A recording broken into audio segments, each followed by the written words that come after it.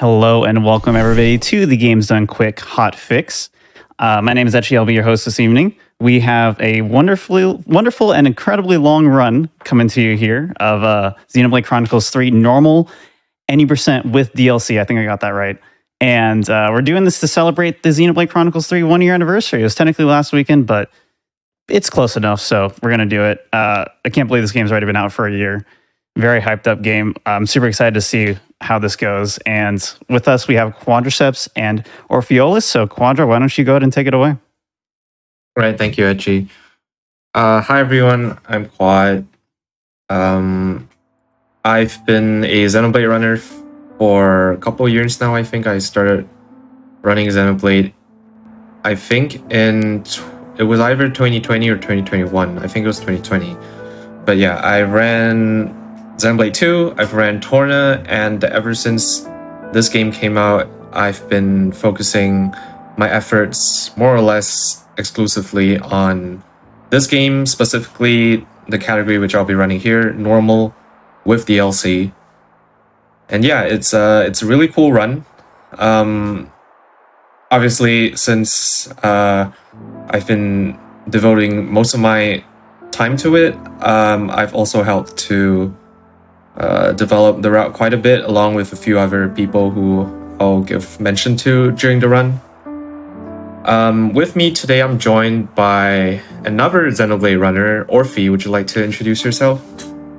Yep. Hello, everyone. I am Orpheolus. I am primarily a New Game Plus and Hundo speedrunner, so I'm definitely one of those who like things a little bit meatier. As for my history with Xenoblade, I did a little bit of off and on speedrunning of Xenoblade 1, well, technically 3DS back when I was in college in like 2017 or so, but I got a lot more serious with Xenoblade with the release of Xenoblade Definitive Edition. I've primarily focused on the new game categories there. I've done Definitive Edition, 100% Future Connected, Xenoblade 2, a little bit of Xenoblade 3, not quite as much as the other games, and I guess Torna 2. The only one I haven't really touched is Xenoblade X and Future Connected.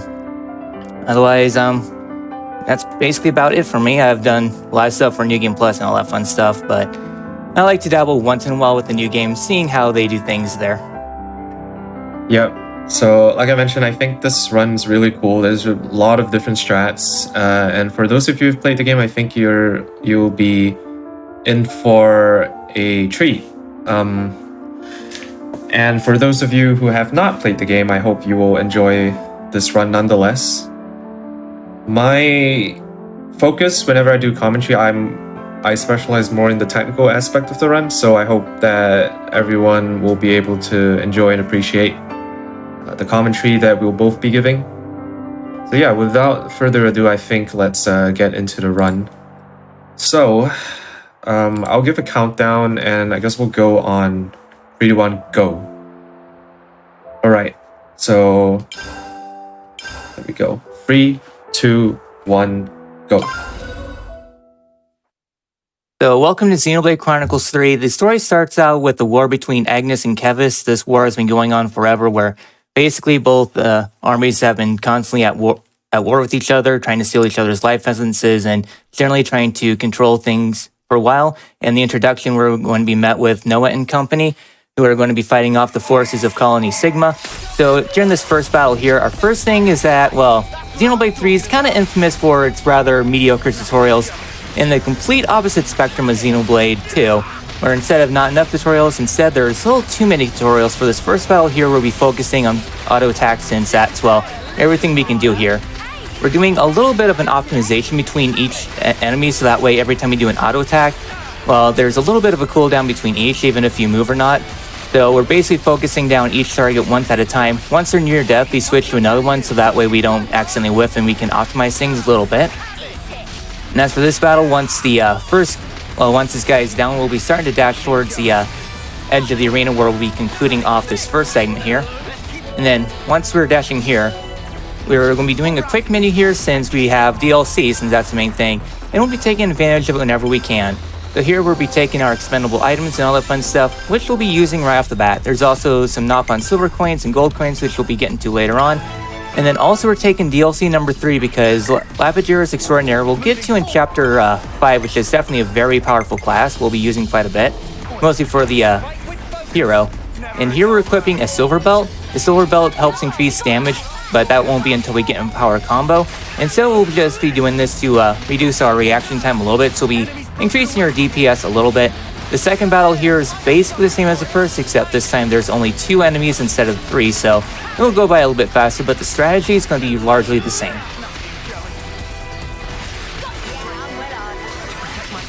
Alright, all-time level up there.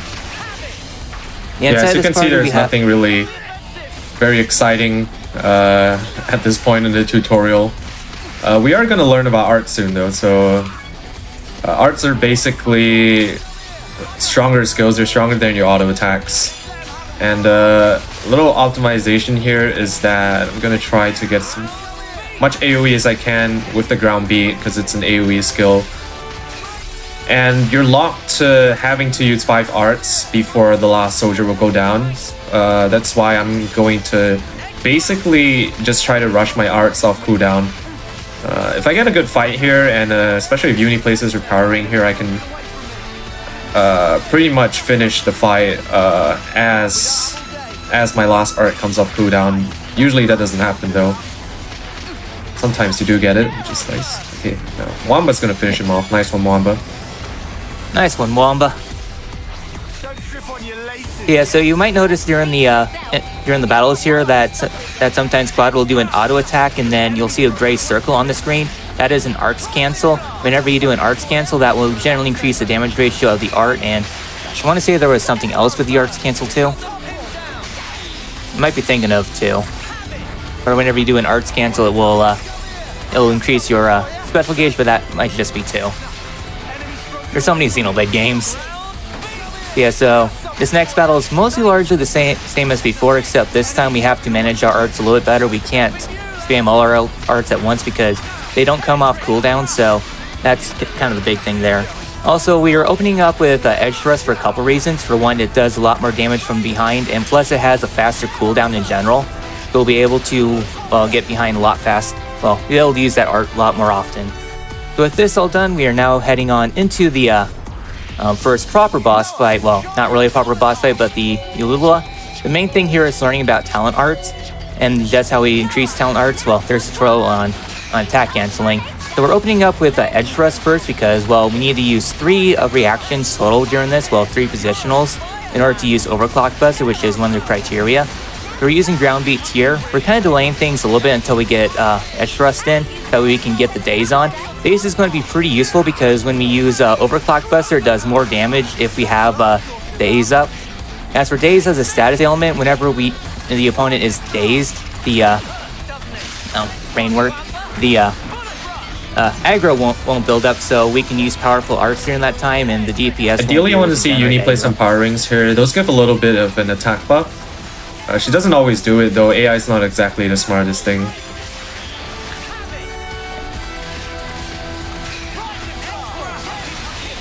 So, and there we see the classic Uni.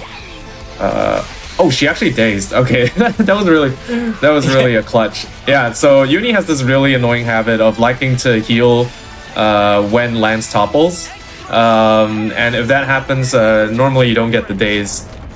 But she did a pretty good job there, all things considered. So, good job, Uni.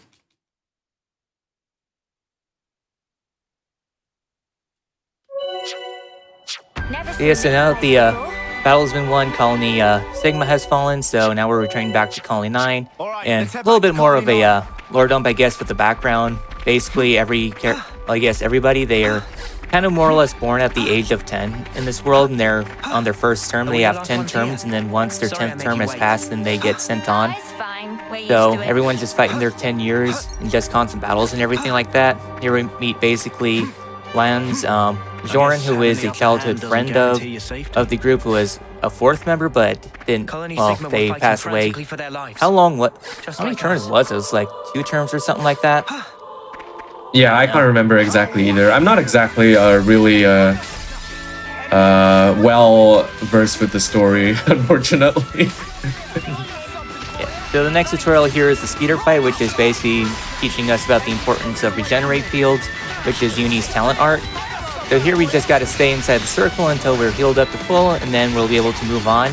Also, if we, well, the enemies, they won't die until the criteria has been met. So here we got to recover to full, and then we're able to finish things out. So here we're just kind of letting the AI focus it down. And once the last one's done, we begin dashing towards the next destination there. So a little bit of something there. So here we're going ahead and grabbing ourselves a container, which gives a helpful little thing. Yeah, this one gives an attack stone. It's an accessory that increases your damage of your auto attacks. Not exactly the best thing because it's only the auto attack. None of your arts get boosted by it. So immediately after equipping the attack stone for the tutorial, I'm just gonna put the silver belt back on because that's infinitely more useful.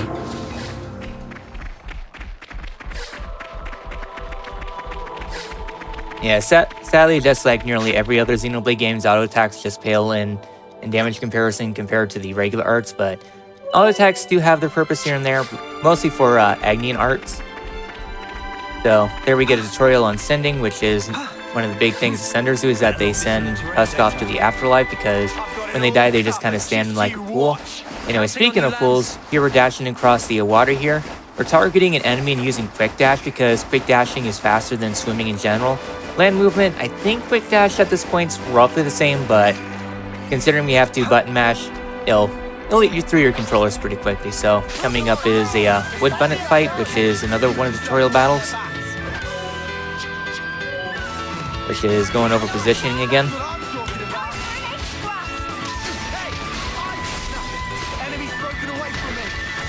Also, I guess a fun little tidbit is that in New Game Plus, at least the 2 bunnet fights here, they actually are not in New Game Plus, since, well, no need for really all those tutorials if you've already beat the game once before. So these bunnets do not respawn if you decide to do New Game Plus.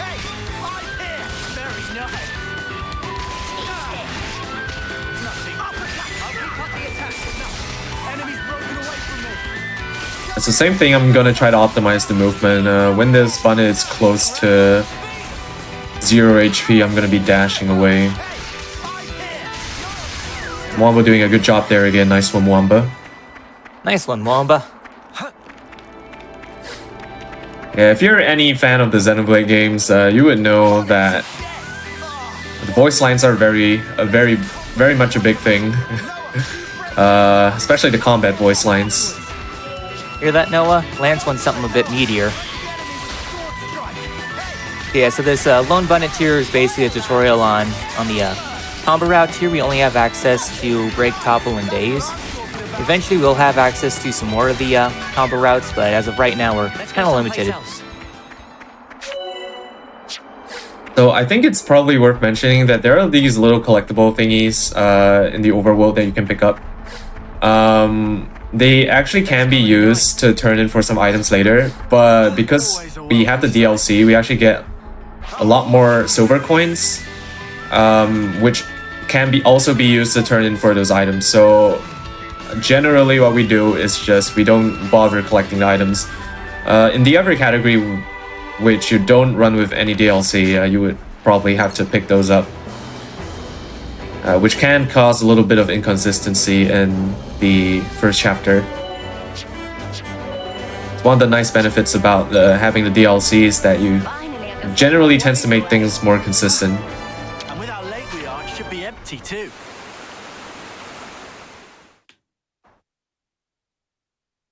I might do some spot maintenance on our gear before I kit. So we were introduced to collectopedias, or not exactly collectopedias, but talking to NPCs. These actually unlock something called collectopedia entries, which is why I mentioned earlier about being able to turn in collectibles for items. There was a Nopon in that chat called Harala. We used to talk to that Nopon because it gave us access to an item known as the Tool Belt, which increased damage done to machines by 60%, which is really nice. Unfortunately, it was cut out very recently because the Silver Belt mainly does more or less the same job, but is more universal. Yeah, is it still using the no DLC route? To Fox. I'm not too sure, but this one is though the Black Moss, which you talk to the NPC called Fox there for.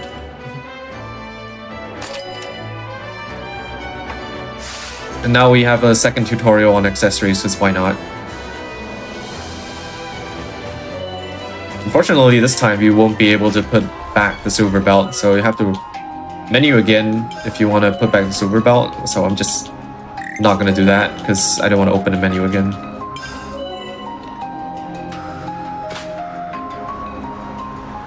At least Noah has 20% more HP for until the next menu. Yep, we're totally going to need that. Yeah, so coming over Okay, here. so we're this is talking the to, tutorial on Collectopedia cards proper. So basically what you have to do is usually you just have to collect a bunch of stuff from the overworld, or it could be from monsters as well, enemy drops. And then you want to go back into this menu, and then you want to turn in the items, and you can get some rewards. For the most part, they aren't going to be super useful. I think the only Collectopedia we do are Fox, which I mentioned earlier, and also another one for an item known as the Apprentice Van Braces. It gives 25% extra damage against higher level enemies. You get that automatically as part of the tutorial from talking to the NPCs. So coming down here, we're fighting some Foggy Prawn Axes because they drop one of the items that's needed here. Thing about, well, I guess kind of going into DLC is that, well, I guess New Game Plus, is that the items that are dropped from these prawn axes here, they are one-time use only for this quest. And once you have collected them all, then you won't be able to collect any more for that playthrough. So once we collect the second one, we won't be able to. One thing that's done in New Game Plus route is that we basically kill the enemies, but we don't let the we don't collect the items until, well, we have enough on the field to count for both this quest and then also doing the next DLC cycle, the New Game Plus cycle. And also one other thing is that we are not touching any landmarks at this point because we are going to be doing a little bit of a give up warp. Well, once a death warp, give up warp, they're essentially the same thing where we can basically warp back to the last landmark. So since we don't have skip travel available at this point, we're going to be using that point right by road. So once we collect the chewy radishes and clusterel up here, then we can just give up warp and we'll be right back to roll. Nice little optimization here instead of having to walk all the way back. Then let's snap 'em up. I've actually picked up something called the Red Piranha's Egg. This is a drop you can get randomly from those Piranhaxes. Specifically, I want a common one, which is the white text one. Because I can use those to craft some gems later. Those will be introduced to later in the run.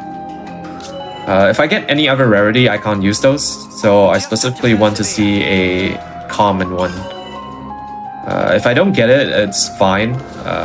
Might just have to get some backup points later to craft the gems that we're missing.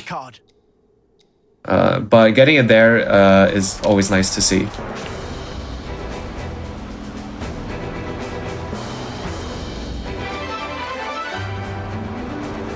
So there's the death warp we talked about.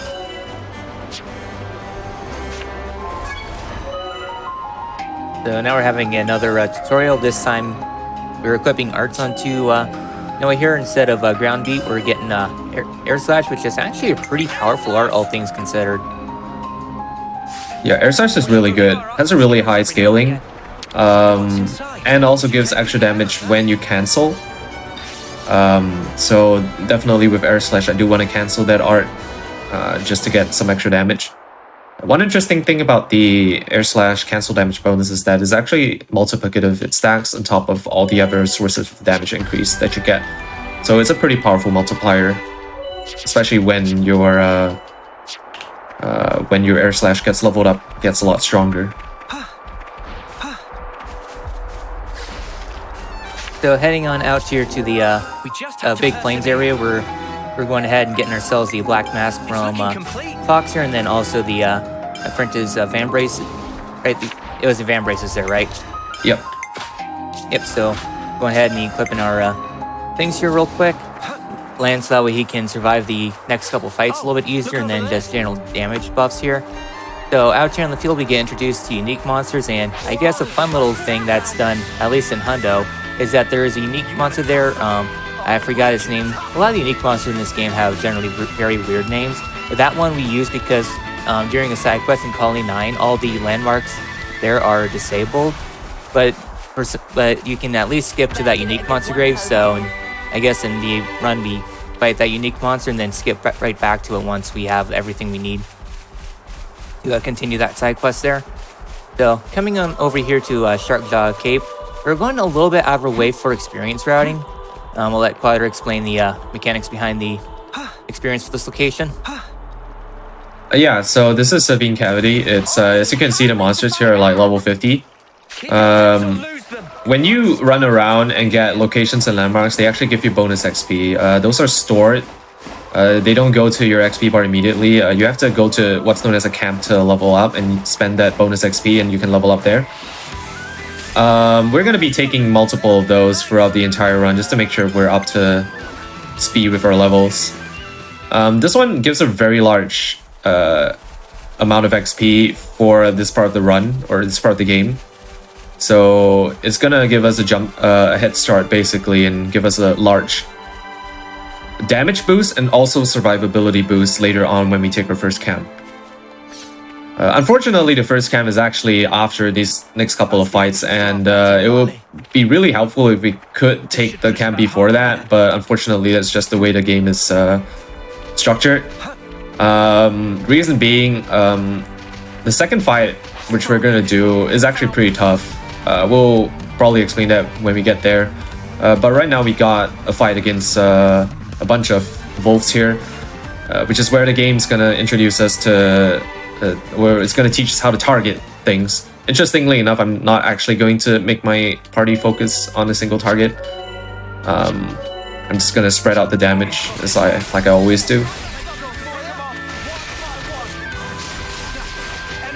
Yeah, so this fight can be a little bit dicey for Lance. Sometimes he takes a lot of damage from a crit. Sometimes it's not really too bad of a fight. We're staying in the power rings, so that way we can increase our damage from air slash, and hopefully getting all the dazes and everything like that. So you might notice that our combo, I probably mentioned this during the Lula fight, is that our combo is edge thrust to sword strike into another edge thrust. A couple reasons, so that way, for one, we can line up our dazes better with Uni's, well, I guess Lance's topple and Uni's daze. And also because edge thrust has a really fast cooldown time, so we can use that first and then sword strike, and then by the time we use sword strike, edge thrust will be off cooldown, so we can get that into overclock buster a lot faster. Yeah, really nice job here by Uni. Sometimes she just refuses to daze, but we get the 2 dazes here. Really you only need 1. But yeah, that's pretty much a perfect fight, honestly. Kill on the second overclock buster. Then we're doing a menu, so that way we can kind of vary up our damage a little bit, because coming up here is surprisingly one of the hardest fights in the early parts of the run, just because we don't have a lot of tools under our belt, and plus they are intending us to be about level 6 at this point, and we're only level 4, so kind of running things a little bit dicey, but hopefully things will go well here. So this Raffle up here has quite a few nasty tools. Basically it's a given, considering, well, Xenoblade 2 and then Xenoblade 3. Every early game must have a boss fight that's based around the Aligo. Well, Aligo in 2, Raffle in 3. And typically has a lot of nasty arts there. Of course, we missed the break there, so having to do a retry. Because you really want to have the break. Oh, go ahead. Yeah, because we really want to have this break, so that way we can kind of stun it a little bit, because any little bit helps, because this boss can really rip through Lance's health bar. So there's quite a few things that this boss has that it can do. One of the big things is that it has a fire breath, and that fire breath, well, it's a damage over time thing where I can't remember the specifics on the burn. It's roughly like a percentage there. Lance got burned, and you can kind of see how fast his health is taken down. So that's one reason why this fight's so scary, because that burn can really eat through, and then Lance is someone that can really take a few hits. If Uni or Noah gets aggro, then Raffle can basically two-shot him. Alright, good days there.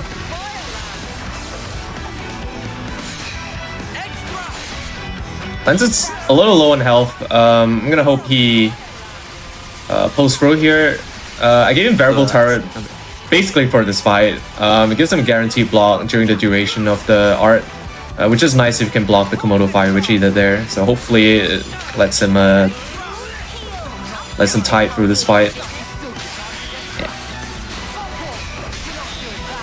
Okay, really nice. I think we should be good here. You can't always expect Lance to survive, but you basically just need to survive long enough to be able to wear it down. There we go. And that curse cuisine, yeah, if you're standing in front of it, it'll blow you down, and generally also pretty annoying since that's, yeah.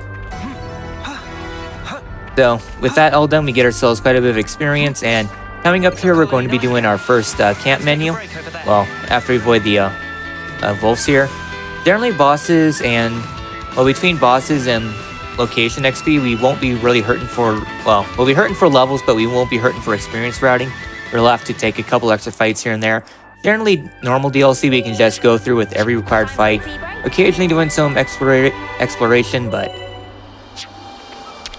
So here we're having to level our characters up. What level were we going up to now? Level 9, I think? 9 or 10? We'll be going up to level 9. If you didn't take the XP, it'd actually be level 7 here. And the 2 extra levels actually do matter quite a bit. Not just, like I said, for damage, but also for consistency. Because it gives you a lot of extra HP, especially on your tank. At low levels, levels do matter quite a bit because it gives you a lot of raw attack stat, which is going to be a higher amount of attack proportional to how much attack you actually have. So every level is going to give you a larger boost compared to if you had extra levels later, if that makes sense.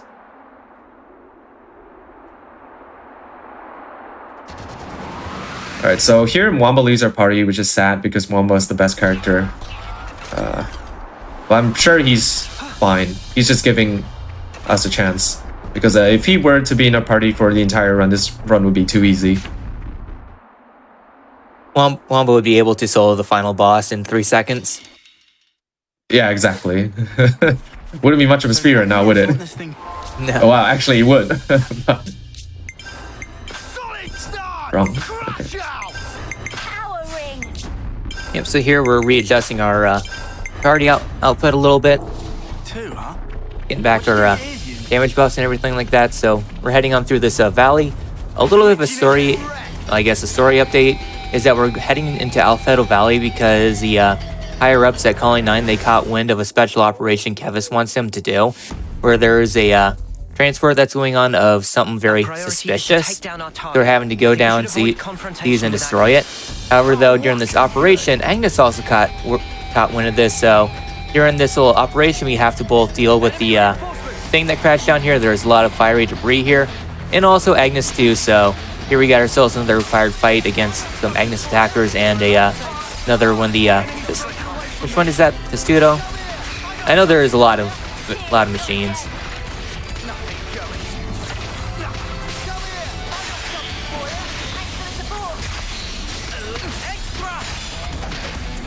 So generally what I try to do here in this fight is I try to get an overclock buster off on the Avis first, because it's the tankiest enemy, and then I want to spread the damage out on the little level 5 dudes here. Generally for these early game fights, the theme is you don't want to waste damage, so you want to make sure you land the full hit on basically every enemy that you touch. So that's very apparent when it comes to like your overclock busters. You don't want to overclock buster an enemy that's like on the verge of going down. So you can see I'm pretty much just swapping off whenever things get low. Okay, there we go. One more air slash should be able to do it. Nice. So yeah, the chapter 1 in general is pretty easy, but it can get really annoying sometimes if Noah starts missing a lot of attacks.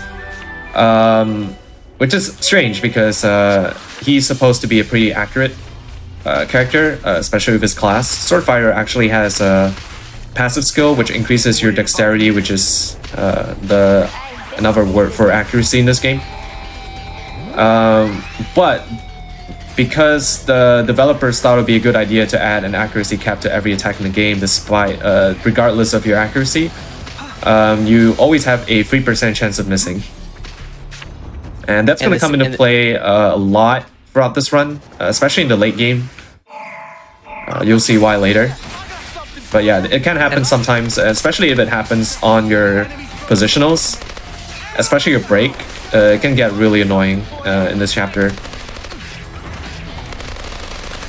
So here Nothing we that's have really some, going to cost you like the fight, but it can rack up and lose a lot of time if you get unlucky.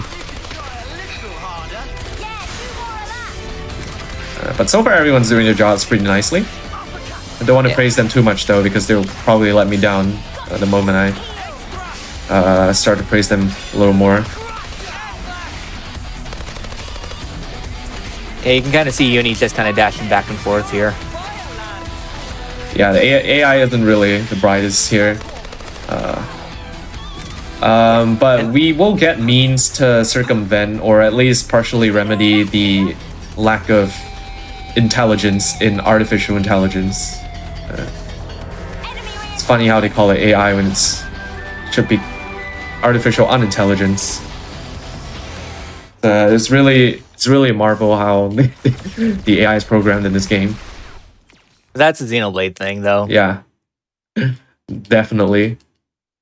All right, so now we got a fight against a bunch of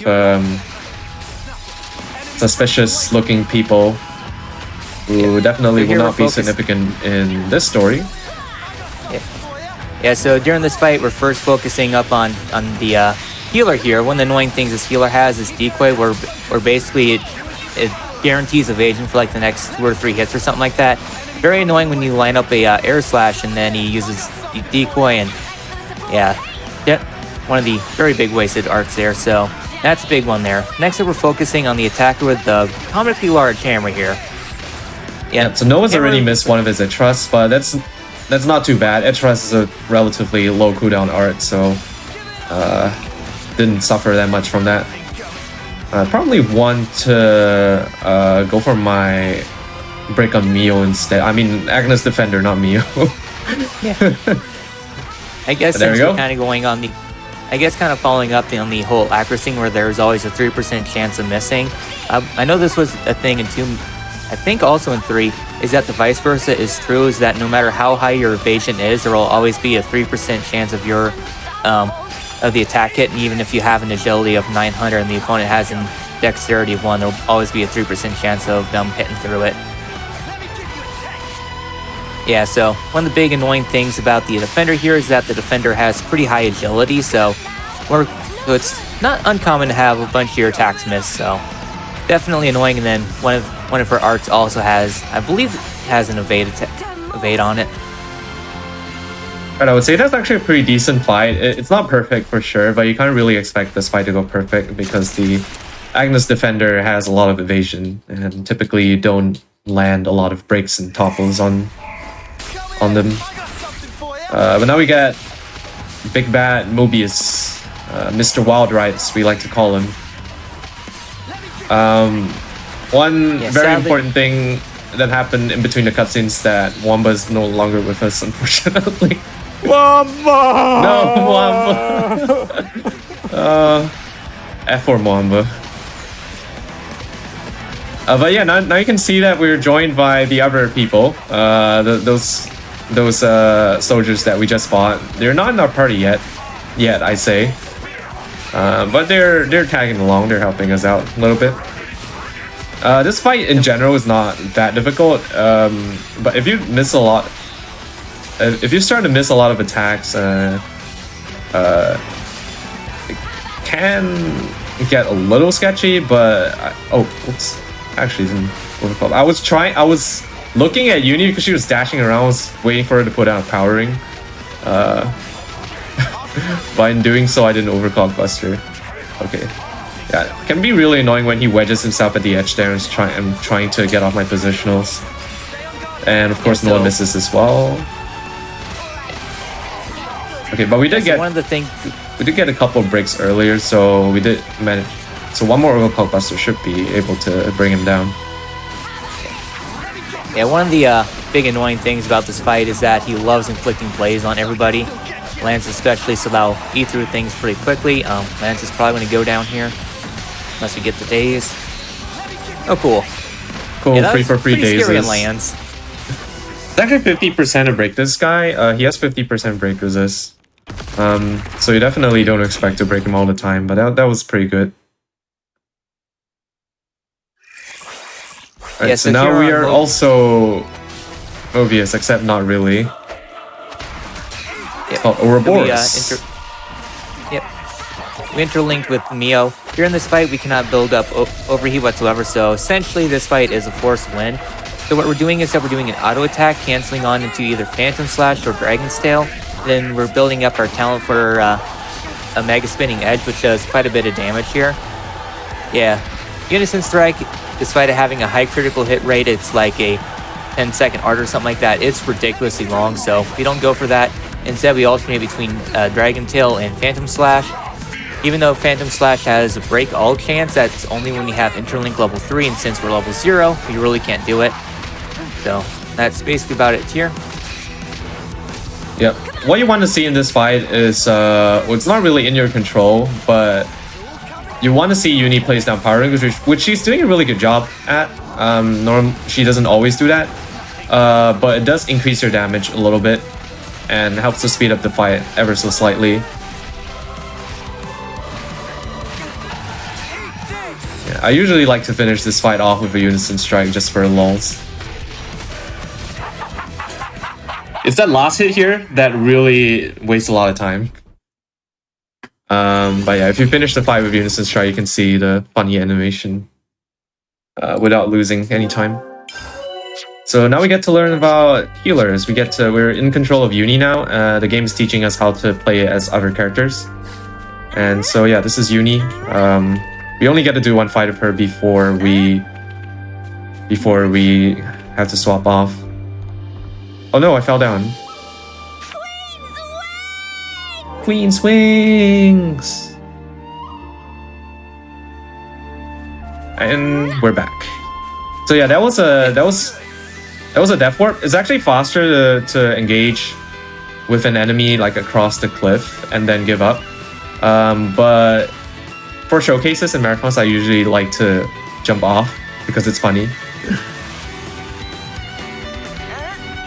Yeah, but now we got a little bit of a track back before the next fight.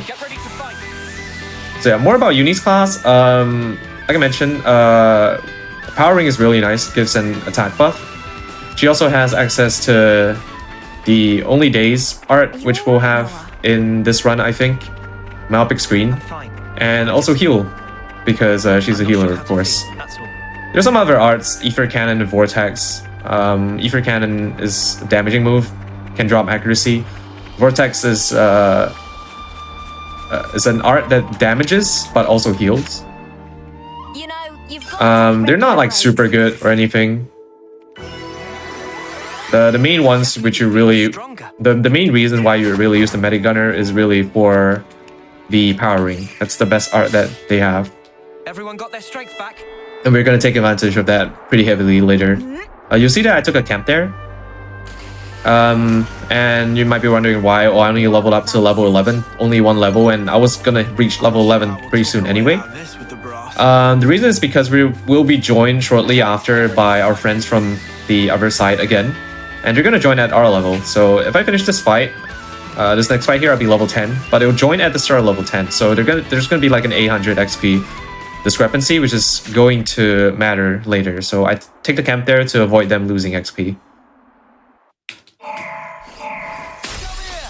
Yeah, so for here, we're being attacked by our own colony. Since Mobius basically controls both Agnes and Kevis from the shadows, they sent out a kind of a bit of an infinity bat signal that basically made all the colonies hostile against us because they see us as an enemy. Instead of being ourselves, they see us as basically like blobs of evil. So yeah, so now we're being attacked and essentially exiled by our own colony, so gotta make through on our own. For this fight, the main thing that we're doing is just placing down power rings between both Noah and Lance, that way they can get a general attack buff, placing them down as soon as we can, and then healing, well, I guess using days and healing, I guess, but for the most part, the AI will be cleaning up that fight. Yep, and so after that fight, we're gonna learn about Lance's class, the Defender class. Except not really, we're gonna go over to the other side, and the game's gonna give us a better Defender class. This is the Zephyr. So the thing about Agnian classes is that they are auto attack recharge based. So that's in contrast to the Kevis classes, Noah's side, which are time-based cooldowns. So with the Agnian side, you want to auto attack in order to charge up your arts, and then canceling your arts also charges up your other arts. So in general, the Agnian side will be able to spam arts a lot more just because they recharge their arts a lot quicker, and you'll see what I mean in a second here.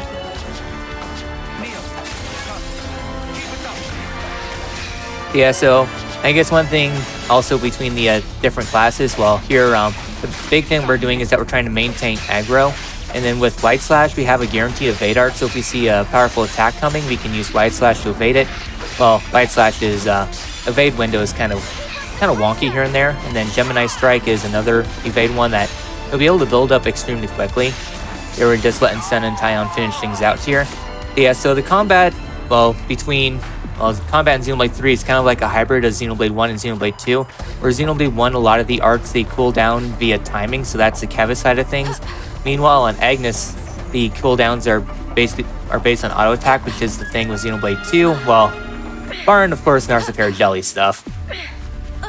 So, generally that's big things there. And also it comes down to the general races within it, because in Xenoblade 1, some of the big races includes like the High Entia, the Machina, which is, well, Uni and Lands. Lands is Machina, while Uni is High Entia.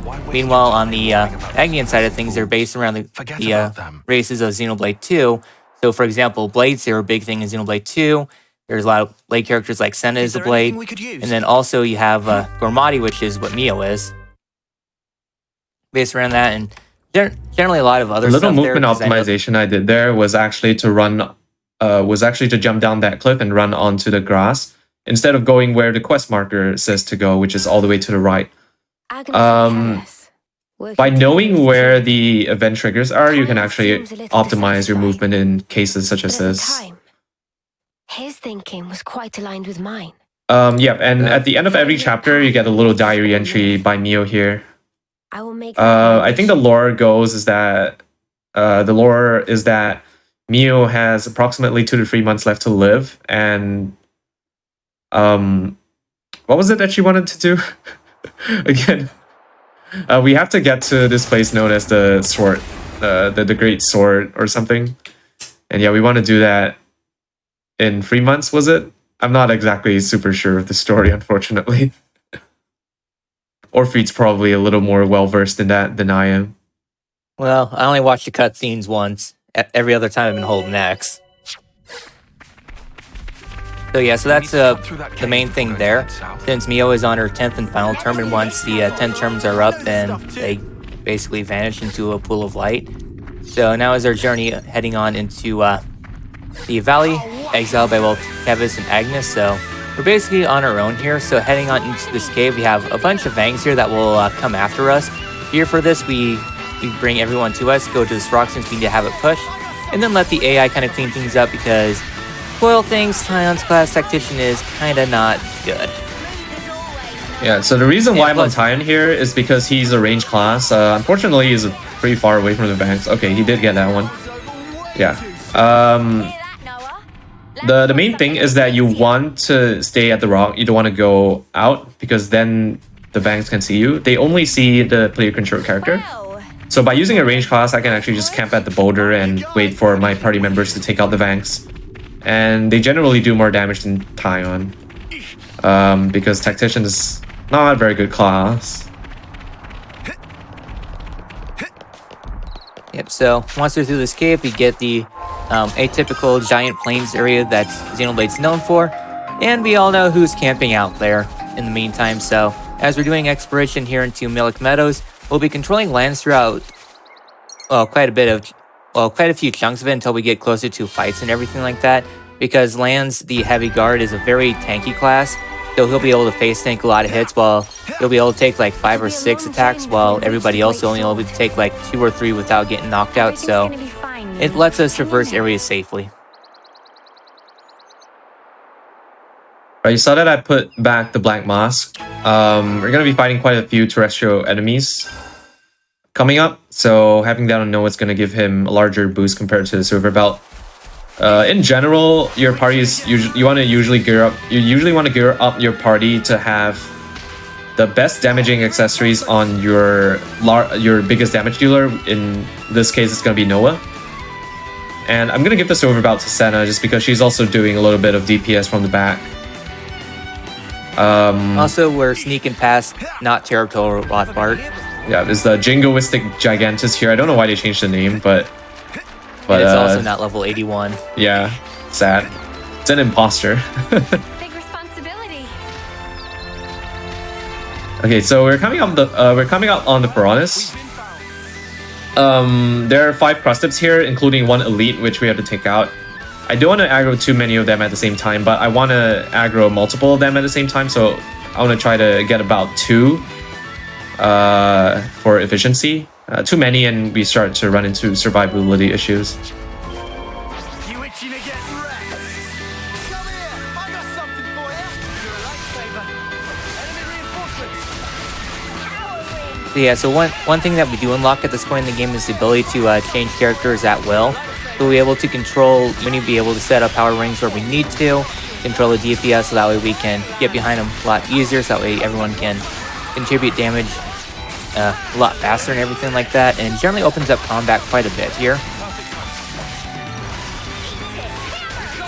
Yeah, being able to swap between party members is a very, very crucial skill that you need to have if you want to optimize your combat, optimize your times. We were just getting started. And there's a lot of nuances to combat when it comes to swapping around party members. A lot of things you can do, which I'll try to explain if I can. So here you might notice that the enemy has a unique border here. That is a unique monster. Generally, elite monsters, they have higher stats in general, but in turn they give a lot more experience and CP and everything like that. So generally, elite and unique monsters, they're much more worth fighting compared to the regular monsters, and I think they have a better drop pool in general too.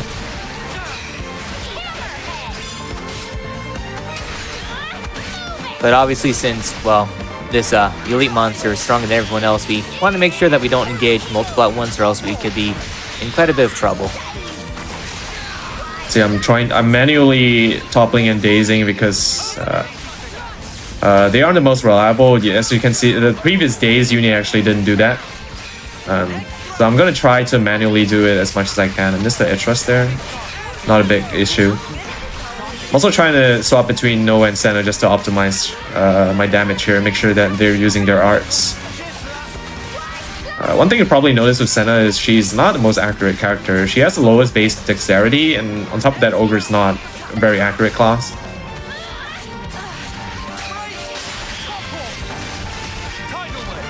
Oh yeah, one thing that Senna does have is a launch art for her talent art. Launch is basically a branch from the from Topple. Since Xenoblade 1, the big thing was Daze, since that was one of the combo routes, whereas basically break, topple, then Daze. In Xenoblade 2, they changed things up, so instead of being Daze, it's launch and then smash. Here in Xenoblade 3, they kind of merged it together, where once you topple, you have the option of either dazing or launching. When the enemy is launched, their defenses basically are nullified, so they'll be way squishier and will take a lot more damage. I'm your guy. We really don't have a lot of stuff that can take advantage of it, but still, a launch is pretty nice for the party in general. Launch is going to be very, very important later in the run. Not so much now because it's not the most reliable setup. And yeah, your best source of launch right now is Ogre, which isn't exactly the best class when it comes to consistent DPS. So we won't be seeing too much of launch for the time being. So with the Piranhas, 2 things that I wanted to get were the Crusted Jet Spray and Rainbow Crusted Shell. Again, I want common ones, so white text. Those are going to be useful for crafting gems later. And the gem tutorial is coming up soon, so basically, or not super soon, but in the same chapter. So gems are basically, it's the same as like Xenoblade 1 or DE. Not exactly the same, but they're basically accessories which you can equip on your characters, like extra customization that give different effects, like stats, or for example, increasing damage when you cancel an attack. And some of those gems are really strong, so we're going to be trying to craft those, as many of those as we can, to benefit us in this run. You can either craft them with materials, like I'm going to be doing with some of them, but another very convenient way to craft gems is also using gold coins, which we're going to get from this Speedrunners opening containers here, and also part of the DLC. So one difference that the DLC has with the no DLC route is that it actually gets more gold coins because of the DLC, which allows it to craft slightly better gems. Speaking of the containers here, they contain some pretty useful stuff. A lot of accessories here we're just going to sell for money. That itself is very good, but there's also an item called a Knob-on Doll, which is a really nice item because basically whenever your whenever your tanks get incapacitated, they lose all the aggro, but with the Knob-on Doll, if they get incapacitated, they retain 60% of the aggro. Which is really nice, especially in the later games when enemies tend to do a lot more damage. Your tank's going to go down more often. Having that Knob-on Doll allows them to retain a lot of that aggro, even though they're taking dirt naps a lot more often.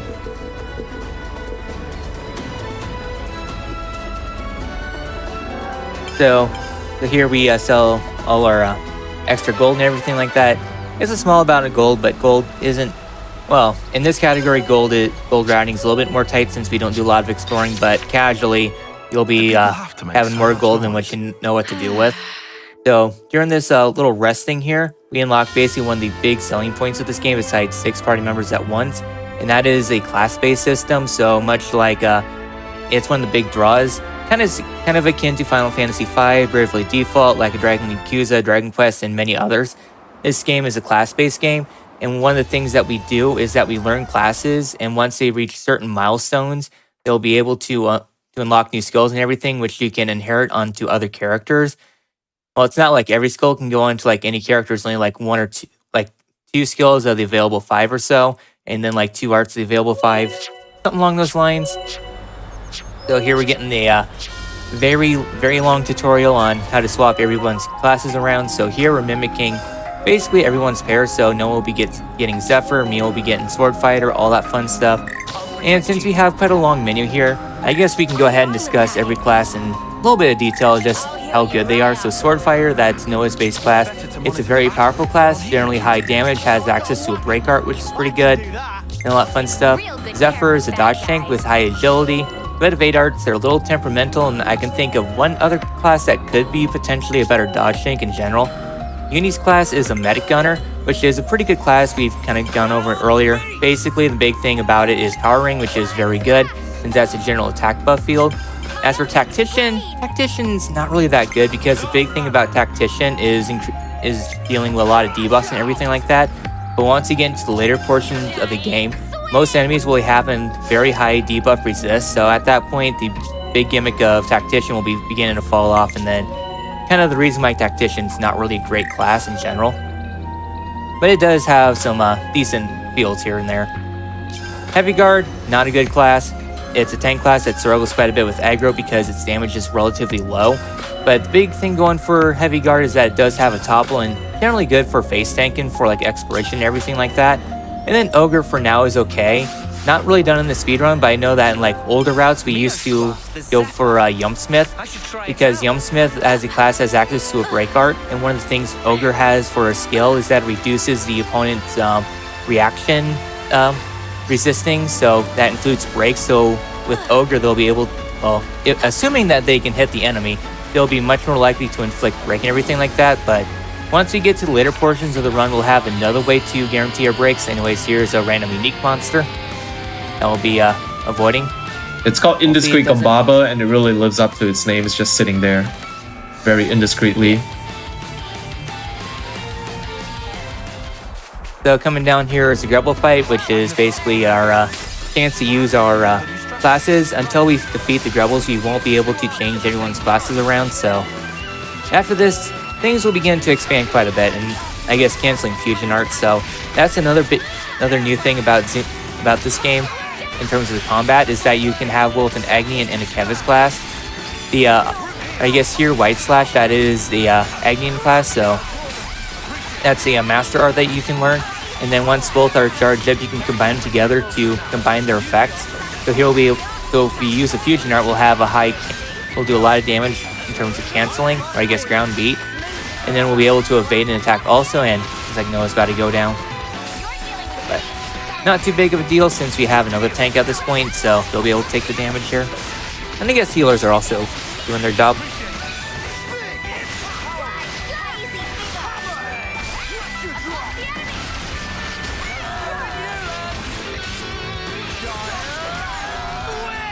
Yeah, this fight can be a little annoying because the Grebels like to change the direction a lot, which can really mess up with your positionals. And on top of that, your heavy guard here is Senna, and like I mentioned, Senna has the lowest accuracy of any character in the party. Pair that with Topple art, and it basically means that you see Topple like 10% of the time. But fortunately for us, right after that fight, we will be able to change classes once again, so we're not locked into those classes anymore. So we will be swapping a bunch of our characters back to more useful classes.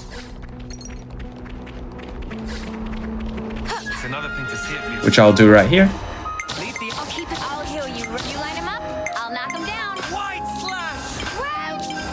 Vortex! And I guess in terms of learning classes and everything like that, not every character learns classes at the same rate. I can't remember who learns what at what rate between this active party. But essentially the opposite pair, they'll learn the stuff a lot quicker in terms of the base stuff. But for example, Lands, I think he struggles quite a bit learning his Zephyr, I think. And generally the aptitude will determine how fast they'll learn the class, how fast they'll be able to level up said class. So that's gonna be one thing to factor in, is just trying to make sure that everyone learns their classes at a good point so we can take advantage of that. Then also inherit some master skills here and there too. Yeah. Master skills and master arts. Yeah, the job routing in the run is pretty cool. It's very minimalist. We don't really get a lot of extra jobs. Pretty much only one extra job we go out of the way to get. And yeah, so we want to unlock jobs for other characters so that they can inherit their master arts and master skills. And to do that, we have to use certain classes for a certain amount of time. Which is why we're using the Ogre class, because we want Ogre on Noah. Even though the Ogre is not exactly a very good class for the speedrun. It has a very useful master skill. Master art's good too, with Giant Swing, which is nice for damage. But the main thing we want from Ogre is the master skill called Fighting Prowess, which gives any character that's equipping it a bonus 35% damage to physical attacks. And most of our damage in this game, in this run, is going to be physical, because it just tends to scale a lot better and have a lot more ways to increase its damage. So we'll want to take advantage of that. The unfortunate thing is that Noah is C rank for Ogre, meaning he typically needs a lot more time to unlock the Ogre class. That's why we have 2 Ogres in the party right now, because the more of that class you have in the party, the faster your classes, the characters in your party are going to unlock those classes. So it's just something we want to keep in mind when it comes to routing jobs. So here we have the famous, very beloved Wota cutscene. If you're a fan of British English, here's a little nice little tidbit for you. But we don't exactly get to see the cutscene, of course, because it's a speedrun. We skip all the cutscenes for speed. But yeah, in that class, Mio, in her cute little Welsh accent, goes Wota. Come on, it's just a little further to the And for a moment, the internet was really fascinated with that. Just let me dive in. I find it absolutely charming.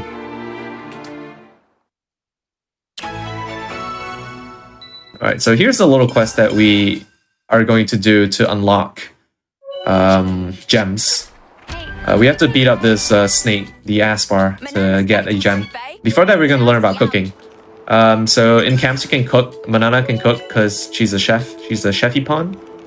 And cooking gives you bonus experience, drop rates, and stuff like that. I think we currently in this route we only cook one more time for some extra experience, but it's going to be pretty significant when we do that. Yeah. And also in the original patches, Manana's cooking never worked, so essentially you're using your resources for nothing. And here we're leveling up for Aspar because Aspar can, well, eat through her health pretty quickly. Yeah. Also, like I said again, it's going to be a pretty nice damage bonus because we're still pretty low level. So the extra 2 levels here do end up mattering quite a bit, especially when it comes to the chain attack, which will be introduced to pretty shortly here in the Aspar fight.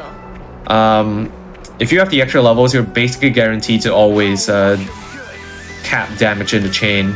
The second phase of the Aspar is capped to like, I don't know, like 10-20% HP or something. I think it's like 10%. Yeah.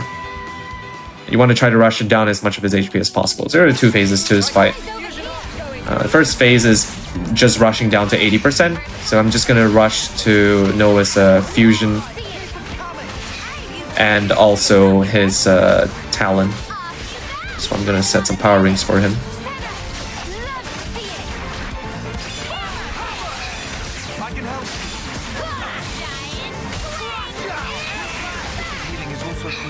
There we go. Alright, so that triggers Yes, so- Serpentine Blow. That's going to end the phase. Nothing really you can do at this point, so I just like to run around and do anything. Yep, this attack, if you're in range, will always drop you down to 1 HP, even if you're level 99 with a full tank party. Eyes over here. You're a lifesaver. So Alright. here is phase 2. Yeah, phase 2, just need to build up your chain. You can build chain for a variety of ways. One nice way to build it is canceling. So I'm just going to swap over to other party members. Notice I'm going to build my fusion, but I'm not going to use it. I'm going to hold it for after the chain. I'm going to spam chain button here and use it as soon as it goes up. And I'll let Orphe explain what are chain attacks. Yeah, chain attacks, well, basically in every game, they're your main source of damage and will be a pretty big essential focus throughout much of the run. So once you build our chain attack to full, we will be able to do chain attacks. So every class, they have a different order on the chain. So for example, damage classes, they'll be able to increase TP by 1.5 if they're the first to attack. As for healing classes, they will be able to cap your TP out to 99. And then once you hit over 100, then you'll finish that round and they'll use a special attack here as Brave Assault, which will do quite a bit of damage here. And then as for tanks, if they're the last to act, then they'll guarantee that whoever contributed the most TP for that round will return for the next round. And since the lands finish it out, it's pretty much random at that point. But here, it's lands will be doing a lot of damage. Well, it'll either be just general damage in general. So every character, they have a different debuff they inflict throughout the range. Here is Sion, which is one of the better ones in general, which reduces enemies' physical defense. I'm trying to think of the other one. I think Noah's general damage increase or something like that. I think so. Senna's, besides the famous yippee, Senna's will decrease the opponent's block rate by a certain bit. Lands, I think, increases defender aggro or something like that. Generally, Lands is in, yeah, increases defender aggro. Well, I think Mio's decreases aggro and everything like that for non-tank classes and everything like that. So here the Aspar reached its damage cap there, and Uni's it decreases the opponent's ether defense. So generally Tyon and Uni are the best in terms of chain attacks for which orders you want to bring up. Then there'll be some more nuances of chain attack much later on, but there goes the Aspar. Listen for my order. Yep, so in general, what you want to do in chain attacks is you want to cycle your strongest attackers. So that's kind of why I set up the entire chain there to get Noah back on the second round, so I have it for the third round. Yeah, that's gonna come into play later as well. So just keep that in mind. Whenever you do a chain tag, it's generally going to be about recycling your strongest characters. And here's the gem tutorial, which I was alluding to multiple times before. Yeah, like I said, they just give extra stats and bonuses to your party. We craft Ironclad there as part of the tutorial. Lance says that he's been really wanting one of those, but we never give it to him for the entire run, so it sucks to be Lance. Ironclad isn't exactly the best gem, unfortunately. It just gives like flat HP, and not a lot of it as well. There are a lot of better gems that we can use for damage and also just general utility. And we're gonna do, I think, the entire gem menu here. I do have all the materials to craft all the gems. If not, I can also do another gem menu later. It'll just be a little bit of a time loss, depending on what materials I get or didn't get. Leave it to me. And then also we'll be using some of the gold coins we got between both the DLC and the Any snacks? stuff we got at the Ferranis, since Ferranis guarees six gold coins, so we can use that to customize our, well, build up our gems pretty easily without having to get all the materials we need for it. Come on, I want to use it quick. Come on, I want to use it quick. Nicely turned out. Come on, I want to use it quick. First boss. Nicely turned out. Come on, I want to use it quick. Alright, yep, that's all the gems. I'll explain what the gems do and what the useful ones are in a bit. I think this is actually a pretty good time for a break. We're going to head over to the next boss gauntlet. And so before that, it's a nice opportune time for a little break. Cool. Yeah. For those who don't know, we take breaks during these, especially during these long runs, basically around every hour, just to give everyone a chance to stretch and get some water, hydrate, all that good stuff, because this is long enough that it makes sense to make sure everyone has a chance to. I think I'll just give a countdown. I forgot to give that. Yeah, go ahead and do All right, that. so I'll take the break. It'll be 3, 2, 1, go again. So 3, 2, 1, break. There we go. Cool. Awesome. So yeah, we'll be back in just a little bit. I'm gonna go to that break as we just said. Before we do that, I just want to make a quick announcement that Frame Fatales is Games Done Quick's all-women online speedrun community. Their upcoming event, Flame Fatales, will run August 13th through 20th, so that's next weekend already. It's coming up so soon. Schedule is now out at Twitch or gamesdonequick.com/schedule. And while you're checking out the schedule, feel free to submit a prize for the event. You can use !FF in Twitch chat to submit prizes. The last day to do that's tomorrow, so if you want to do that, definitely hop on that. So yeah, we're gonna go to a quick break now. Don't go anywhere. We'll be back very soon.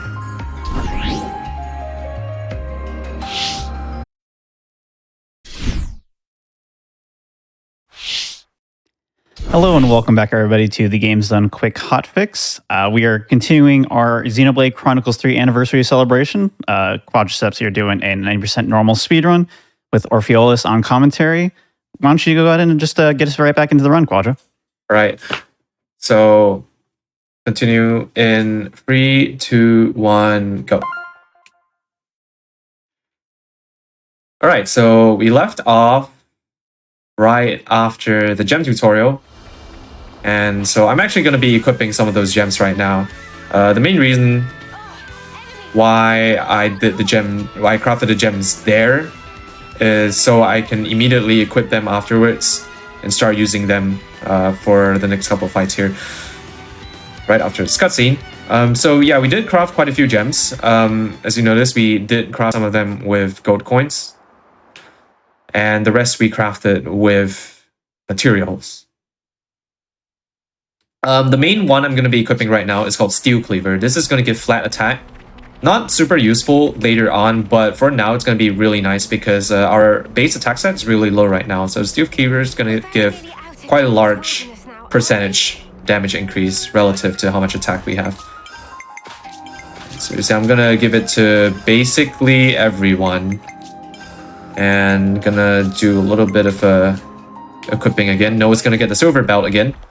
And then Uni's gonna get just an item for healing.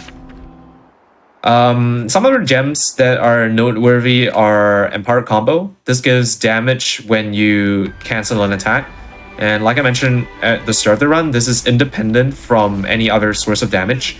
So it's gonna be very, very strong once we get a couple more gem slots. It's not better that it's worse than Steel Cleaver for this next section, especially because it doesn't work in chains as well, which is why we have Steel Cleaver equipped instead of Empowered Combo. And the other gems for our healers, we'll use them later, but they aren't very useful now because they mainly have to do, they mainly affect like how efficient your reviving is, but we don't really plan to do any reviving in the next couple of fights. So those aren't gonna run and come in very useful.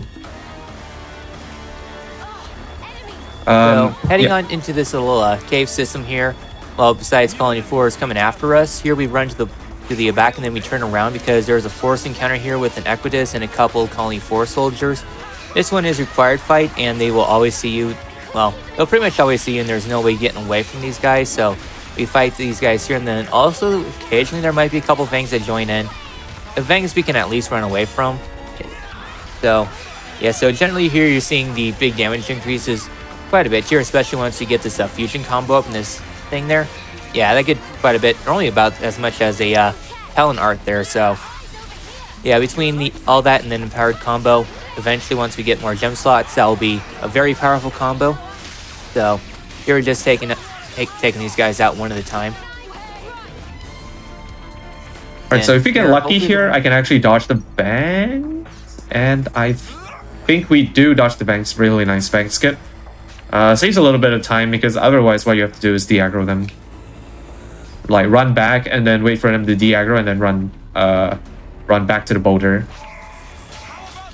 And then here's another fight where some more enemies will spawn in behind you and you won't be able to get away from this fight because there will be an invisible barrier that springs up. Well, indicated by the blue.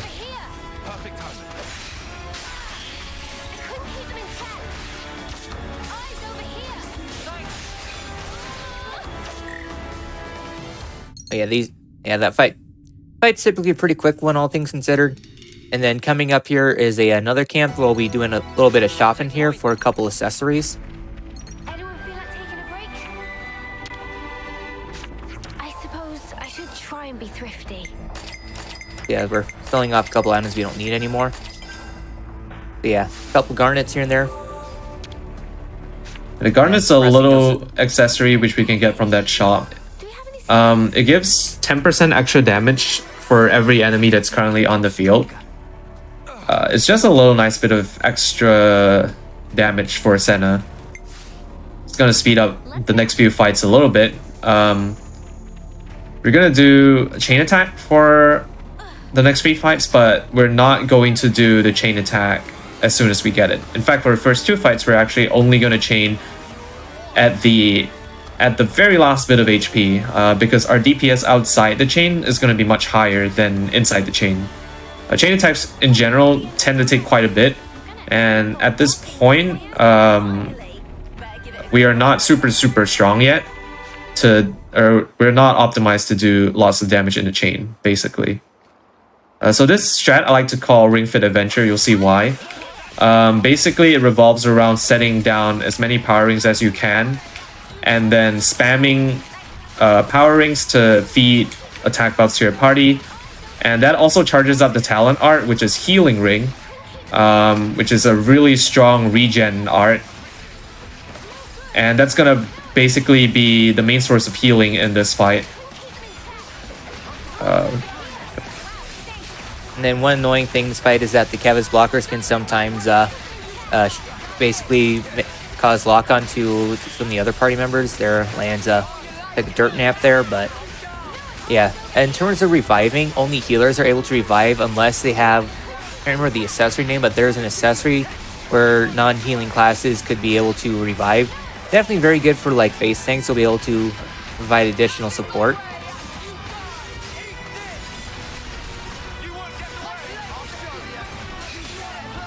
Yeah, this fight can be a little bit annoying. Sometimes especially the blockers, they can really screw up your combos since, well, everybody else will be targeted there, but they're an overclock buster, line up for some good damage here and there.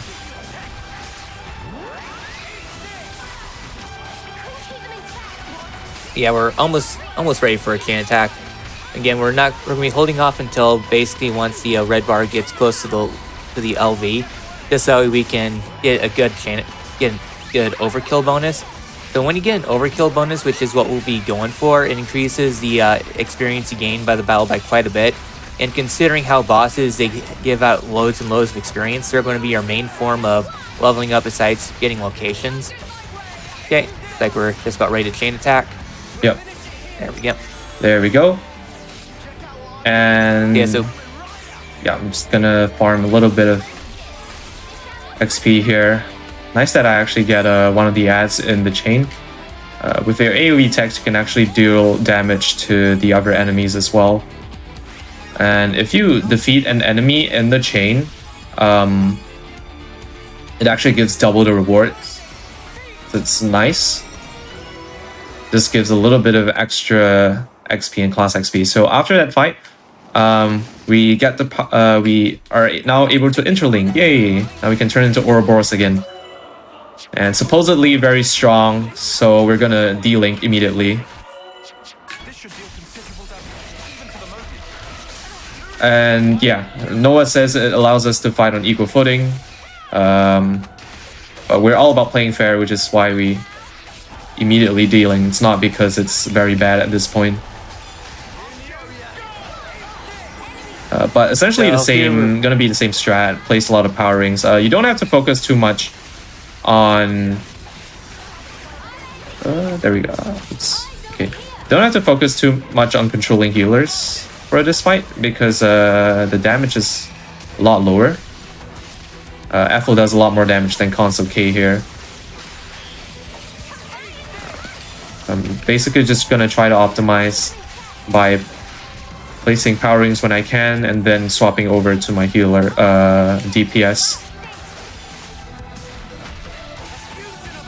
So here we get a pretty big revelation in terms of stories that the consuls, which are basically like wandering second in commands to the colonies, they're all Mobius. So essentially Mobius, the party's realizing that Mobius has been basically pulling the strings the entire time and that basically their entire lives has been basically just being puppets for Mobius. So inside this fight, the big thing that Console K likes to do is summon ads in. Sometimes the ads there, the tank is locking on some people, so they'll be only able to target that guy, but generally Console K is not too bad of a fight. But here in a little bit we'll get into the meter thing. So now that Console K is getting pretty low, we're going to be doing the same strategy as last time with Ethel. We're getting them pretty low, then finishing them off in a chain for additional damage and just for a good overkill. So we have a lot of experience heading on into the next fight. Yeah, Xenoblade games, they love having multiple fights in a row. So, and especially in this game, there's going to be quite a few boss gauntlets. Just nice and exciting. I personally like having boss gauntlets. Have to be on your have to focus for an extended period of time. Yeah, so the overkill is really nice. Mainly we want class unlock at this point. Again, we want the ogre on Noah. But it also gives us Sword Fighter and Lance, which is a lot stronger than Ogre. So I'm actually going to do a quick retry here and then put Lance over on the Sword Fighter class here. That's one neat trait you can do, is actually retry fights. And that allows you to do a menu in between the fights. And we're gonna take that to our advantage multiple times in the run. So I'm gonna play it pretty safe here, and I'm gonna control mainly healers. You can do a little bit more hands-off with your healers, but sometimes if you get unlucky, Mio can actually go down. So I like to actually just make sure the healers are on top of their healing here. Once I place the first few power rings, they should be good to go. I mean the first healing rings, they should be good to go. Yeah, because this guy deals a lot of damage. Especially... he also has... Sorry? Yeah, and he also has a lot more health than the previous boss fights. Yeah, exactly. With a Mighty Orb, he can actually prevent Mio from blocking, which can make things a little dicey sometimes. So yeah, but once I place the first healing ring, in general, it's pretty safe moving forward. Yeah. I guess one thing that's worth mentioning is that because of a bug, your AI will actually use all Agni Master Arts as soon as they're off cooldown. It's something to do with the way in which they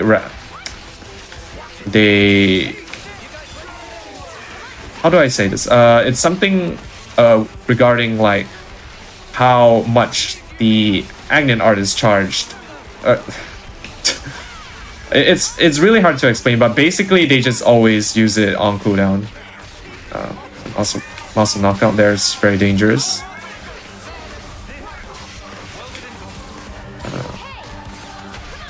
So I'm not actually going to be bringing this guy down to just like 1% HP. He actually has a healing move which he uses at 20% HP, so I'm going to try to avoid that. Obviously healing is slow.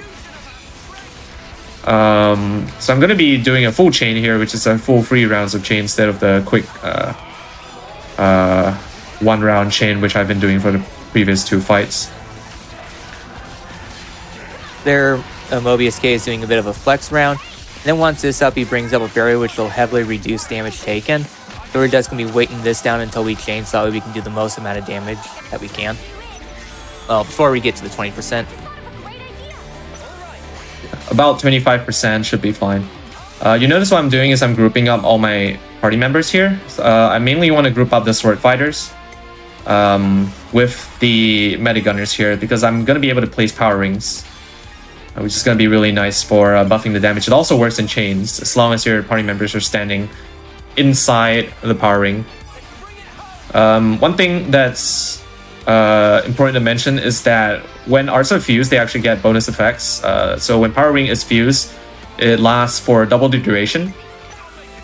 So by fusing power ring, I can actually ensure that it lasts quite a long time in the chain so that I can benefit from it in later rounds. If I don't fuse the power ring, they would actually run out by the end of the round. So that's the reason why I swapped the power ring to the first slot on both my Metigunners. This looks to be a really good chain. I got Tyon on the second round, which is by far the best character you can get. In fact, I'm actually going to skip putting Tyon, using Tyon here just to optimize and save a little bit of time because I have so much damage already. And Lance's order here is going to be able to get me enough overkill.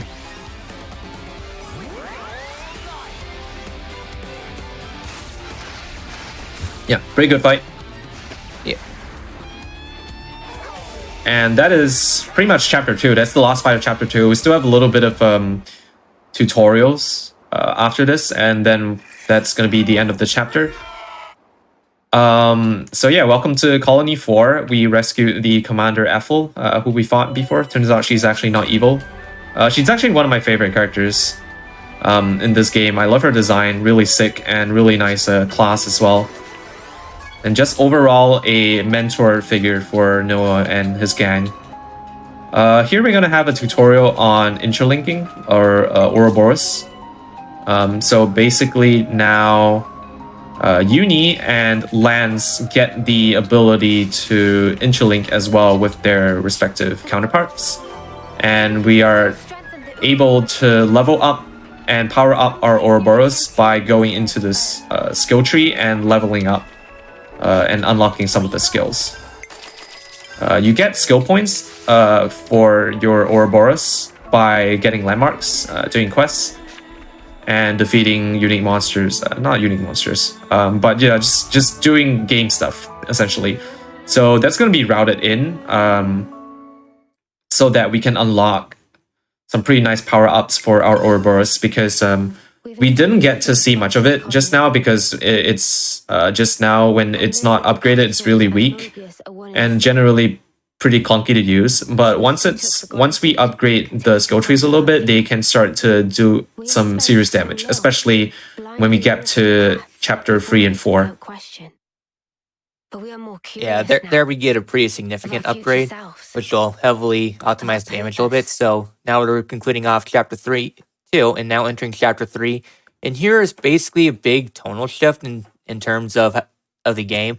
Like the first 2 chapters are pretty story heavy. A lot of stuff goes on. You really don't have a lot of options. Like at the start of chapter 2, you can't backtrack to the colonies at all. So you're basically forced into Milk Meadows, and then the other parts of chapter 2, you really don't have a lot of side quests going on. And then basically once you start chapter 3, that's when a lot of side quests open up and you're able to start liberating colonies and everything like that. So it's quite a bit of a change here and there. In fact, it kind of supports that in the music too, because now a lot of music like Colony 4 theme, I guess the general Kevis locations are going to be pretty relaxing music. The upcoming major area we're going into is pretty calm music, all things considered, and just a big tonal shift here and there. So now that, well, a lot of stuff happened in the previous few cutscenes where we learned about the origins of the consoles in Mobius, and we also learned that everyone is bound to their flame clock, which is on the Pharaonis, and by Noah using his Lucky 7, he is able to break the flame clock, and in turn freeing everyone from Mobius's grasp. So now that everyone's been freed from Mobius, they don't have to fight anymore. So a lot of the quest lines that are in this game is basically, now that we don't have to fight, where do we take our lives from here and how do we support this colony? And that's where a lot of side quests come in. Every colony has their own little side story. And, well, as soon as this cutscene's done, look.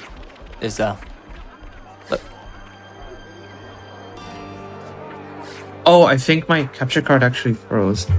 Wow, okay. Sorry about that. Good thing you pointed it out. Yeah, I thought that load was taking a little too long. A good thing it didn't really, we didn't miss much. Thanks for pointing it out early. My capture card's a little wonky at times. Oh, actually, there we go.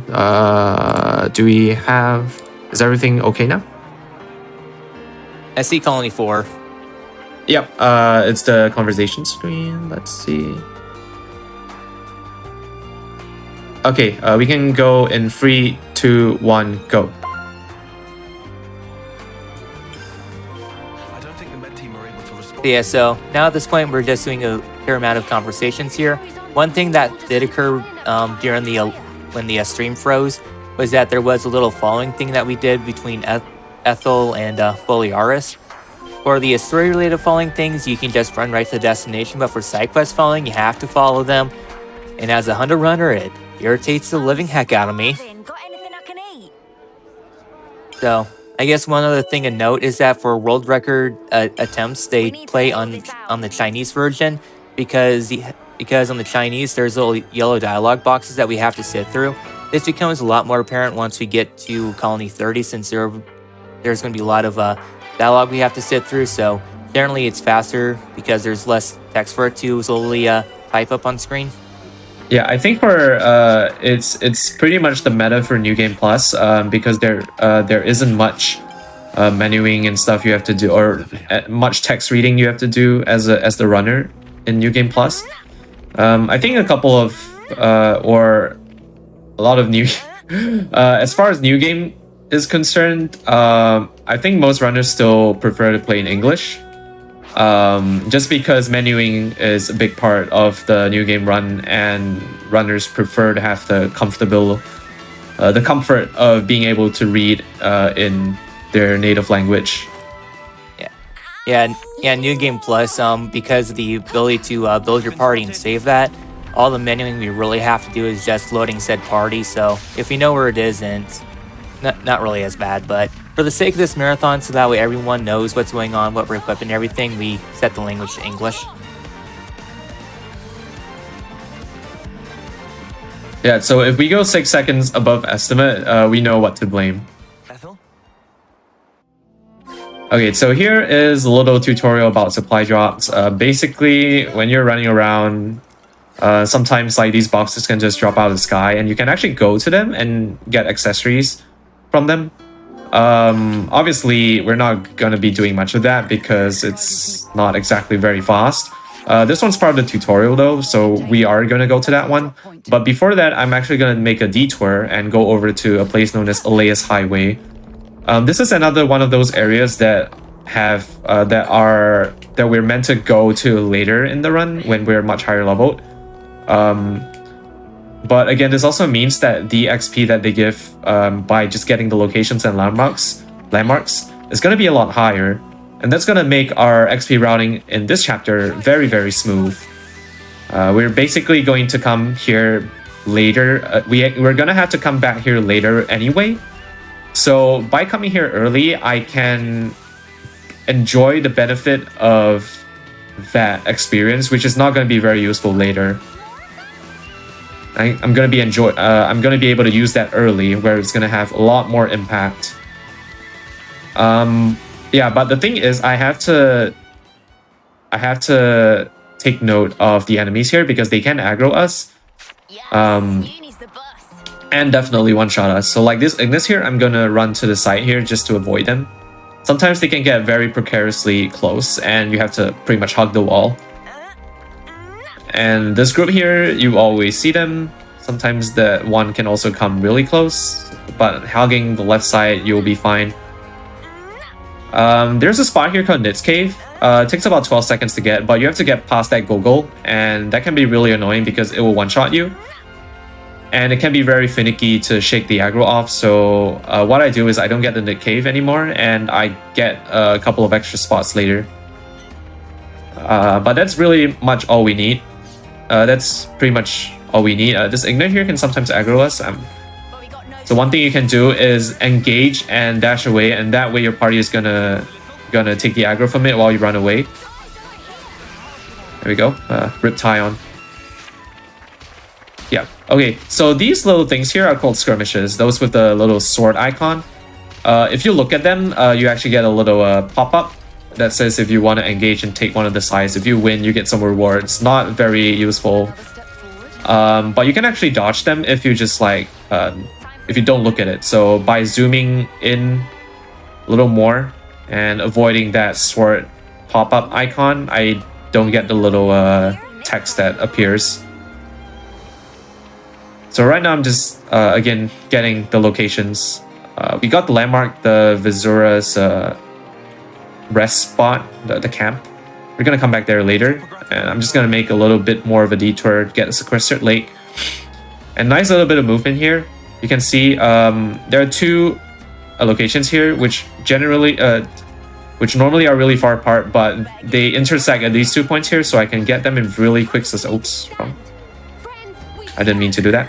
Yeah, so I can get them in really quick succession and go over to do the story now. So yeah, this is where I'm gonna upgrade Uni's Ouroboros tree. The main thing I want here is Wings of Pursuit. This is a skill that does burn damage to every enemy that's in range. And in fights where there are multiple small enemies, this damage really racks up and ends up saving time. So it's really nice to have, especially and of course, because I'm doing the menu now, it means that the next fight is going to have a bunch of weak monsters.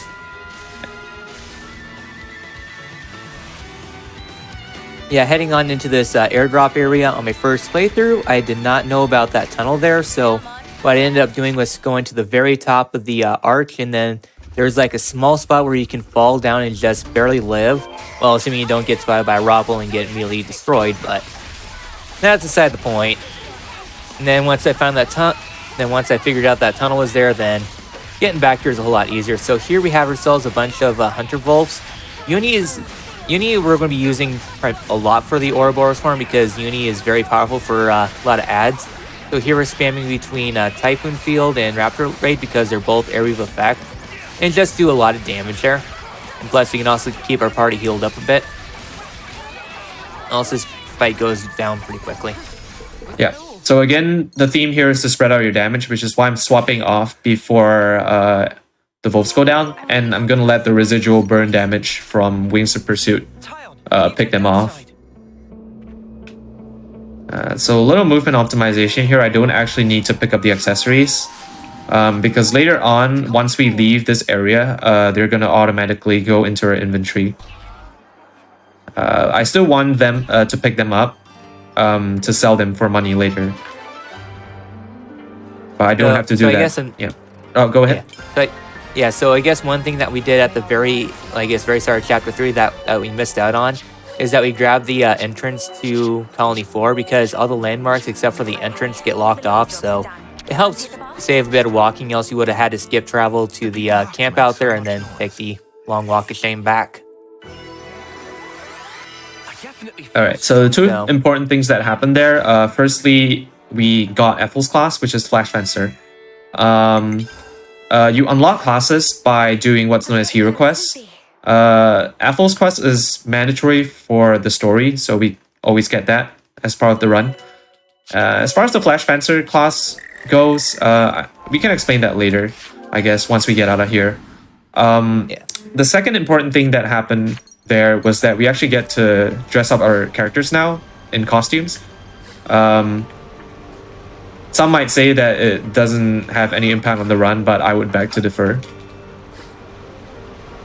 But yeah, so after that, we can actually leave Colony 4. Yeah.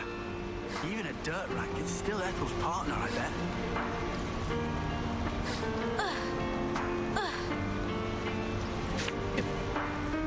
Yeah, so Ethel joins our party a little bit, but here she's basically she leaves the party for the rest of the game. Well, at least for us, there's a side quest you can do to get her back as a party member, but essentially for much of the run, we won't be getting Ethel back.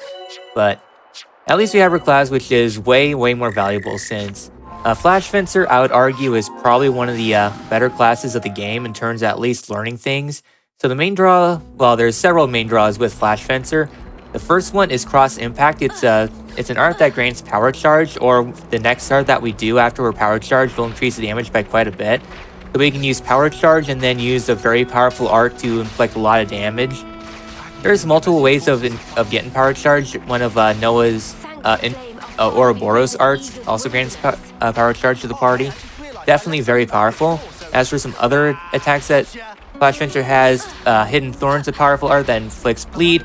And then, well, both of those are master arts, so you, well, yeah. Cross Impact and Brain went off the track. Hidden Thorn, they're both master arts, so we can learn those onto other characters, which will be very helpful, especially for like late game builds and everything like that. We'll be seeing a little bit, and then the other very important one for Flash Fencer is Capable Hands, which you start the battle with 50 to 100% of the talent bar filled, depending on how far along the Flash Fencer class is. It's definitely powerful now, but it will be essentially essential for the later portions of the run where we definitely want all the experience that we can get. And just having talent at the very start of battle will change routing by quite a bit. And I guess Critical Strike is another master skill you can pass on to other classes, which increases critical damage by 30 to 50%. Generally, Flash Fencer is amazing in terms of stuff you can give to other party members. As we're coming over here to the a lake here, we're grabbing it for experience, and also the Land of Challenge is located here if you take the side quest, in which you'll be able to partake in special challenges, and you'll be able to do a lot of challenges, and you'll earn rewards depending on how well you do. Like some of the higher tiers, like they generally unlock towards the end part of the game, but you'll be able to get yourself some alternate costumes, such as, for example, a swimwear for your party, alternate costumes based on the previous games, like Tyon gets Jen's costume, which is really cool. Noah gets Shulk's costume and everything like that. Sadly, we don't have the option for swimsuits, but that would be a significant time loss because we'll have to farm the place anyways and all that fun stuff. So there is a time attack option that people like to do to see how fast they can clear it out, and that's its own leaderboard on the Speedrun website. So a little movement optimization here. I'm dashing across the water instead of running around it. I don't exactly know if this is faster, but from my rough timing, it was like 0.5 seconds faster, so we'll take those. I'm also actually going to do a menu here. You can see that I'm after reaching level 20, I've unlocked a bunch of other stuff, like accessory slots. Not accessory slots, but master art, master skill. And yeah, with the silver coins, I'm going to level up Ogre on a couple of my characters here for the master art. And I'm going to swap to... Oops. Yeah, I'm going to focus on the menu.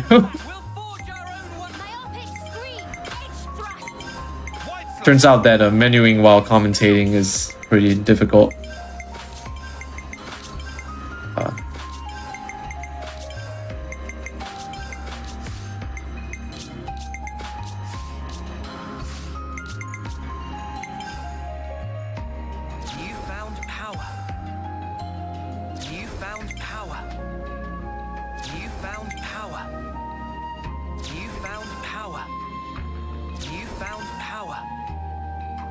Yep, so we equipped the most important costume onto Mio. So I guess since while we're finishing up this menu, there's another class that we could get right now. It's one of the DLC classes, and that is for Nipponic Champion. We get Ino as a hero. Overall, Ino in the class in general is not very good. The main gimmick about the class is that it gets stronger every time you get incapacitated, but if you're being incapacitated often as a tank, you're not doing your job very well. I mean, obviously you can equip the Nopondal to, you can equip the Nopondal to retain aggro, but still, it's not the best class, and generally we don't get it for DLC runs. I guess one of the good things about the class that you would want to use is that it does have an Agni and Break art, so you can be able to have Break on other classes, but we have other better methods for breaking anyway, so. Yeah, like Orpheus pointed out, this putting Mio on this costume actually saves time. Don't ask me why, but it does. But yeah, basically in that menu, I gave Empowered Combo to most of my party. I give it to Mio as well because dealing more damage also helps her draw more aggro. I set our sword fighters up with Edge Thrust in the second slot to optimize their fusion building, Interlink building. You build Interlink levels by doing fusion arts, and the higher your Interlink level, the more powerful your Ouroboros when you Interlink. I got Fighting Prowess on Noah and Uni because they're both going to be pretty important damage dealers. Senna already has it because she was an ogre. And yeah, we're just going to be rolling with Tyon as a soul healer for now. We're going to get one more soon when we get a hero in our party. We can explain those later. Also, one tank here. Yeah, coming up, we have a fight against Valdi, or Paldi, and his two machines. And it's a pretty cool strat. Basically, what I'm going to do is I'm going to take advantage of that Infinity Blade, which we learned on Noah. Infinity Blade, sorry. Important thing, I want Mio to retain the aggro from Valdi. I don't really care about the machines. Valdi can do a lot of damage with his trick shot, so I don't want that to go into Noah, otherwise he risks going down. But essentially what I want to do, I want to build up to Infinity Blade. Oops, didn't cancel there. But afterwards, I want to go over to this one here. Unload my fusions, cross impact into the unlimited sword, go over to Uni, Interlink, and then once Mio hits Interlink level 1, I'm going to Interlink both of them as well. There we go. Alright, now I'm going to build up to Mega Spinning Edge, and if we get this, if we get a good AoE, we can actually get both of them. Doesn't seem like I need it though. I can just, nice block there, 5% by the way. Yeah, so Mega Spinning Edge here, we'll be able to clear out this last equities here. Pretty decent fight. I actually get the little location there, which is at the top. It's not important. You're gonna get that later anyway. But it's funny if you get that. You can get that from doing Mega Spinning Edge, because it launches you into the air. A little container here, which we pick up 5 coins. We get 30 silvers as part of the DLC, but we're still gonna want a little more because there's gonna be a class later, which we want to level up to full using only coins. Well, mostly only coins for a master art, and that's gonna take a lot of coins, so we still want to pick a little bit up. And of course we also want coins to, we also had to use coins for our ogre. But yeah, so right now Valdi joins our party. He's a hero, and it's essentially a 7th character in the party, but you can't control them. But they act as pretty much a 7th character. They have their own arts, and the main important thing about heroes is that they can be used in chain attacks, and they are very strong. Some of them are very strong in chain attacks. Mr. Grebel, please turn away. Oh my gosh, the other one's coming. Yeah, so these guys are really annoying. They like to look at you when you want to pick this thing up. Hopefully this one goes away. Okay, thank you. Alright, there we go. That took a while. There we go. Yeah. Ideally, I mean, optimally, you just like you're just able to pick those up immediately, but it's better to wait for them to turn away instead of like getting aggro, and then you have to run really far away and then run back. But yeah, heroes can be very, very strong in chains, especially Valdi against machines specifically, because every hero has two unique things they have in chains. One is called a heroic chain, which is basically every action that they do, they have like a bonus effect. And Valdi's heroic chain is plus 50 TP against machines for every action he does. So that's really helpful in building really large chains. I think we haven't mentioned this, but at 150% TP you get Bravo, and 200% you get Amazing. And you get larger damage bonuses when you hit Bravos and Amazings. Also, more party members reactivated. The next thing heroes have is they have their unique chain order, some of which are really strong. Valdi's one's not really strong, but the main thing you want from hero orders is because it doesn't count as a round a chain. So essentially what's going to happen is that if you use hero orders, you're going to have one more round in the chain. And every round in the chain is one more round that you can do damage, and one more round you can be building damage. And so there are some chains where seeing the hero is going to be very, very essential. In particular, the next two chains coming up, which are going to be against machines.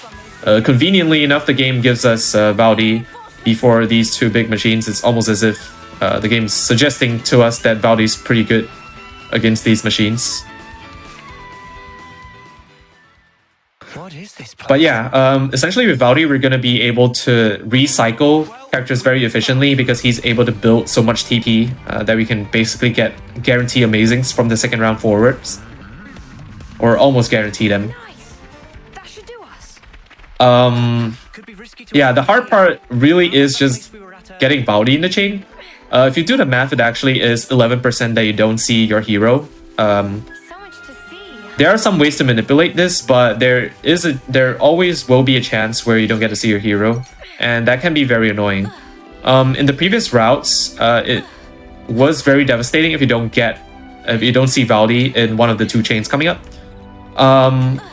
But something that we've been doing more recently is getting more XP from Elai's Highway, and by doing that, you can actually skip the overkill on one of the chains. So that brings your success rate up from about, I think it's like 79 or 80% to get past both chains, and brings it up to like 99%. So really nice increase in consistency.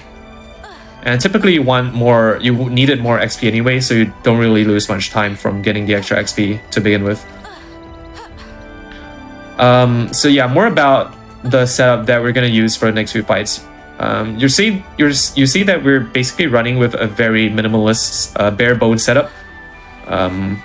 Running with essentially a very I did say minimalist, but basically only one tank and one healer plus the hero, which is also a healer. The rest are going to be attackers. There's a special name for this setup. Shoutouts to Scott. Thanks, guys. This is called the legendary strat. I don't know why it's called legendary strat, but essentially it was popularized by this runner known as Scott, and you'll see why in the chain it's the most efficient way to do a lot of damage in the chain. But yeah, this is Doric. Kind of annoying fight because he has block rate, which can mess up your evasion, and he has some pretty powerful skills which I also want to evade. Probably be focusing on this fight for now. Yeah. So I guess going over the incomplete siege, there's a lot of annoying things that he can do. It's essentially for like splash damage and everything like that. We're keeping Tyon close for healing and everything like that. So controlling Mio is going to be pretty important for this because we can use her evasion arts. There's heat injection, which does quite a bit of damage, and flicks burn. So Valdi's probably going to go down. Yeah. So pretty important that we maintain aggro for this and also get in our evades when we can. Else it will be hitting very hard in general. So there's a couple arts we want to avoid. One of them is heat injection, and another one, I forgot the name, but it is a it's basically a power charge attack, and then after that, I think it's around half health. The siege does it. It'll do like a big blast, which will essentially destroy anyone in front of it. There is energy charge, yeah. So here we got to be pretty careful with our where we have everyone up and make sure that we have our things ready. So there's heat injection, so hurt pretty good parts. It's Tyon got hit there.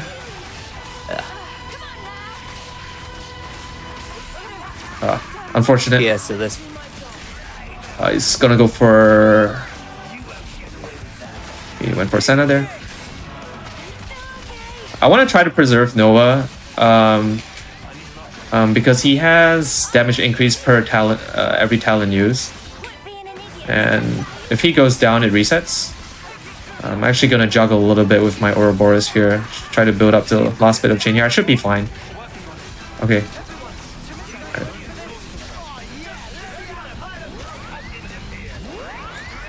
Okay, same thing here. I'm just going to group everyone up and then chain here. And ideally we see Valdi. There we go. My Paldi. And yeah, so that's pretty much going to guarantee that we get a good chain here. Seeing Valdi ASAP is always what you want to see. And yeah, so this chain is basically going to be about using Valdi to recycle and your party members and building a very, very large damage multiplier. And I power charge everyone on the last turn using Nova. Tyon is very nice here. Power charge everyone so that on the last hit, on the last round, they can all get one really big attack. If I'm cheeky, I can go for a free round here. If I'm really cheeky, I can go for a free round here because I got Valdi into Tyon, which is essentially the optimal turn order. But I think I'll just play it safe and go for a 4 round. I'll just go for Mio. Yeah, but what I'm gonna do is, yeah, as you can see, I'm basically getting amazings every round. And that's gonna give me a humongous damage multiplier on the last round here. And on the last round, ideally you want to see, you want to pick either Uni or Lance. That way you can get all 4 attackers. You can use 4 attackers before capping out. There we go. Yeah, so you can see do a lot of damage here, especially with Tyon's physical defense threat.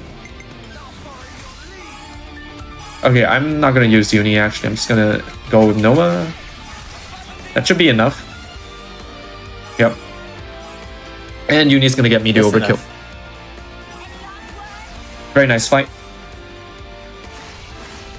Yeah, because once the siege goes in rage, then things can get pretty scary from there. But with this all done, we got a pretty good chain attack too. Like the previous boss fight, our chain attack after a few rounds was like not even 100,000, it was like 70,000. That one was 300,000. So that was primarily from for 1 more damage classes and just getting amazings with Valdi.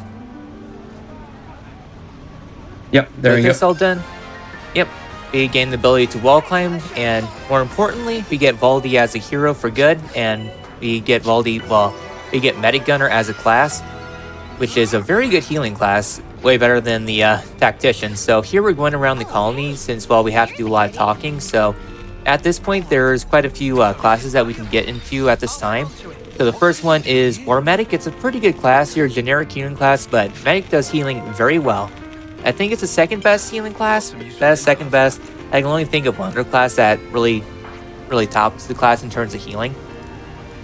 Yeah, so another thing that the class can do is create a field for general defense increasing.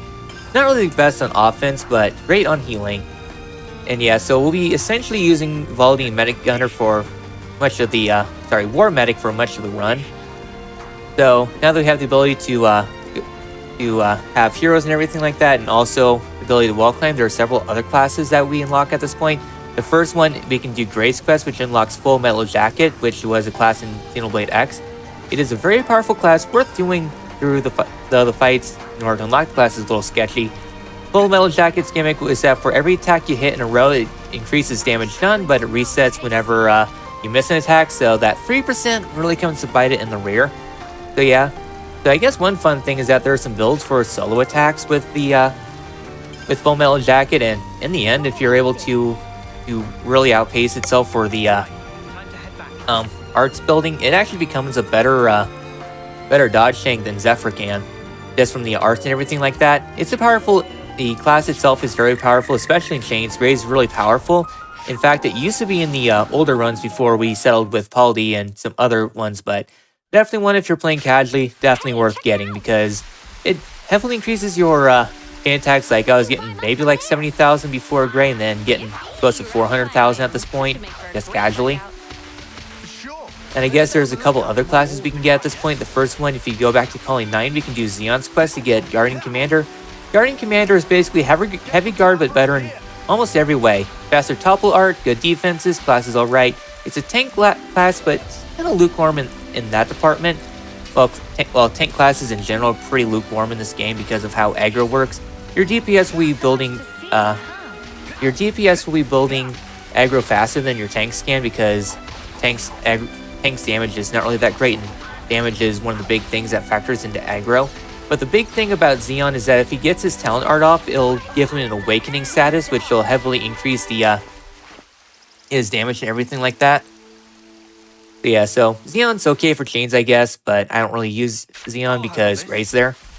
And the last class we can get at this point is Thaumatage. Thaumatage is a Battle Mage class healer with some damage potential. Not a very good class in my opinion. Divine Protection is alright for protection, Violent Flurry for Pierce, and a Bind Art. So yeah, it's trying to be a DPS class as a healing class. It's kind of lukewarm. The only reason why Thaumatage is any good is because it has the Master Skill Ultimate Qigong, which increases damage for the foes. It deals damage as if the foe's defense is 30 to 50% lower, which stacks with, say, Smash and everything like that to do a lot more damage. So yeah, otherwise, it's kind of an end class. And now we're coming up with a Lepus coming up here, which is going to be a pretty tricky fight. Lepus is more or less the same as Doric in terms of strats, but it has a different attack pattern and different stuff we have to watch out for. The main ones we have to watch out for are Knuckle Launcher and Hand Capture. Hand Capture is pretty much an instant kill. It immobilizes you and then it throws you down to the ground and then does splash damage, which can be very devastating. Unfortunately, it's very slow and very easy to block, and you can also block it by interlinking. Knuckle Launcher is also pretty slow, so I usually have enough time to dodge that one. Nice thing about Lepus is that it does not have as much defense and also does not have block rate, which means that you don't get the odd block that just like messes up your dodge. Sorry, your dodging.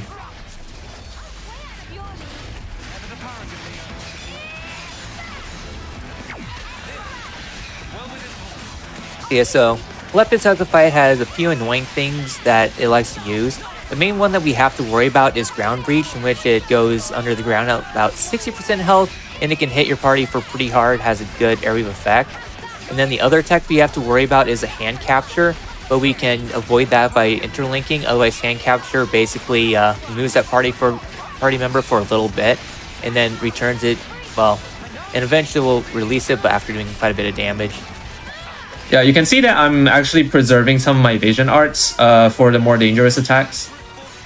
Hand Capture should come down here. I'm going to interlink it to save one of my evasion arts.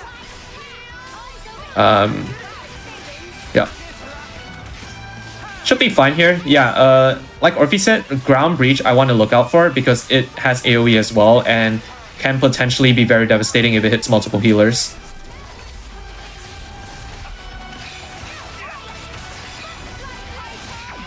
Oh, Rip Tyon.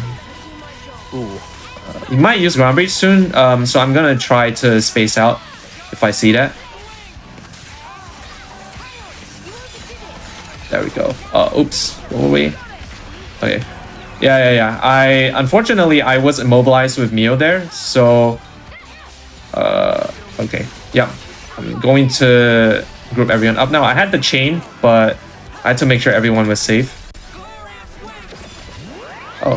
Oh, Senna's gone. Senna gone. Oh yeah, she got captured, but that's actually fine. I'm gonna go with Tyon actually.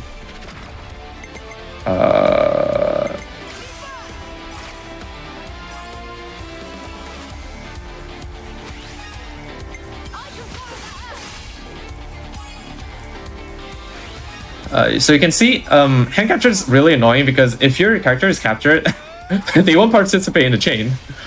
That's not actually super bad though. Lepus isn't super hard to take down. This can get annoying if I don't see Valdi though. But with one character less in your party, you are actually 95% see your hero instead of 89%. So you are actually more likely to see Valdi.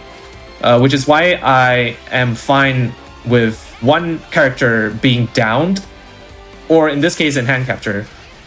But imagine if we miss that 5%. What are the chances? 5%, I mean. There we go, there's Valdi. I was gonna say, you should curse yourself. Yeah. So yeah, you can see how costly it is in the previous routes, where if you don't get Valdi in a chain, you essentially wasted about 2 minutes building your chain, and then you went like over a minute into the chain just to find out you have to reset the fight. So that was really annoying. So with the new XP route, it's a lot more forgiving. Okay, so I'm just gonna let Noah finish this. I'm not gonna use Uni here. No need.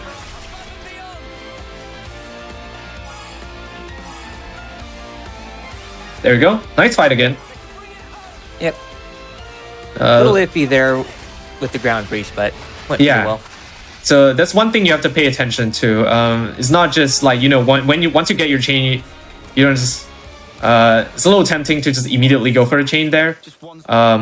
But if you get caught in a unfortunately timed ground breach, you can stand to lose a lot of time there if you have to both your healers get incapacitated and you have to reset the fight because you can't continue with the chain.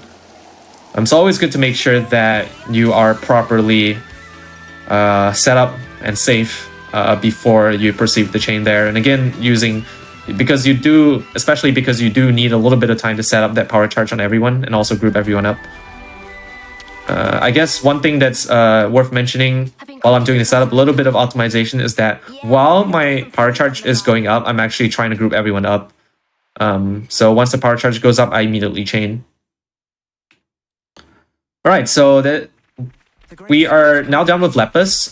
We have a little bit of a walking section here, so I would actually say it's a pretty good time to take a break here. We've been spotted.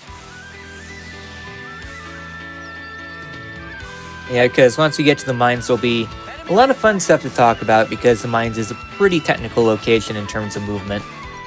Yeah, we got a bit of time here, so whenever it's convenient for tech crew to go into a little short break, more than happy to.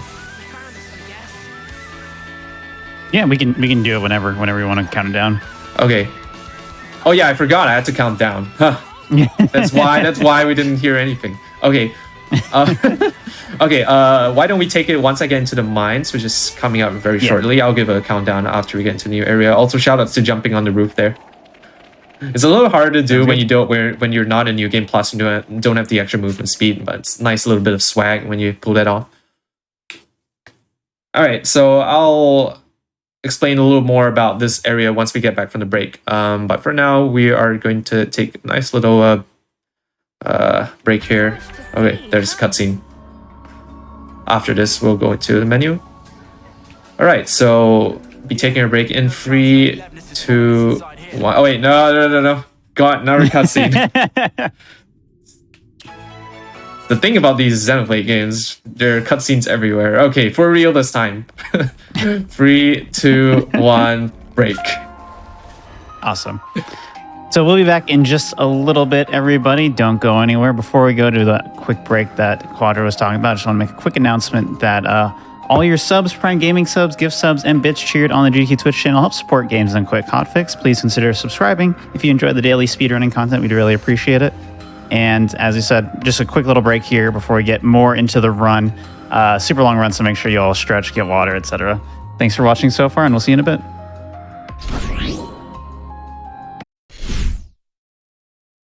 And welcome back, everybody, to our Xenoblade Chronicles 3 anniversary special. We've got 80% normal being done by Quadriceps over here. So why don't we just go ahead and get back into the run, because we got a lot of run left and a lot of exciting stuff coming up. Right, thank you so much. All right, we will resume in 3, 2, 1, go. You think you're all that, do ya?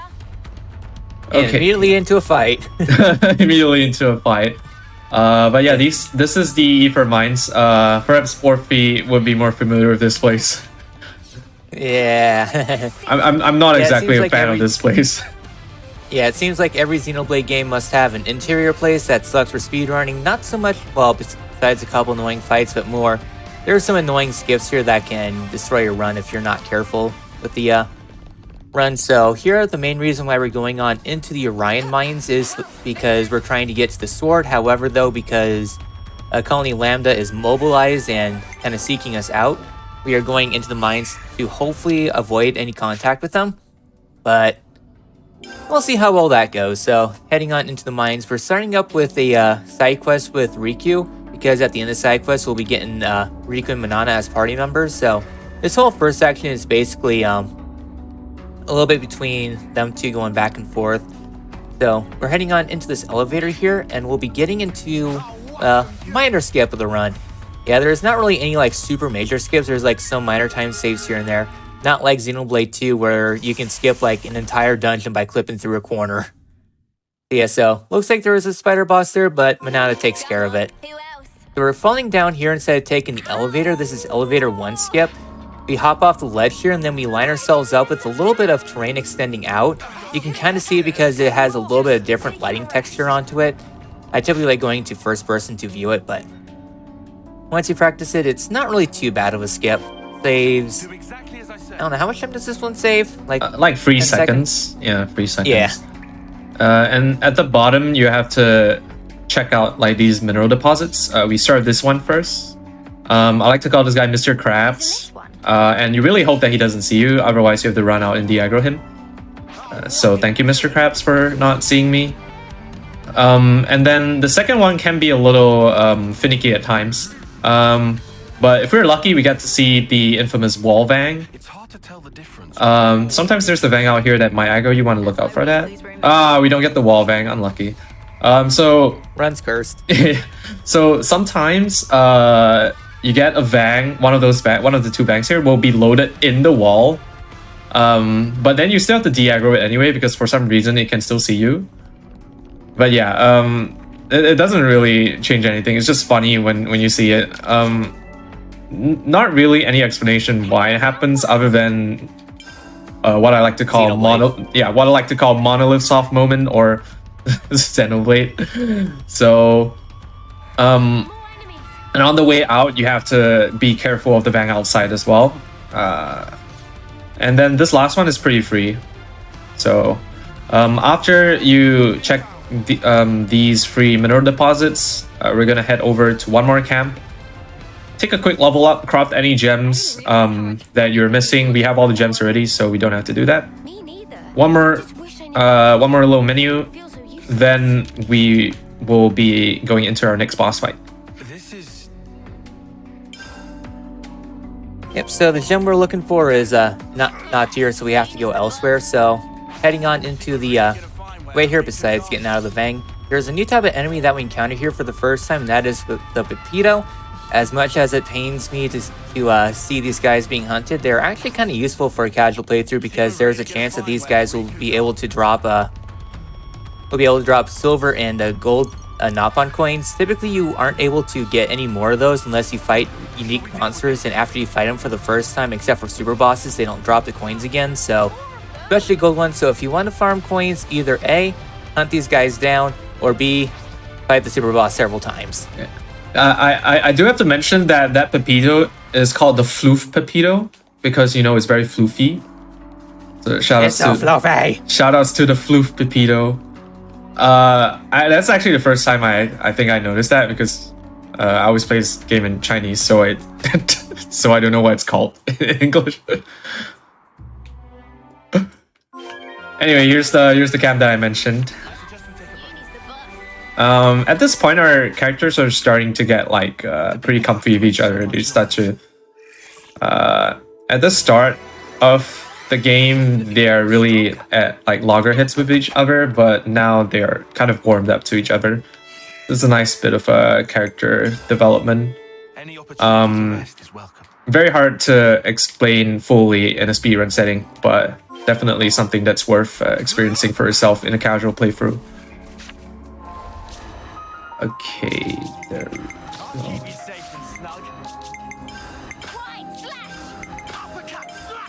Notice how I'm optimizing Lance's Inchling build by swapping his arts around a little bit.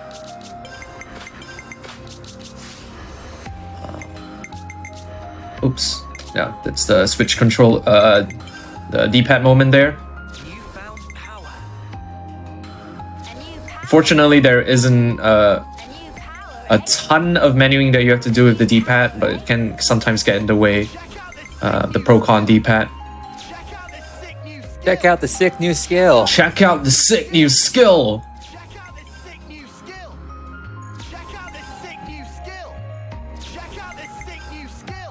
Yes, we're upgrading Lance here, and pretty soon we'll have another big boost in terms of our interlink abilities. So don't look down. Yep.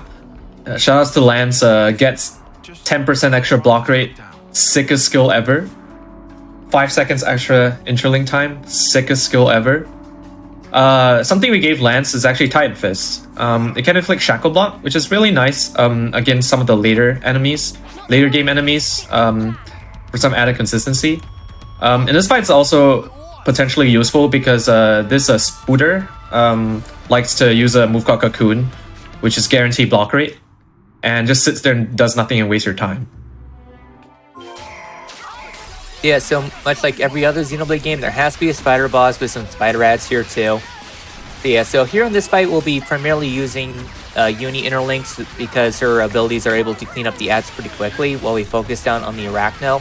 And at the same time, we get Riku and Manana as party members now. And they're interesting, not the greatest for chains. They're kind of weird class. They kind of act like two separate characters altogether. Two characters into one. Here we're finishing things out as Uni and Taion overheat here. Then once a character overheats, then they won't be able to interlink for a while. They'll be on an extended cooldown. Or if you de-interlink before it goes into cooldown, then they'll be able to go back into Ouroboros form when needed. So yeah, the Arachno Queen here can be pretty annoying. Well, Spider Princess, Princess Arachno, can be pretty annoying here because it likes to summon ads. So yep, there's the ad summoning again.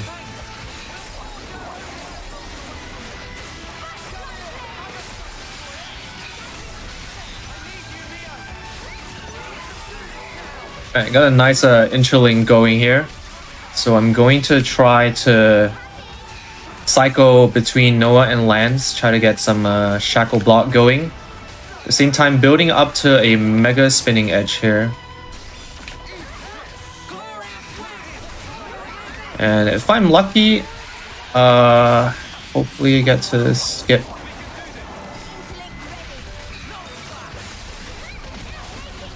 Nice topo there, really nice get the launch here. Just to prevent it from doing any cocoon shenanigans, and I should be able to burst it down with Uni here. Very nice fight there. Can get really annoying sometimes if it uses cocoon at the last moment and then just like waste time by sitting there. Yeah, you notice I didn't chain there. That one's actually a backup chain. If I miss any of the machine chains, I would chain this fight. You know, I'm surprised. Riku and Manana make a good pair. Don't let Riku hear that. Yep, so Riku and Manana have joined the team, so I guess now to go over Yumsmith and what they do. Yumsmith, they aren't the greatest. Their big thing is some debuffs with the damage over time thing.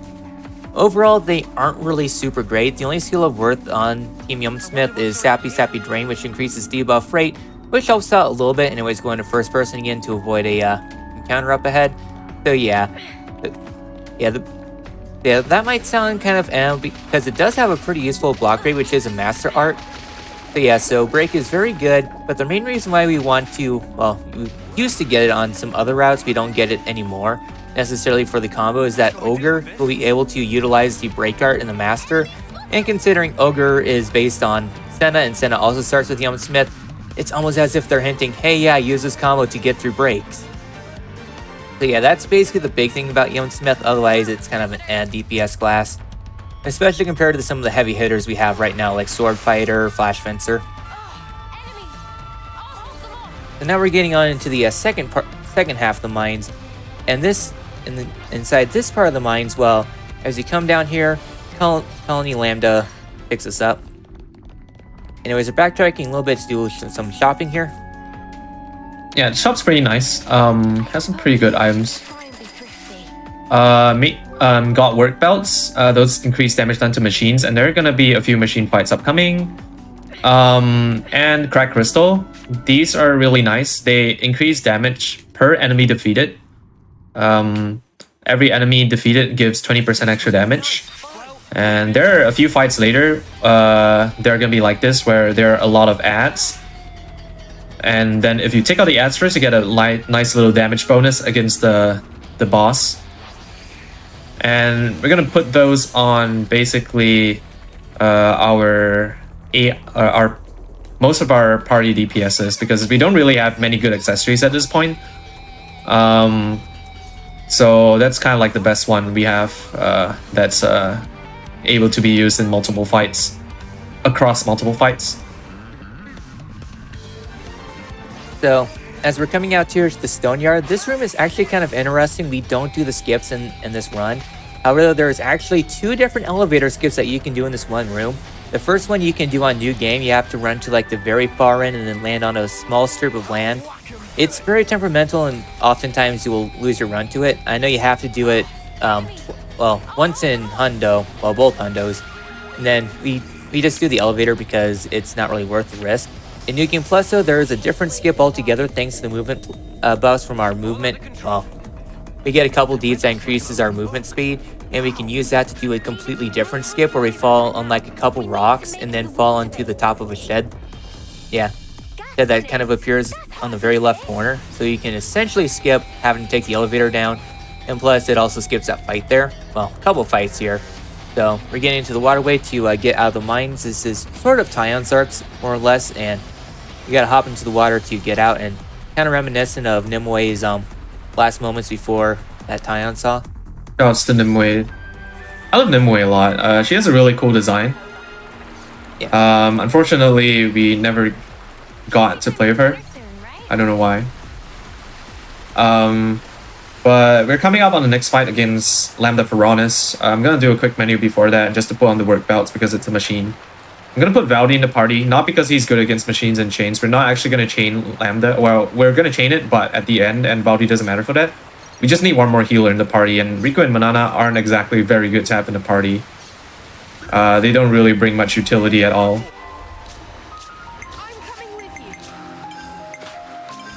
And it's much more useful to have Valdi in the party because we want to unlock War Medic on other people, because it's a very useful class, and also just general healing.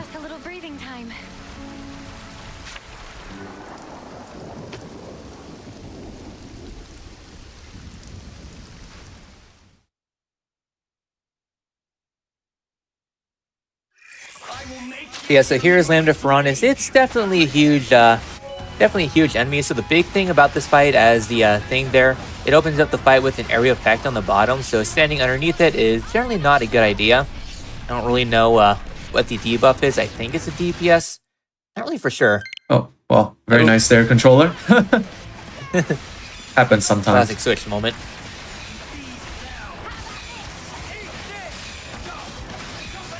Alright. So, important thing about this fight is you want to make sure you get to Interling level 3 with Noah and Mio. But at the same time, you need to make sure Mio doesn't go down to an attack. Because every time your character goes down, it resets the Interling level to the start of the Interlink level that you were at. Yeah, so this attack here, Dust Sweep, that's the one I needed to dodge. Yeah. Okay, I'm just gonna go to Mio now. So one thing about the AI, right now we don't have the ability to control the Ouroboros for our AI, which means that when your characters hit Interling level 2 and above, there's a chance they randomly Interling, and you don't want that because you want to preserve and go up to Interling free before popping Noah and Mio's Interling. So I can't swap off of them now and risk having them Interling. I can swap between Mio and Noah, no problem. But not to other party members. Gonna use one more Dust Sweep, because that's the dangerous attack here. There we go. Alright, so we got our boy Lance here. Gonna help manage some of our aggro.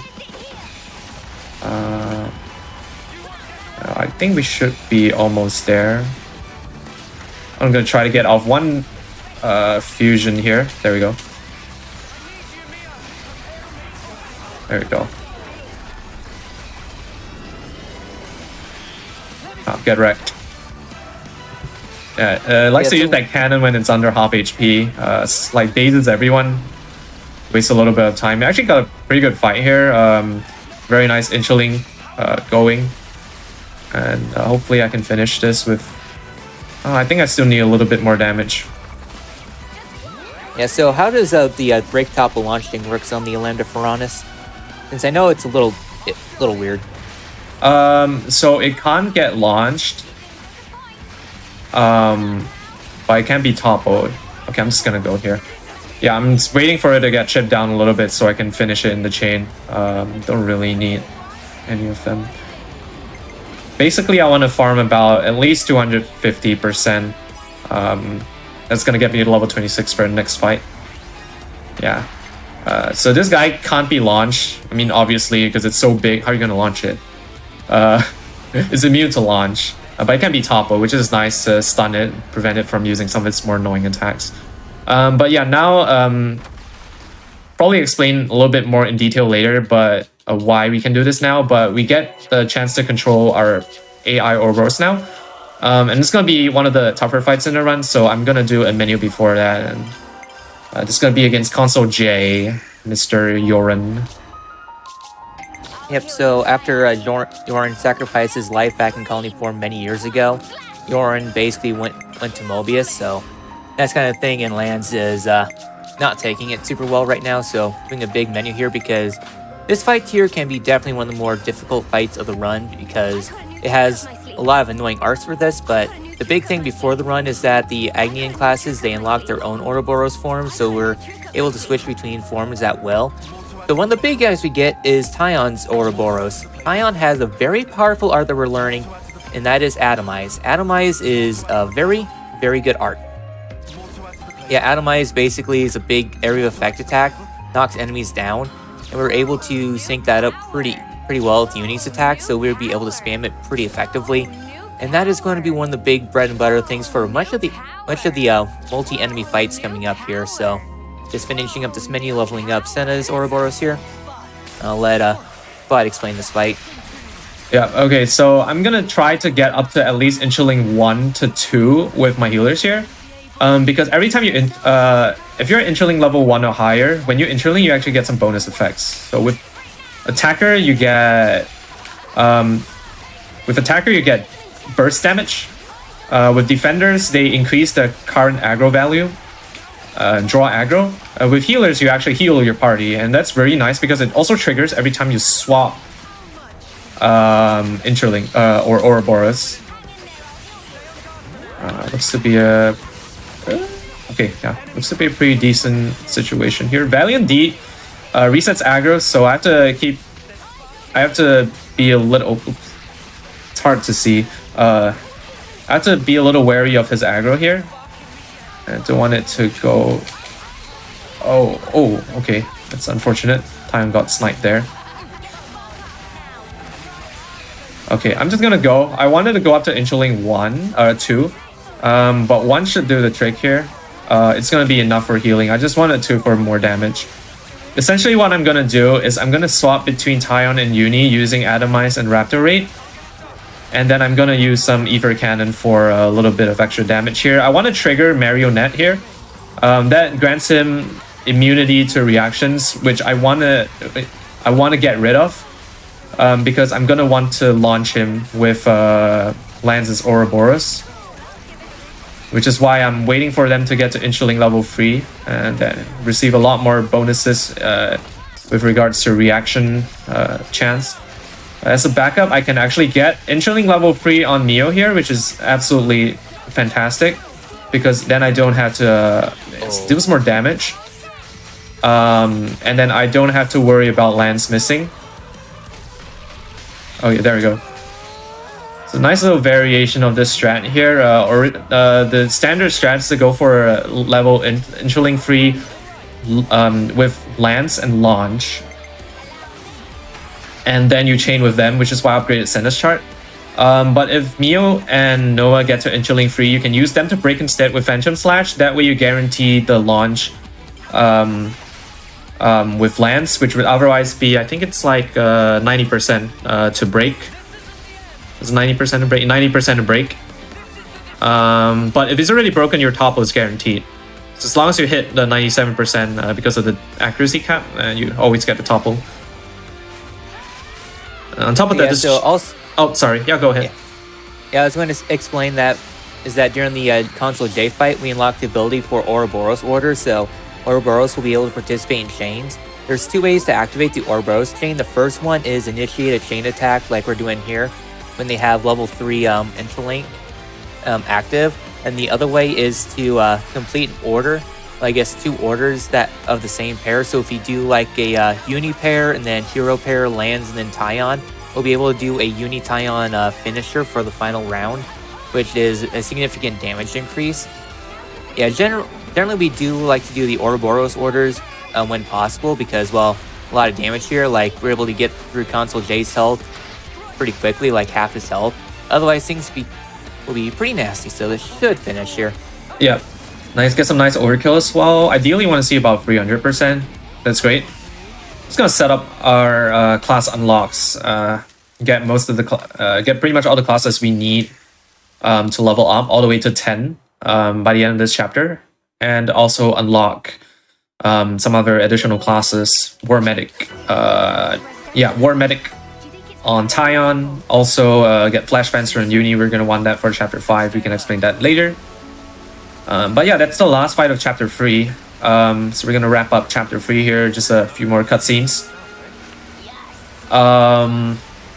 Yeah, so one thing about Ouroboros is that Inchling or Ouroboros chains, I think Orphe did mention that you can also trigger them in a standard chain.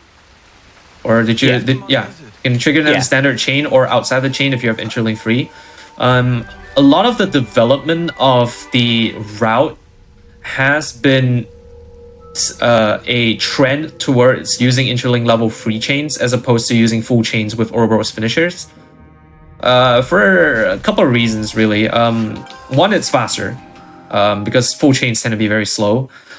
And it's also a consistency thing, because in a full chain, you are not guaranteed to receive your desired Ouroboros finisher. In which case for example, we're going to want to finish with Tyon or Uni's Ouroboros finishers for a lot of the fights. But it's actually going to be a 75% chance to get them at the end of a full chain. And that's not exactly very good if you have a lot of fights as far as consistency goes. So by using Inchling 3, we can actually guarantee using the Ouroboros that we want, which is Tyon and Uni. In that case, we didn't use Tyon and Uni because they're not set up yet. It's actually after the Urin fight, which we unlock the ability to Soul Link. This is to share a skill with your other party member. And this is where we start breaking the combat system a little bit. We're going to set up our Ouroboros here to deal a massive amount of damage inside chains, specifically Tyon and Uni's Ouroboros. Because Uni has a skill known as Shared Blessing, which increases damage done by 30% up to 500% max per buff on the party. And this counts for every single buff, every individual buff. And every time you use a buff in a chain, it's going to be AoE. Basically, it's going to affect your entire party. Normally, outside of the chain, they are AoE only, so around your party member. But inside the chain, it affects every party member, so you get 7 buffs per buff used in the chain. And that's going to count towards that shared blessing. It's going to be a huge damage increase to Yunie's Ouroboros. And by using Soul Link, we can give that time as well, so both of them get very large damage increase. And that's going to be basically the most effective way to deal obscene amounts of damage very quickly in a lot of the upcoming fights. Pretty much for mainly in this chapter, really. So it's just a heads up. We're going to see quite a lot of Taion Yunie Ouroboros in this chapter. So yeah, so back in Colony Lambda, you might notice that we picked up a side quest, picking up Commander Isard. Isard's going to be very useful for the next few fights. Not so much, well, a little bit of party utility, but primarily for chains because Isard has a very good heroic bonus. Where at the end of every chain attack, I guess every round, if Isard's their finisher, it'll guarantee a Bravo. So that'll be just a general damage increase and will definitely be very useful for the boss fights of this chapter. A quick shout out, quick mention here. You can get this Fallfoot Betascar location by jumping in the air. Normally you have to go a bit further to the left, but for some reason that location, you can grab that location by jumping up in the air at that spot. It's a little bit of a movement optimization. Speaking of movement optimizations, I guess I should just quickly mention, at the end of chapter 3, I warped to the Aquifer Exhaust and ran to the cutscene trigger from there because it's I think it's about 6 seconds faster to do that. Could be a little less. Instead of running out Colony Lambda and going there. It actually turns out to be faster to warp to Aquifer Exhaust, trigger the end of chapter 3, and then grab the Colony Lambda cave mouth landmark after you get into chapter 4 than it is to just run straight out. We do want to grab a certain number of landmarks because they give us SP, and we are going to need that SP to teach some Ouroboros skills later. So just keep that in mind. Yeah, so since we have Isard at the party, we can complete his side quest now. Yeah, so Isard's class Strategos, it's okay. No love loss is a master art that inflicts physical defense down. Would be better if bosses didn't have stupidly high resist. PDD is the bread and butter debuff of Xenoblade 1, so nice to see that come back a little bit. Class is pretty good at dealing with the regen field and area heal on hits. Skills includes Prowess Gambit, which boosts damage when buffing the party, extends buff durations. Not worth getting for the run, at least for these skills, but Isard's definitely for his hero bonuses. So now we're coming up to a fight that I keep on forgetting exists. Random Dragon. Yep, it's a JRPG, so you have to have dragon enemies somewhere. So the main strat for this fight, we're going to try to build up to Interling level 3 with Taion and Yunie, which is why you see me controlling primarily Taion. I'm going to control a little bit of Yunie as well. Unfortunately, AI is not very smart with using its arts. Mentioned before the Agnian Master Art glitch, where they will always use their Agnian Master Arts off cooldown. And sometimes if Yunie's not feeling very smart, she'll just use her Edge Thrust or Air Slash unfused as well. So you want to try to micromanage if you can, but realistically it's not possible to always do that.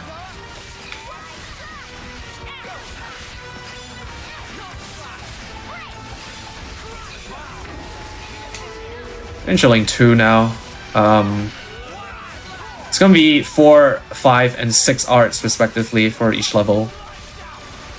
And if you die at the end, if you die with 5 arts to Interling 2, 1 more art left for Interling 3, you have to do all 6 again. So definitely don't let your characters get knocked down if possible.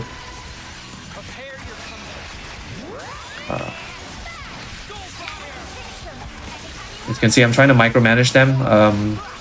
Like, I don't want to let Tyon have a chance to use his arts. Basically, I always want to make sure that Tyon has doesn't have his arts up when I swap off, because he tends to use them unfused because healer AI. But now that we have our chain interlink free, we can just go into the chain here, and you can see I'm basically just doing double buffs.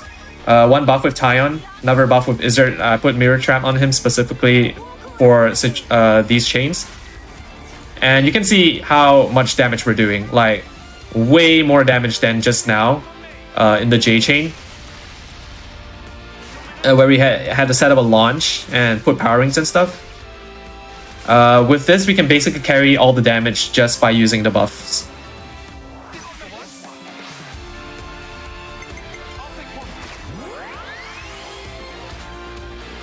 And one nice little thing that Tyon does whenever he does his Ouroboros order is he dabs. So here, dab. Okay, that's all I had to say. Shouts to Dwayne The Rock Johnson. Always pays a visit every time Tyon uses his Ouroboros order.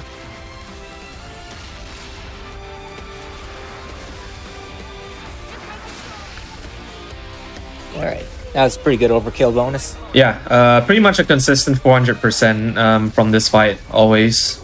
I think if you get a lot of pre-damage, and if you put power charges on your party, you could probably skip the second Ouroboros order, but this is the easiest way to do the fight and nets you a very large overkill bonus.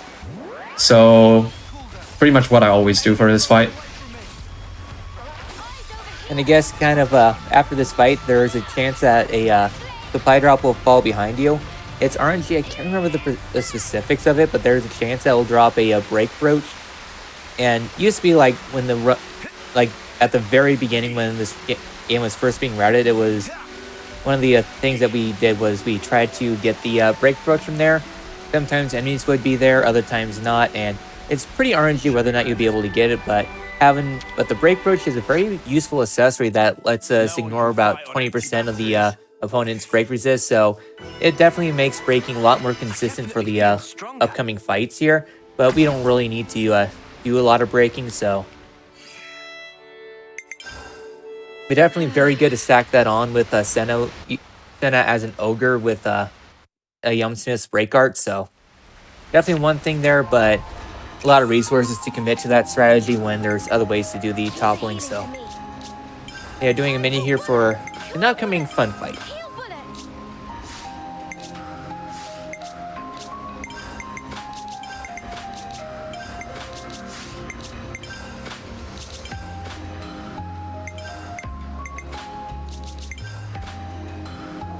Like I said, crack crystals going on to our party here.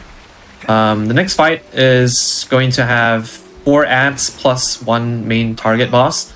They're not going to have a lot of HP, but they have very annoying arts that can grant evasion. And by killing the ads first, we can get a nice little damage boost for the rest of our party. The main issue with the next fight is that it's not a difficult fight per se, but it's not a very consistent fight because depending on whether you get evasion arts and whether your Ouroboros hits, the fight can differ by quite a bit in terms of like how fast you can do it.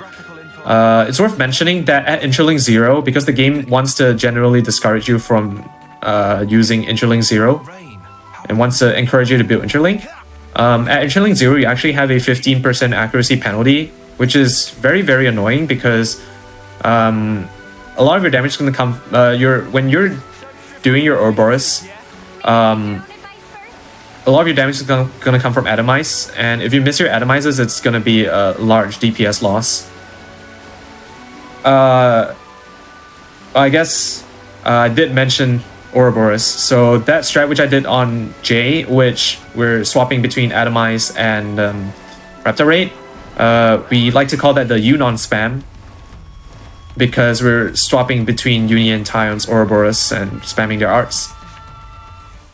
That's going to be a really nice way to clear out a lot of AoE fights. And now that we have War Medics in the party, we can actually use their buffs, which they come with 2 of, Cure Bullet and Vital Bullet, both very useful buffs.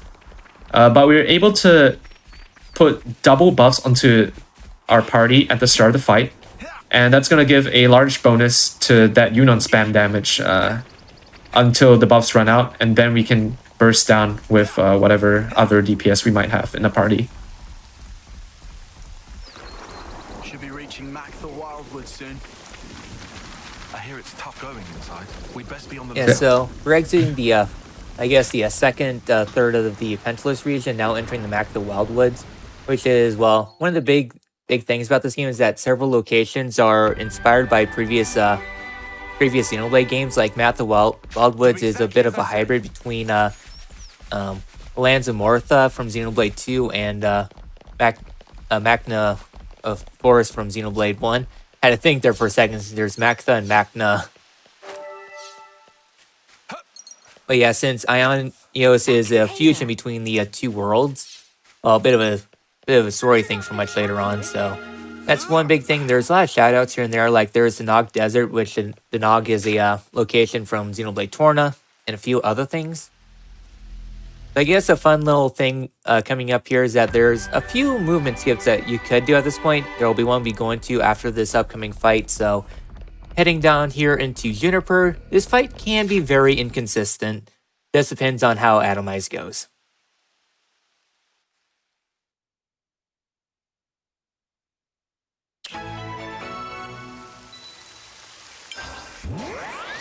Okay, so starting up with the Juniper and Co. Juniper, they can be a bit of a pain. So yeah, so we want to interlink as soon as we can and then get on into a good group. Oh, nice. We got the topple on them. Yeah, nice topple there. Enemies can't dodge when they are toppled, launched, or dazed. So it helps to get a little bit more damage in at the start when we are fresh with our buffs. And one thing I'm trying to do is to get my atomizers on the power chargers here. Very nice. Oh, that's really fast. Hopefully I can get this landslide. Yep, okay, nice. Got the cannon off after the landslide. Oh, I forgot to put on fusion first.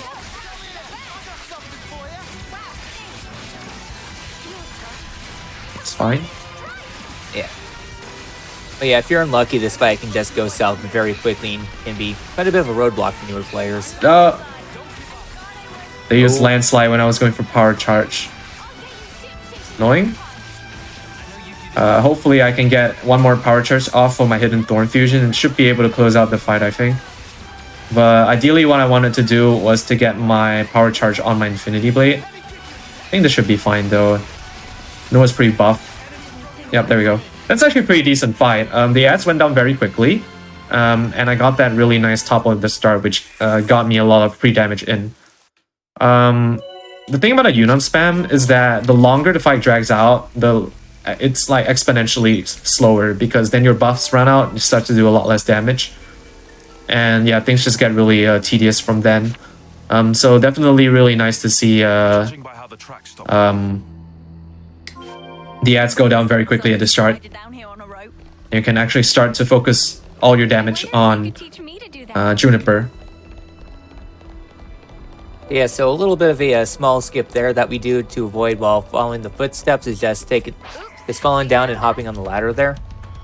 Just a small little time save, and be sure to check out the footprints first before falling down, because of the game's flag system. Even if you know where the destination of the footprints are, you have to trigger the footprints first. Yeah, that's kind of strange, because later on in Chapter 5, there's also another set of footprints, but you don't have to check that one out. But you have to check this one out for some reason. Yeah. It's cool. So now we're here in Colony Tau. So if you like the Yunnan strat, you're going to see a lot of it in this chapter. So we have another fight here against the Rhinons. Pretty much the same strat.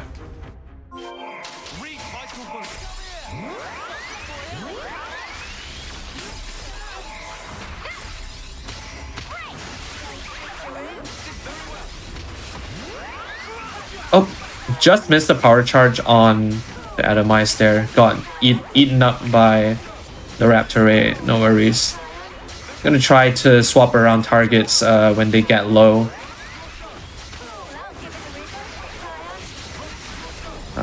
And also one of the nice things about Atomize, which helps for multi-enemy fights, is that it inflicts a chance to inflict knockdown, so it can really help balance things out and prevents your team from being shredded by all the ads. It can kind of stun lock them a little bit.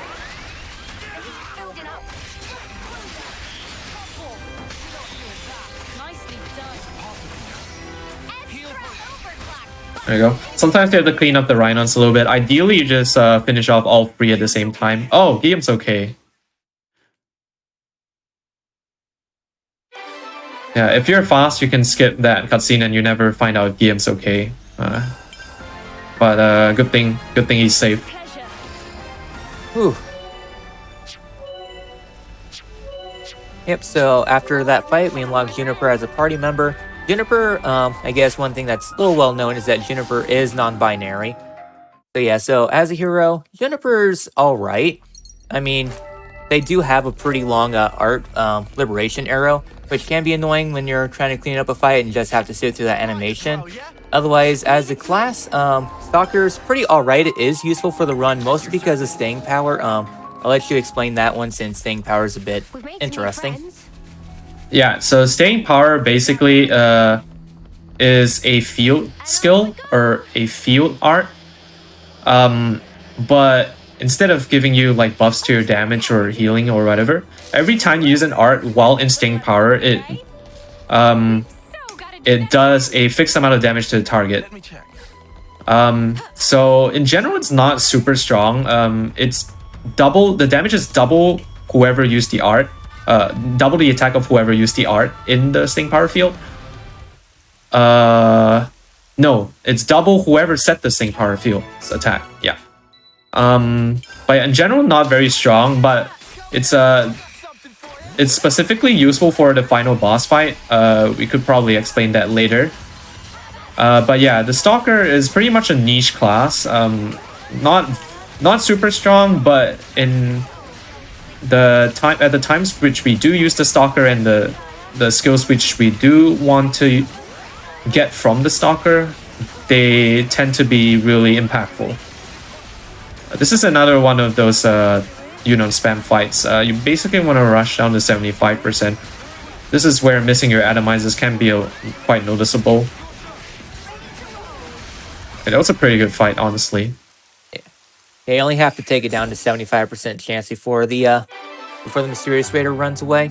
It's a bit of a random quest, but it's actually the start of a very long quest chain that lasts until chapter 6 or so, and then it starts another quest chain that goes through the end of the game, so...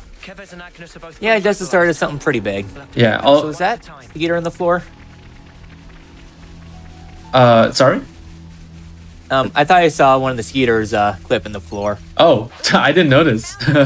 I was actually going to mention that side quest with the Mysterious Raider. It's one of my favorite characters, Sagiri. Unfortunately, we never get to see her in the speedrun because her class is not really very good, and again, it tends to take too long to actually do things like pick up heroes in the speedrun, so it's not worth it. Yeah. Yeah, and plus, well, most other heroes you only have to do like one side quest. For Sagiri, you have to do like, gosh, it's a lot of them. You have to do like half a colony's 4 side quests, and then a particular city quest that takes you all over Ionios. Like you have to visit every major region, and there's like a couple fights here and there too. So it's a very, very much not worth it. But I mean, the side quests are good, just the heroes and class isn't. Okay, so we got one last Yunon spam for this section. Say section because there's definitely going to be more Yunon spam later. But it's going to be against the Anlus. This can be a little bit of an annoying fight because it's because of the way the cliff mechanics work in this game. I'm going to try to avoid that Anzo at the start there. And I'm going to try to engage before they see me. That way Izzard has a chance to proc the buff, which he didn't because, thank you, Izzard. Once Noah gets off his Infinity Blade there, I'm going to interlink them so that he can start power charging. Oh, nice. There we go. Yeah, as you can see, it's very clunky to move around as Ouroboros, very slow. And you're kind of on a timer here because your buffs only last for a set amount of time. And you can see why this fight's annoying. Izzard's currently nowhere to be seen. Well, he fell off a cliff. And when you fall off a cliff, well, you can kind of guess what happens.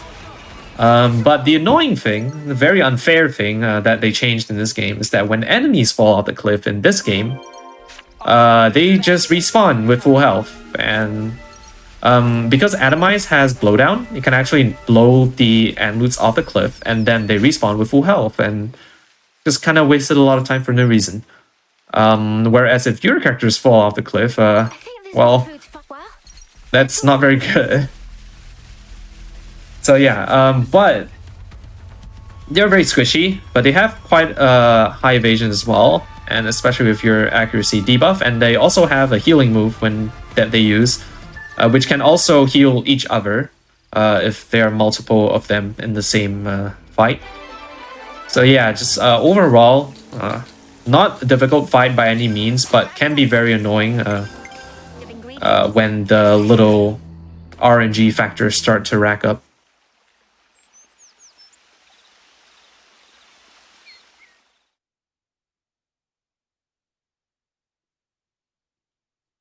Wrapping up here with a little side quest here, story quest. Essentially, our food got stolen. We had to get more food. And now we're going to head over to the next fight. And before that, there's going to be a nice little menu to do. Yeah. So I guess a little bit of a story context since, well, a little bit's happened since the last story context. The big thing right now is that Kevis Castle has an annihilation beam. Yeah, I fired it off at the Orion Mountains here, like, before we got to the Mac the Wildwoods. And it's essentially holding Colony 4 at gunpoint, quite literally, well, with the annihilation beam. So what Kevis Castle is doing is that Kevis is forcing Ethel and then Hammurabi to fight Ouroboros and special Pharaonesses, else, well, their colonies will be annihilated. So they are going to have to force a fight.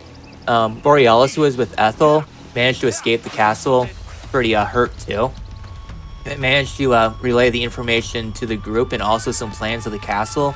So now they got to go into Kevis Castle and take down the annihilation beam before it causes some serious damage.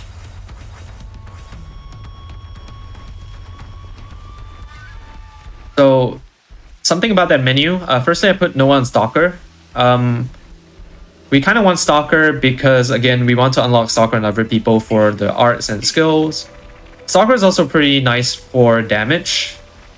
At this point, we've already done all we need to do with the Fencer class. We've unlocked Fencer on Uni. We've gotten Fencer to level 10, so Noah's fine with Fencer. So I can afford to put him on Stalker here. It does more damage than a Fencer, especially against some of the enemies upcoming that have lower Ether defense. Even with enemies, against enemies with some Ether defense, it tends to outdamage a lot of RE classes because it has a very strong skill called Rapid Shot, which isn't very rapid. In fact, it has very slow animation, but it's very strong and has very high scaling. Yeah, again, the main thing we want from Stalker is just to make sure we get it on other party members. So we're not going to be using the Stalker for very long. In fact, we're only going to use it for the next few fights in this chapter. And then we're going to put Noah back on Fencer afterwards. And I also upgraded Noah's Ouroboros tree to give him a lot more damage because we're going to want to use him for this next fight here to chunk the boss very heavily. This next fight is very technical. I actually gave Orphe quite an in-depth explanation on what's going to go on during this fight. Essentially, what I want to do is to split the aggro between my two tanks because there are going to be two enemies. I want to split the aggro between my two tanks, Mio and Lance. Mimi? And then maintain that while I build up to Interlink 3 with Tyon and Mio, Over there. Tyon and Noah. what's going to happen is that I'm going to take out one of the robots, one of the Veronicas, and then chain the other one with an Interlink 3. And that's going to... that's essentially one of the fastest way to get past this fight. Very technical fight, so there's quite a bit to micromanage and explain, which I think Orphe will do a good job at. But yeah, fight actually has an interesting history. We used to chain like both of them separately, and that's like 7 minutes. Eventually we got down to like a 6-minute fight, then 4-minute fight. That's like about a 3-minute fight, so very cool development of strats here. So Cloud's going to be focusing on this fight. So here we got Ethel's Faranis and also Kamaravi's Faranis. Here we'll be kind of focusing one character on Ethel, so that way Ethel does not target both tanks at the same time. The big reason why we split up the aggro this way is that Kamaravi has access to an art that inflicts launch, and then Ethel has an attack that inflicts smash. And if one of your characters gets smashed, the splash damage will do a lot of damage, and the fact you're down one tank, a lot of your squishies might be down. Yeah, as you can see, Tion's taking quite a bit of a beating here. This fight casually was one of the hardest fights for me just because of the thanks. Yeah, you see Mio there is launched right there, so important to get our buffs all situated and everything like that. Yeah, Kamaravi thankfully does a little less damage than Ethel, so we can have Lance, who is the face tank, be able to take Ethel's attacks while Mio the dodge tank can take out Kamaravi slowly. So big thing we're doing right now is building chain attack while also building up interlinks, so we can take out one of the mechs as soon as possible. Yeah, so just dipping him down or so until we can get down into the chain range. Lance is there we go. We got the topple on Kamaravi, getting everyone together. First days, but all right, we're almost to interlink 3. Kamaravi's waking up from the snap.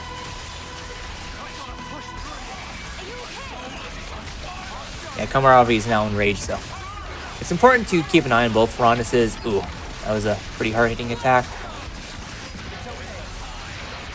Mio's at Interlink 3. Time should be very soon.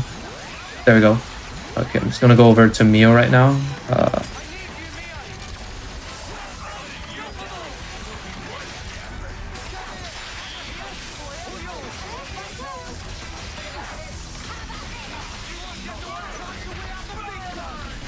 Lance is about down. There we go.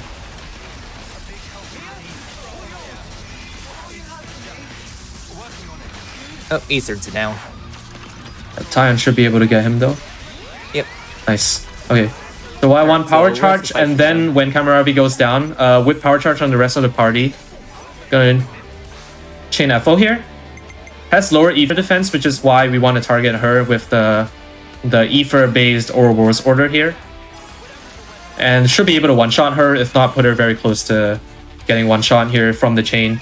The power charge does act as another buff on your party, and if I need to, I can finish off with my party members, get a little bit of overkill here. I want at least 300 from this, which I should be able to get with my 2 sword fighters if needed.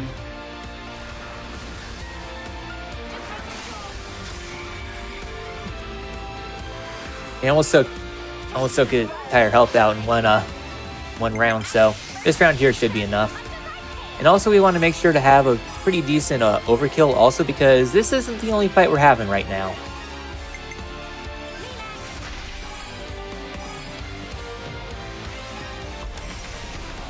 Yep, the overkill does get me to level 33. I do want a little bit more levels for the next fight here. Yeah, so after that fight, we have Mobius O and P, which is an interlink of Mobius, well, O and Mobius P, so we're not the only ones who can interlink. Yeah, so this fight can be very iffy because, well, if we're not good with our blocks and evades, and Mio could get taken out. Rosewhip will do quite a bit of damage to the party. And there's a couple attacks to really look out for.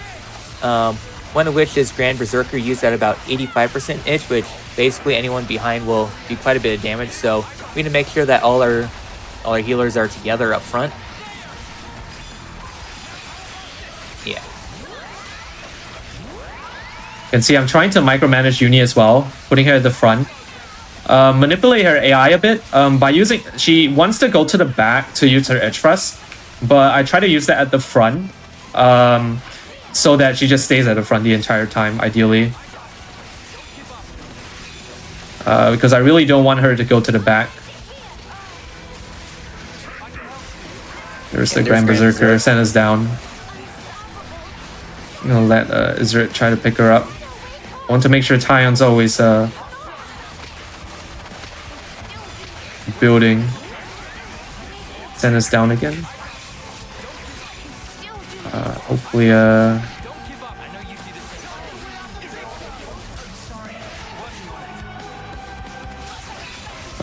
there we go.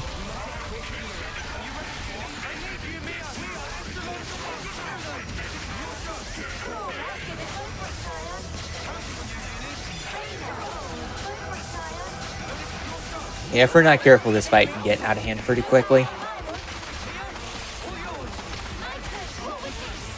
Do a little bit more chip damage here. Alright. There we go. Nice setup there. Okay, so again, same thing. Gonna just do a little bit of chip damage here. It's Mobius OMP. Please nerf. Yeah. So they actually have lower, a higher physical defense than Ether defense. It actually makes more sense to do Tyon's order second because it is all Ether damage. Whereas with Uni's order, you have the second part of Uni's order where Tyon does his damage. That will be physical. So it makes, actually, mathematically, is actually more damage to do that first. That way, your physical damage that's reduced is like less. But because Mobius OMP uses August symbol, gives it an aura where every attack that's blocked actually does 0 damage. So we can't have that. That's why generally you want to do Tyon's order first. That way you guarantee that by the end of the order, August symbol will expire.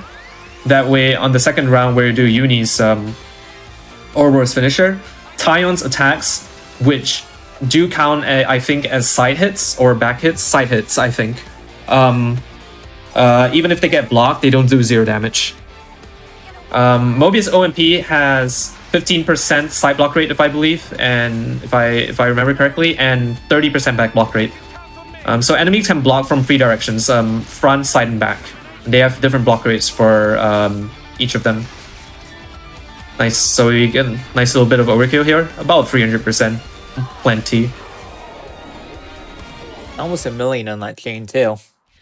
Yeah, and we're gonna see a much larger chain in upcoming.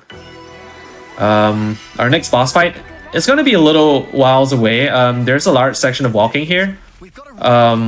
Game tends to like to put large sections of walking after very intense sections of battle. Which does make sense. Like for example, there's a little bit of a downtime after Chapter 2, once again to Colony 4. Now after Ferronis and OP, the entire track through Mac the Wildwoods. There's a little bit of a walk here to Keva's Castle before we fight our next boss. Before that, there's going to be a little stuff that we have to do, a little bit of preparation. I believe this next character that we're going to pick up, same style as Izzard, is one of Orphe's favorite characters. So maybe if you would like to explain that. Yeah.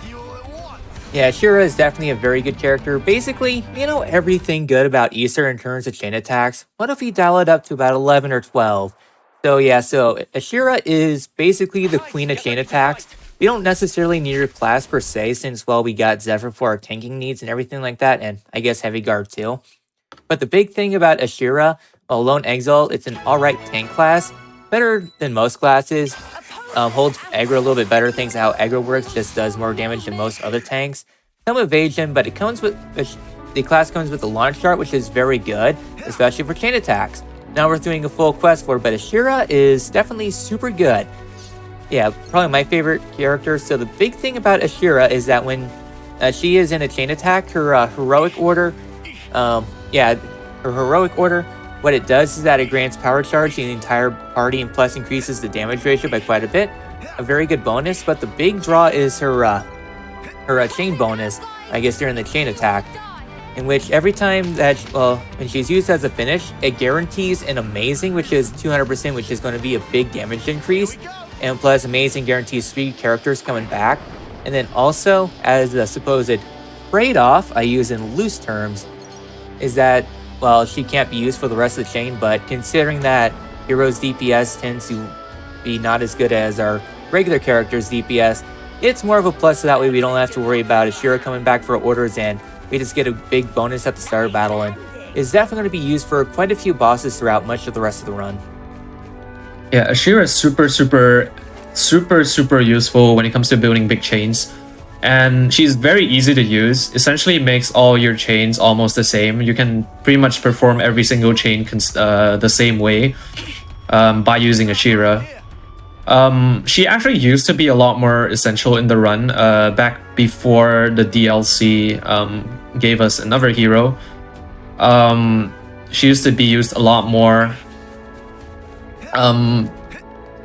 She used to be used a lot more. But nowadays, we don't use her as much, but she's still very important, especially in Chapter 5. Orphe did mention that she has a launch art. She's the only source of launch in chains in the speedrun. You can get her class, which you can get the launch art as a master art, but obviously we're not going to do that because it's a speedrun. So we're basically stuck with only using Ashira in chain if we want to launch, and that's going to be very important in Chapter 5 because we don't have very good ways to launch. Like, sure, yeah, we can use the Ogre, but that's only outside of chains because it's a talent art. And something we haven't mentioned, we'll probably explain it later, but it's important that we topple and launch in chains later. Probably explain that later when it becomes more relevant. But yeah, just remember that Ashira being able to launch is like so important for many of the fights later. On top of just being a very well-rounded, very useful character to have. I think right now we only do 1 full chain with Ashira. Before it used to be like a few more. Oh well, 2 full chains with Ashira technically. But before that used to be a lot more. Before interlink free strats started to become the meta for late game as well. As well as using other heroes, especially the DLC hero. Ashira really excels in full chains, where you can use her order. And you can build very large bonuses. But the problem is that, again, like I mentioned, full chains tend to be very slow. Interlink free chains tend to be a lot faster because you get a much higher damage multiplier right from the get-go. And also just being able to guarantee using Tyon and Uni tends to be a lot more useful when it comes to front-loading your damage. Okay, so yeah, we have a little bit of a track more to go before we get into Keva's Castle. This would probably be a good time to take a break. Yeah. I will say one last thing before the break is that nearly every speedrunner has to fall off the wires in a run at some point. At some point, yeah. Okay, I'll give the countdown. I think once we get to a point where I can run straight, which is probably after this next couple of wires here. Yeah, right at the camp. Yeah, just before the camp. Shoutouts to this rock here. For some reason, there are a bunch of white fluffy capybaras here and one big chunker, one big chunky one there. It's a unique monster. But yeah, it's just a big floofy capybara. And then there are also like a couple more white capybaras like down on that rock. I don't know how they got there. Maybe they took the wire down or something.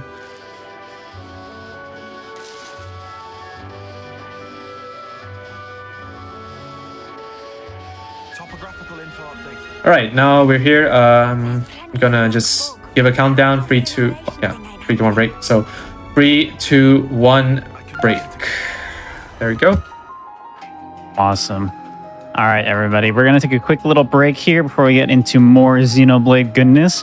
Before we do that, I just want to remind everyone, if you missed out on any of our other Hotfix shows or past events, be sure to check out the VODs over on youtube.com/gamesdonequick. And if you're watching on YouTube, be sure to press the like button on the video and subscribe to the channel. Also go to twitch.tv/gamesdonequick if you're interested in looking at our live content. So we'll be back in just a little bit. Make sure to stretch, get some water, do what you got to do as we get more deeper into the run. So don't go anywhere.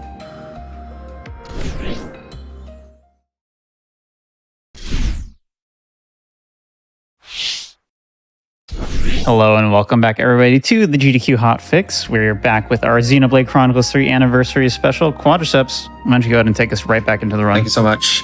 All right, 3, 2, 1, go. But I'd say the castle has something. Okay, so coming up on the shop here, very important shop. Before that, I'm going to do a very quick menu just to swap around a little bit of jobs. Zephyr is exactly what you want. And actually, I believe that's it. Oh wait, no, arts for Lance as well. Fight. There we go.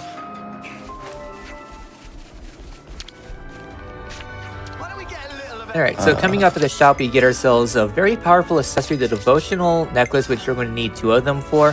So yeah, the big thing about the devotional necklaces is that one of your party members revives with the necklace on, it recharges 90% of their art, so they'll be able to, well, revive a tank that's incapacitated. Not Pandal retain some of their aggro. They're able to heal it up pretty quickly, and by healing, they'll be able to build up all their arts a lot quicker that way. You'll be able to get into Ouroboros faster, chain attack faster, and is generally very useful for much of the run. Yeah, devotional necklace, probably, arguably, the best accessory in the speedrun. Definitely the best for healers. Arguably the best, like, just in general. The amount of stuff it can enable is kind of absurd, and just in general, Say, if we slid along that, being a humongous utility item for healers, just makes it such a valuable item to have in your party. And it's gonna become much more apparent later, but ironically, increasing your healing does not lead to increased healing. Well, let me explain what I mean by that. Later on, when the enemies get so tough that they can strike down your party members in just a couple of hits, the most efficient way to make sure your party's healed is really just to make sure you're spamming your heal arts more. And by having the devotional necklace, you can basically ensure that pretty much only your tanks, or yeah, help to ensure that pretty much only your tanks get downed, and then you can keep the rest of your party healthy while they take aggro again. Devotional necklace really helps to ensure that your party stays healthy. But there are also other strats that it enables, because every time you get your arts back, you can do fusion arts again, and that enables interlink building strats. The main thing about this next fight is that it's going to be a full chain. We want to rush the chain. One great way to rush the chain is to revive characters, because every time you revive a character, it actually gives a very large chain bonus. And also, using buffs. Every buff you put on your party also adds to your chain. And it just so happens that our war medics have 2 buffs, and we have 2 war medics. That means we have 4 buffs, or 4 people to place buff, to use buff, or 2 people which can put 4 buffs. And then also, just in general, just lots of art spamming with our war medics, gonna help us build our chain very, very quickly. Definitely want to chain ASAP for the next fight. It's gonna be it's gonna be one of the hardest fights in the run. I'll probably say actually the hardest fight in the run currently, barring the rope bowl. But yeah, probably can explain that once we get a little closer to it. Yeah. So right now, going on into Kevis Castle. This is supposed to be a stealth operation since we want to get to the another beam as soon as we can. However, though, we're aggroing everybody here. Anyways, here is a required fight. We have to do this fight because they'll be aggroing you to the door that you have to open on your own. So here we're primarily going to be using good old classic Union strats. So that's one of the big things here. And also on New Game Plus, and I guess repeated visits here into Kevis Castle, this place is very annoying because all the enemies will aggro you no matter what level you are. Even if you can literally one-shot them, they're going to be still very annoying. One reason why, well, between the Sarai Hovering Reefs being a rail ride simulator that you can randomly die, and then Kevis Castle being annoying because there's some fight skips that we're going to be trying to do, this is generally regarded as one of the least favorite locations in the game. Yeah, it's definitely one of my least favorite locations, or if not my least favorite locations, up there. It's up there with Orion Tunnels. Just a very long section of just not doing anything, and also with enemies being able to annoy you. Yeah, and also on top of that, you still have to do. Well, when I mean not doing anything, I mean combat, because I mean that's what we're all here for. I think. That's what I'm here for. Yeah, not much in the way of combat, but a lot in the way of stuff you have to pay attention to still. Well, stuff you don't want to lose your... It's not really you have to pay attention, just can't lose focus, otherwise just fall off a cliff or something. I'm your guy. I guess one thing before we get to a couple big things to note. Actually, we can go ahead and explain it now. Coming up here, there is a set of 3 unique monsters, not on this floor, but on the floor above. That chain of unique monsters is actually a pretty common target for a chain attack, since there is a community in Xenoblade 3 that's dedicated to getting as huge of a chain attack as possible. That trio is used for a couple reasons. First things first, it's 3 unique monsters that are a little bit bulkier than normal. And the second reason is that they bring in a whole lot of adds. So I'm not really too well versed in the current meta right now, besides I know that you have to do a lot of accessory crafting, and some of the accessories you need for a world record potential is like 1 in 200 million-ish for a gacha. Definitely up there, so essentially you let them bring in like 40 enemies into the brawl, and then you do like one massive chain attack that does like tens of billions, maybe? I don't remember if they got to the hundreds of billions or not. I haven't been following too closely on that. Yeah, it's the Executor trio coming up ahead. And then there is also another subcategory for the massive chain attacks. Chain attack world records in that single target. And for the wild, it used to be like some random spider in the desert that was fought underneath one of the unique monsters, but instead it transitioned to Doric of all things. Since during the second fight of Doric, after doing all the Colony 30's questline, which, mind you, as a Hundo runner, I absolutely despise that. Anyways, this is the group I was talking about for the multi-target world record. For single target, one of the arts that Doric has is that it lowers its defense, while makes itself deal a lot more damage. So, of all things, Valdi is what enables the single target world record.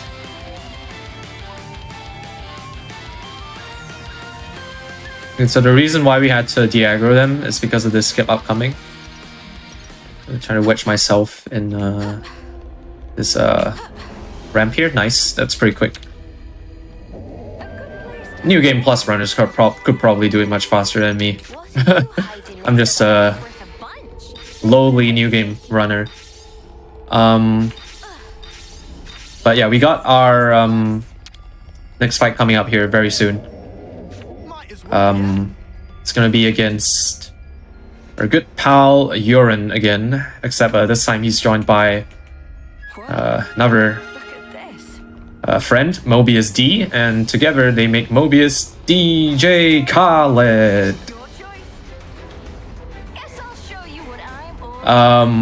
So yeah, one of the most dangerous fights in this run, and you'll see why it does a lot of damage. Also shoutouts to Riku here, because Riku sees. Riku C. Riku C. I love Riku's voice acting, I love it so much. It's probably my favorite voice in this game, maybe. Yeah, Alright, Riku's here is Mobius, We the Best Music, DJ Khaled. So with this fight, there's a few things that go on. One of the big things is that Mobius DJ just hits very hard and inflicts a lot of debuffs. Like right there, Doom Rain just did almost everyone's health fully except for the tanks, and just hits very hard. Unstoppable Sphere does pretty good damage. He can also Blaze. So between all the multi-target damage and the Blaze, DJ can definitely shred you pretty quickly too. And plus his attacks come out pretty quickly too. Grim Rush also hits pretty hard too. Yeah, and inflicts launch at the end too. So as you can see, there's a lot of things that can go wrong with this fight. So we want to get your chain as soon as we can, else we're going to be in for a rough time. Okay, nice. That's the main thing you have to look out for, Chaos Arch. If your healers get caught in that, you're not gonna have a good time. Okay.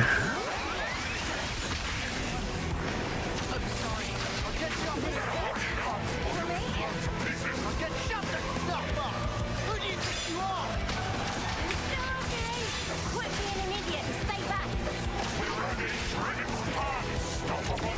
Okay. There we go. Yeah, so it might sound weird, but we let Senna die on purpose. I was supposed So that we to. can- I was supposed to do the entire. Oh no, Santa died. Oh no! How could I? Yeah. How could I have messed up this bad? Ooh. I forgot to do that, but yeah, I'll let Orphe explain while I do the chain. Yeah, so the reason why we let Senna die is that way when we get our party members back, we can guarantee that we get the ones we want back instead of, yeah, Senna as a tank really isn't as valuable as the DPS, so we only really need like one tank in general. So there we use everyone up, we get ourselves power charge, so we can keep that up on, yeah. Okay, so this chain attack, we're primarily just going to be getting Ashura up now. Ideally, well, we could have got some categories, at least when I used to run, like, did some stuff many years ago, we used to try to get the launch here on the break so we can guarantee a good overkill, but not really so needed now, so, but yeah. Yeah, so we can guarantee the amazing there, get all 5 party members back, and then go from the chain from there. So the big benefit of having one party member down going to this chain guarantees Uni and tie on Ouroboros finisher, guarantees the finisher that you want. Also, as a side bonus, increases hero order chance from 89 to 95%. Overall consistency increases, for a successful chain, success rate increases from about 66% to 95%. Very large increase in consistency. I feel it's pretty much always worth it to set it up, especially sometimes you can get it pretty much instantly. Here we go with the finisher. Uni's order actually does more damage because it is part physical, and DJ has lower physical defense. With Tyrant's order, the bonus is that the upside is that it's faster than Uni's by a couple seconds. There is actually a chance that I will under damage here. Hopefully not. I get a little bit of a bleed here going. Hopefully that's enough to help me secure some overkill. If not, I think 200 should be enough. Ideally, I want to see more. But I think based on the overkills I've gotten so far, 200 should be enough.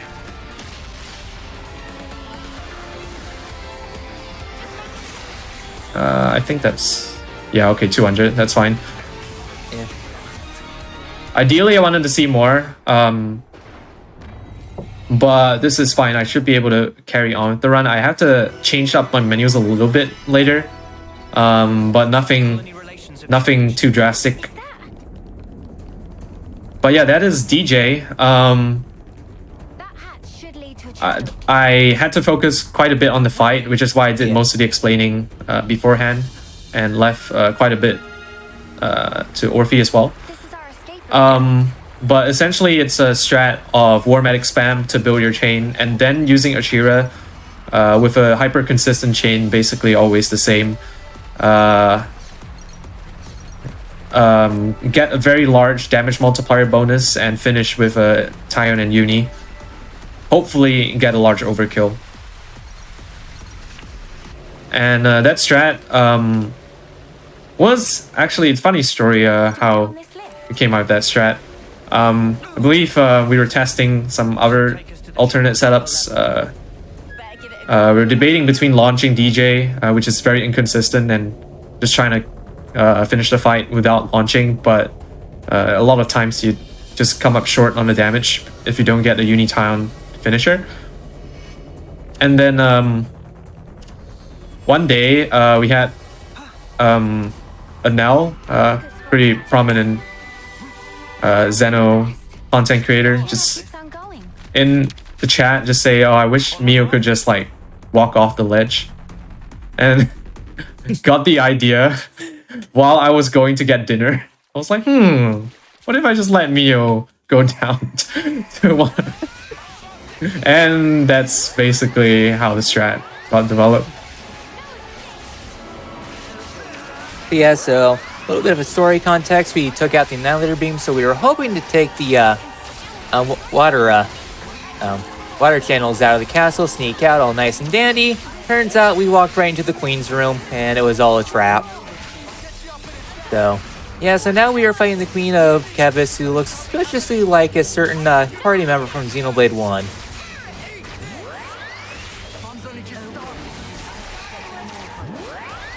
But yeah, this fight can be pretty annoying, all things considered. She likes to summon elementals and then discharge them, and generally with some of the splash damage that can happen with some of them, this fight can get pretty out of hand pretty quickly. Oh, can get a little sketchy at times if your tanks go down very quickly, which happened in this case. Hopefully we'll be able to recover soon.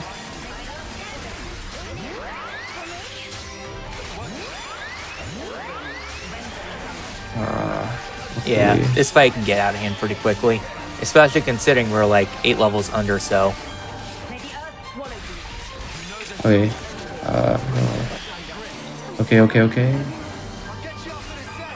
Oh no. This is a little sketch. Normally it's not this bad.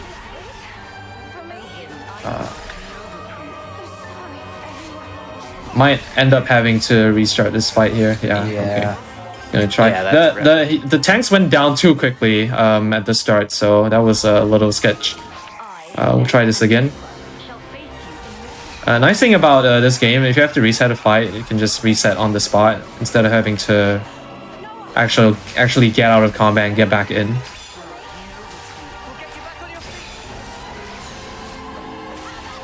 Try to keep my tanks healthy.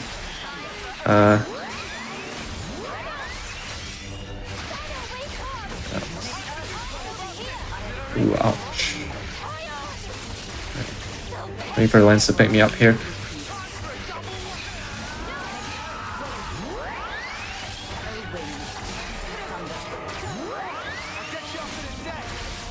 I think the reason why is because I'm actually level 35, which is a lot lower than normal. Normally it'd be, I think I'll be level 37. Sometimes 36. That's why I'm taking a lot of damage. Okay. Yeah, I don't remember the HP barriers, but well, I guess not the well, every so many levels, like I think 5 levels, 8 levels, and enemies, they get a big damage buff compared to your party level. Anyways, there we let Mio take a convenient cat nap so we can be able to do this chain consistently. Okay, so now we got this chain set up against basically the same strat. However, Queen of Kevis is a lot squishier than DJ. Has a lot less HP, albeit higher elemental defense. But it's not going to matter too much. We will be able to shred through her HP very quickly. So I'm not actually going to aim for a very large damage bonus in this chain. Mainly just going to rush to my Ouroboros finisher. And go for Noah. One thing about this fight is that we don't care about overkill at all, because Queen of Kevis, the fight ends when she's about like 10%, 5% of her remaining health, and then she'll set up a barrier which will end the fight. So even if we were able to do a massive chain attack, it still wouldn't be able to kill her. So it doesn't really matter too much if if we get overkill or not.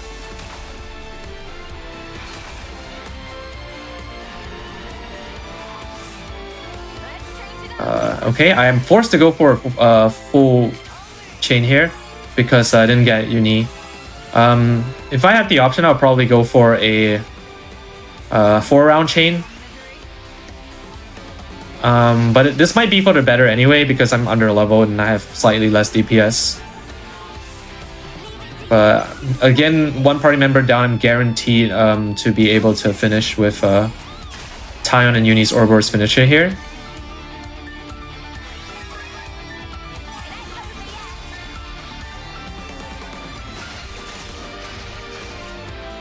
Queen of Kevas is a lot more squishy on the physical side. Unfortunately, our Ouroboros finisher is Ether base, but it's not going to matter too much because they just have so much raw damage anyway. But it also means that Uni's finisher also does significantly more damage. But it is slower, the slower of the two, so Tyon's finisher actually is more optimal here. Shoutouts again to Dwayne The Rock Johnson. How do you like this? Summon Elemental Earth.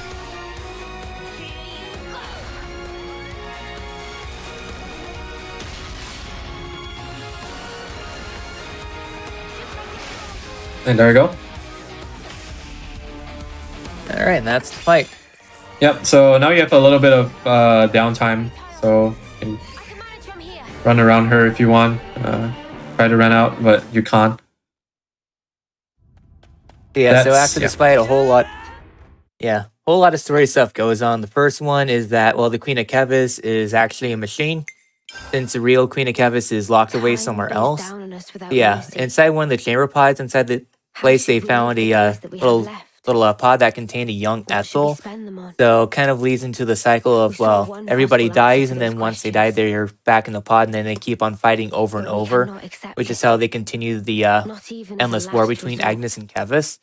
And then, Noah meets a mysterious character named N, who looks awfully suspicious like him. I don't know, no connection there. Yeah, so then people of the city, they invaded the castle, took some of the pods, and rescued the party. So that way they're able to everyone be able to evacuate and be able to live, since N is definitely a major threat, a step up from DJ, who is already a pretty big threat. So now it's kind of like a slower portion, like after a lot of story stuff that goes on, now things kind of calm down a little bit. So one thing I was going to mention during the rail section, but I forgot, there's a party member we can get right now, well, another hero, the Incursor class, if you go back to Fornus, which is, well, you could technically get the hero in Chapter 3, but you're fighting level 40 enemies, so yeah. So anyways, the Incursor class is all about crits, and it's actually a pretty good class. A little outclassed here now because of Sarah strats, but still a pretty good one. The main gimmick is Eye for weak points, which boosts damage for every crit you get. Since you'll be critting a lot, you'll be getting some big numbers pretty quickly, but the big problem though is that Incursor has like next to no defense, so you'll be dying pretty quickly and you'll be racking up aggro quick also, but very good for chain attacks because arts are pretty quick, all things considered, and will hit extremely hard too. I remember that used to be a decent strat for chain strats for Hundo before Chakra Ring was a thing, and just kind of destroyed my entire route there. But yeah, overall it is a pretty solid class, all things considered. So now we're heading on into Pentelos, which is the 5th major region. Yeah, so really at this point, things really do calm down. I'm starting to get butterflies. Just heading out of the way to pick up a camp for some bonus experience and also for this doesn't lose. On that fun stuff. Yeah, this doesn't lose any time at all, so you just always get this headwater camp. Yeah, this chapter is where the game starts to open up a ton, as if it wasn't really massive already. You'll see why later. But Cadencia is basically the region where you get access to a lot of endgame stuff, and yeah, just a lot of things to do here. Probably in your casual playthrough, you're going to spend the most amount of time in Chapter 5 just because of the sheer amount of content there is. In fact, I wouldn't be surprised if this entire chapter was like half the size of the game file. It is really a humongous chapter, and again, you'll see why later. For now, we're going to follow Shania, except not really. Shout out to Shania, though, one of my favorite characters. We can just run to the end because we're speedrunners, we know where to go. We don't actually have to follow Shania. But we're gonna finally head over to Sword March, and we're gonna get to a place known as the city. It's actually funny because our characters don't know what the city is because they've lived in colonies their entire lives. I think this chapter is really when we start to see like an incredible amount of character development, and we see the way in which Monolith Soft builds this world is really top-notch. The way that the concept of family and love is completely foreign to our cast here shows when they interact with Monica, and Monica talks about generations past and being a mother, which are all entirely foreign concepts to our characters here. Infamous cutscene later in this city, which I'll try to raise when we get there. But yeah, this chapter in general, a lot of exposition, but also pretty action-packed towards the end of this chapter. Of course, the speedrunners are going to be rushing through this entire chapter. We're going to skip most of the extra stuff. But there is a little bit of extra stuff that we want to do, a little bit of a detour that we're going to make later to get items to prepare for the rest of this run that are going to save way more time than it takes to get them. And Orphe did actually mention that accessory name just now. I'm going to leave you all guessing for a bit, mention it again when we get there. But basically the entire middle to late game, really late game actually, was completely changed by the discovery of this accessory. And the ones who actually put forward this strat were runners that were not even from our Xeno speedrunning community. In fact, they are runners from China that one day, out of nowhere, unknown runners shared a VOD and said, "Hey, check this out. We got a couple of cool strats here." It turns out that strats were more than just cool. They were completely revolutionary and completely changed the course of routing. And of course, it was posted 2 days after I did my Honda run, where it would have been basically changed every fight. Yeah.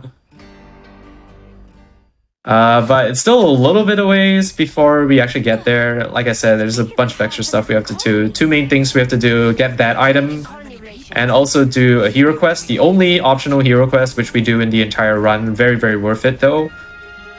It's gonna be Monica's quest. It gives the Lost Vanguard class. I'm not sure if Orphe's mentioned the Lost Vanguard class so far. Probably not, right? I was going to when we go grab it. Yeah, we could probably do that in a bit. But yeah, basically we're just running through the city now. We're gonna get a few landmarks.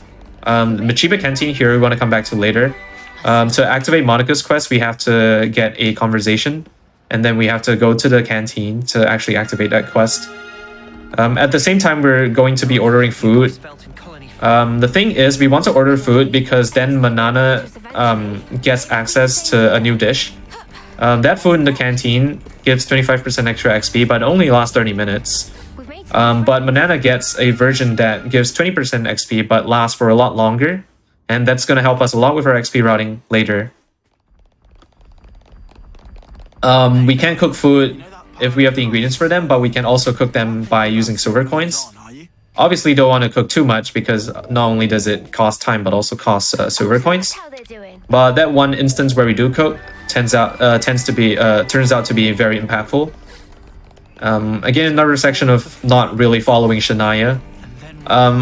For some reason, we get the 14% speed buff from running, from calling Tao when we're running, but NPCs don't get them, so we just like perpetually run faster than NPCs. But again, fortunately, we're speedrunners, so we know exactly where to go.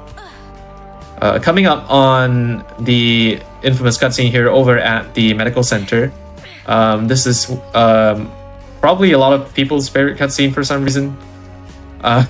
It's essentially where they come to the medical facility here, and then there's a mom, or there, as you can see, there are pregnant women here, and then there's a mom who just gave birth to and holding like her child in her arms, and then the party is like, oh my god, it's a little person.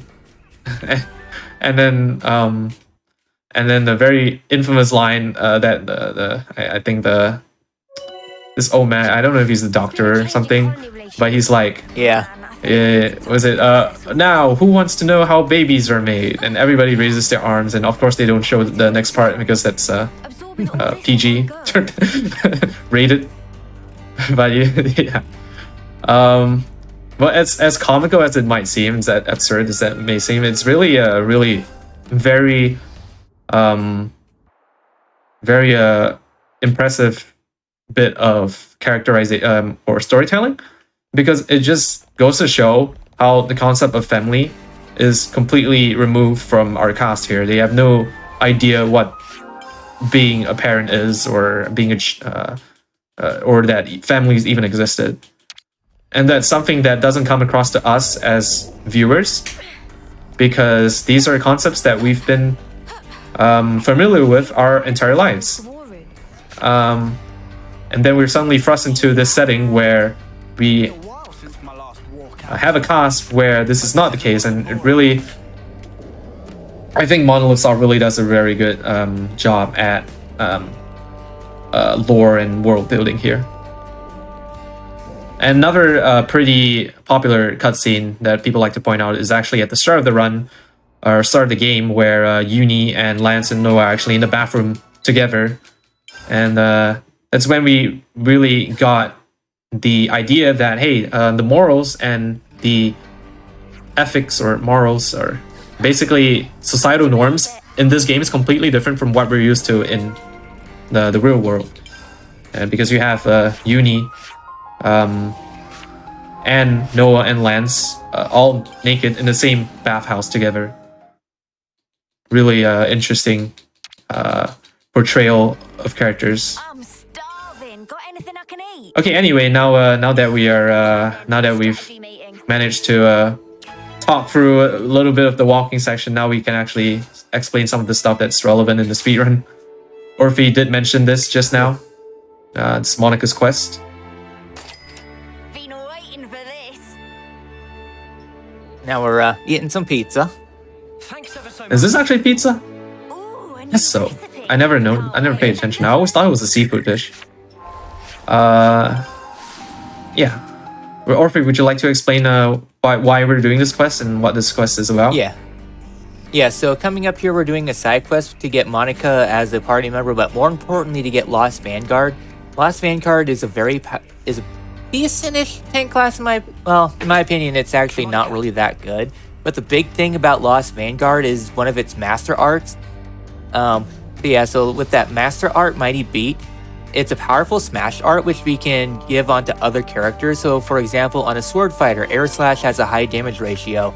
So when we use Air Slash, also we're getting Gust Bracelets, which starts the battle with everybody's master arts all full up. Very useful accessory, one of my personal favorites, but then again, Raging Force is another thing. So yeah, so with this smash art, if we fusion it with another art, so on Sword Fighter with Air Slash, the damage ratios will be combined. We get Air Slash's cancel, and the smash attacks will just, literally smash through enemies' health bars, which we'll be using quite a bit for the rest of the chapter. Otherwise, the class itself is kind of mediocre. The big thing is about, building aggro by doing some damage and everything like that.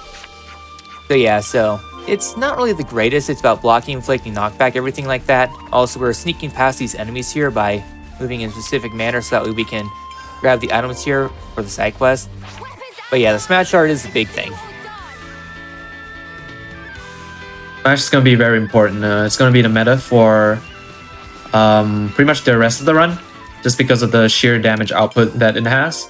The only thing that changes really is how we set up the smash, and I guess what kind of art we use to smash, because we're going to have another source of smash later, later on in chapter 6. But now begins our long 5-minute or so trek into Elgara's Depths, which is where we are going to pick up that item that Orphe actually mentioned just now. Orphe, would you like to explain this one as well? So coming up here, we're going quite a bit out of the way. So this is normally the way you would take to get Gray as a hero. But instead, we'll be going into the Elgara's Depths, which is a level 75 location. So definitely meant for endgame, but the reward is definitely worth it. So at the bottom, you get yourself Chakra Ring. Chakra Ring is a fun accessory for every art you use consecutively in a row. So for example, I'm just trying to think, like Ground Beat into Air Slash. Every time it does, it increases the damage, and after about 6 arts are done, it's an 80% increase in damage or so, and an 80% increase in topple and launch duration. Which the arts though, they have to be used in a tight succession, so you can't like dawdle at all. You have to use like probably the long art at the beginning and then like some fast arts in a row, and then you can use the big art for like a talent art, which will do a lot of damage. This is definitely going to be very useful because later on we'll be getting a super powerful art that lets us do a full driver combo. Well, break, topple, launch, and then smash. And because we'll be doing doing all that stuff, the duration of launch will increase, which will increase the damage to smash. Then smash's damage is proportional to the duration of launch left. So if you have like a long launch that's just started, then the smash is going to do quite a bit of damage. So that's going to be one of the big things we're going to try to do for. Also, this is a little bit precarious because we're going from level 48 enemies to level 75. So very important that we be sneaky in here, or else it's a long ways back. At least we get a landmark here. So yep, you can tell I'm a Xenoblade 2 runner. Yeah, I like how we still call it driver combo, because it's what it's called in Xenoblade 2. In this game, it's just called a combo, and there are like 2 routes. You can go from topple, you can branch out into launch, smash, or you can go into Daze Burst. Smash for the base game tends to be a lot stronger because of its incredibly high damage multiplier. You can see that later. But yeah, Daze Burst not really too useful. I guess one thing that's nice about Daze is that aggro cannot be generated when an enemy is dazed. So it's nice if you're for your attackers to not rack up too much aggro. But in general, you don't really want to see Daze from now on because you want to just make sure your topples are all into launches. This is also why we kind of want to do this now. There's a reason why we're doing this now. Number one is because it's faster. Every time you go between regions, you actually have long loads. Because we're already in a tier region for Monica's quest, we can just come down here, save one long load. Saves 23 seconds compared to if you do this any other point, for example in chapter 4, which is when you can get this as well. You can also get this right after Valdi, when you would unlock climbing. But you don't have the movement speed yet from Colony Town, and that loses you like a minute compared to if you have the movement speed. You want me to lead? Yeah, so coming here makes the most sense. Don't really need the XP from Elgara's Steps before that. And you don't really need a Chakra Ring for anything before that either.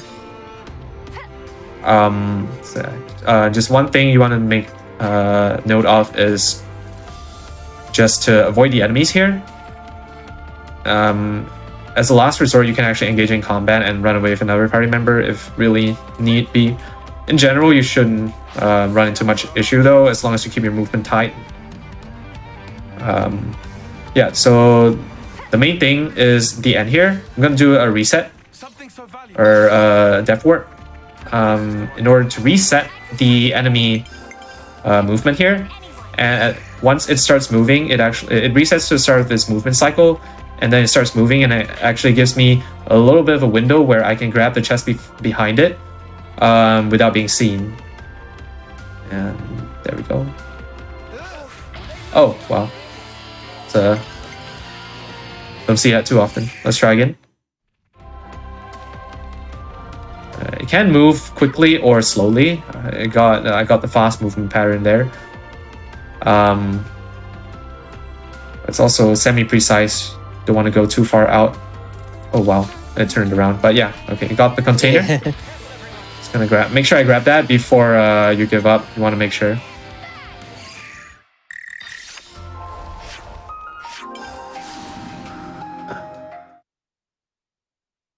There we go. Yep. And That chest's really nice. Gives us a lot of money. Helps a lot the money route. And also, yeah, of course, shackle ring. Money isn't too tight, but we do want to buy lots of accessories as well. So we do still need quite a fair bit of money. Can sell some stuff to get enough money. I'm gonna do in a little bit of a shopping pretty soon. After the next fight. That container. Probably explain that afterwards when we get there. Yep, so right now we're just trying to get some ether cylinders for the ship. And before we do so, we're going ahead and handing in Monica's quest. That way we can get Lost Vanguard. We won't be setting Uni on Lost Vanguard quite yet. That won't be until the end of the chapter. And even then, that's where a lot of our silver coins are going to be funneled into. So that way we can get the get Uni with Lost Vanguard as quick as possible. Yeah, so one thing to note, movement optimization here. We are completing Monica's quests at this point in the story because we have to go get the 300 ether cylinders and we have to speak to this NPC, and the closest landmark there is the Remember Stones, which is also where you complete Monica's quest. So double duty. One thing about the Monica's quest and the city in general is that loads tend to be really long. Probably half the time it takes to complete Monica's quest is actually just from loads itself, not actually doing the quest. The quest itself is actually really quick, but the loads are obscenely long for some reason. Yeah, because I remember one of the side quests, Always nice to have more friends. I can't remember the name of it, but consistently when I was routing Hundo and doing the runs, it would be like a minute load to load a cutscene, walk like 3 meters, and then have like another minute load. It definitely got out of hand. And it's like random, like sometimes people have that problem, sometimes people don't. So now we're heading back out to the sword exterior, so that way we can climb up and get our ether cylinders. Yeah, as you can tell, we're kind of falling behind on levels, but pretty soon we will have a way to catch up pretty quick. Yep. One thing about this next menu here, because I'm slightly behind on levels, I actually don't have enough skill points, because every level you get skill points as well. So this next menu is going to be a little abridged, but I'm going to do the rest of the menu afterwards. Essentially what I want to do is to teach Tyon Ouroboros skills, in particular his crit skills, because he has a lot of skills that can give him extra crit rate on his tree. And if you recall, our Orphe might have mentioned Masha. Did you mention Masha yet? Oh, I guess we haven't talked about Masha yet. Okay, but later on we will have our DLC heroes gonna benefit characters that have high crit rate a lot, which means that Tyon with his high crit rate Ouroboros can benefit a lot from our DLC hero. Lots of damage increase. Yeah, with his Atomize. It's a little, hopefully... I don't think I've ever taken a death here, but okay, should be fine. Yeah, and also just swapping around jobs for this next few fights here. I guess I can do this menu now. Shira back. What are you? You sword fighter, tactician, Lost Vanguard, you, promotional necklace, fast bracelet, and decent curse.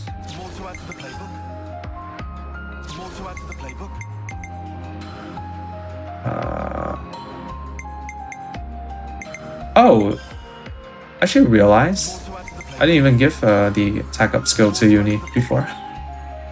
Okay, she was supposed to get this. Yeah. Cheers, biggies. This is later as well. For some reason, I always forget that in runs or in marathons. I've only ever forgotten those in marathons.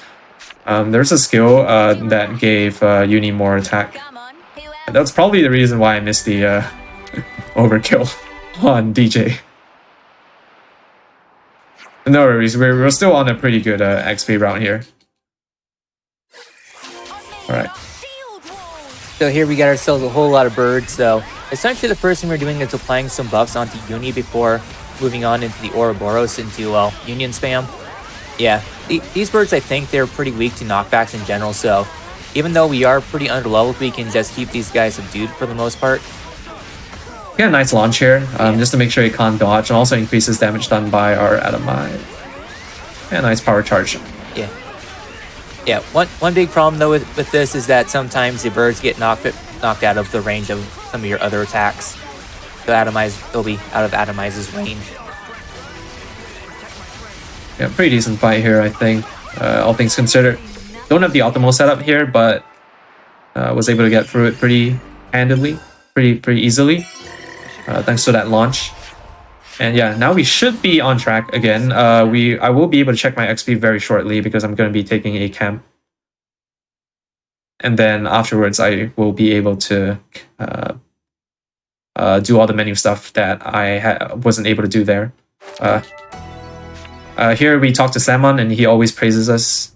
Job well done. Thank you, Salmon. Job well done.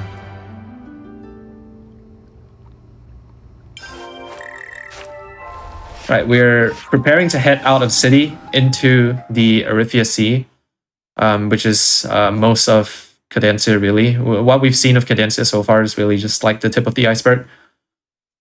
And basically... like 1% of the map. Yeah, basically what we did was get 99, 99, 99 plus 1, plus 3 ether cylinders. People have to make so much noise. Shoutouts to the game for not being able to give us... 43, okay. Oh no, our shooter's 43.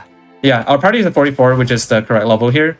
So like I said, 200 on DJ was enough for our XP route here.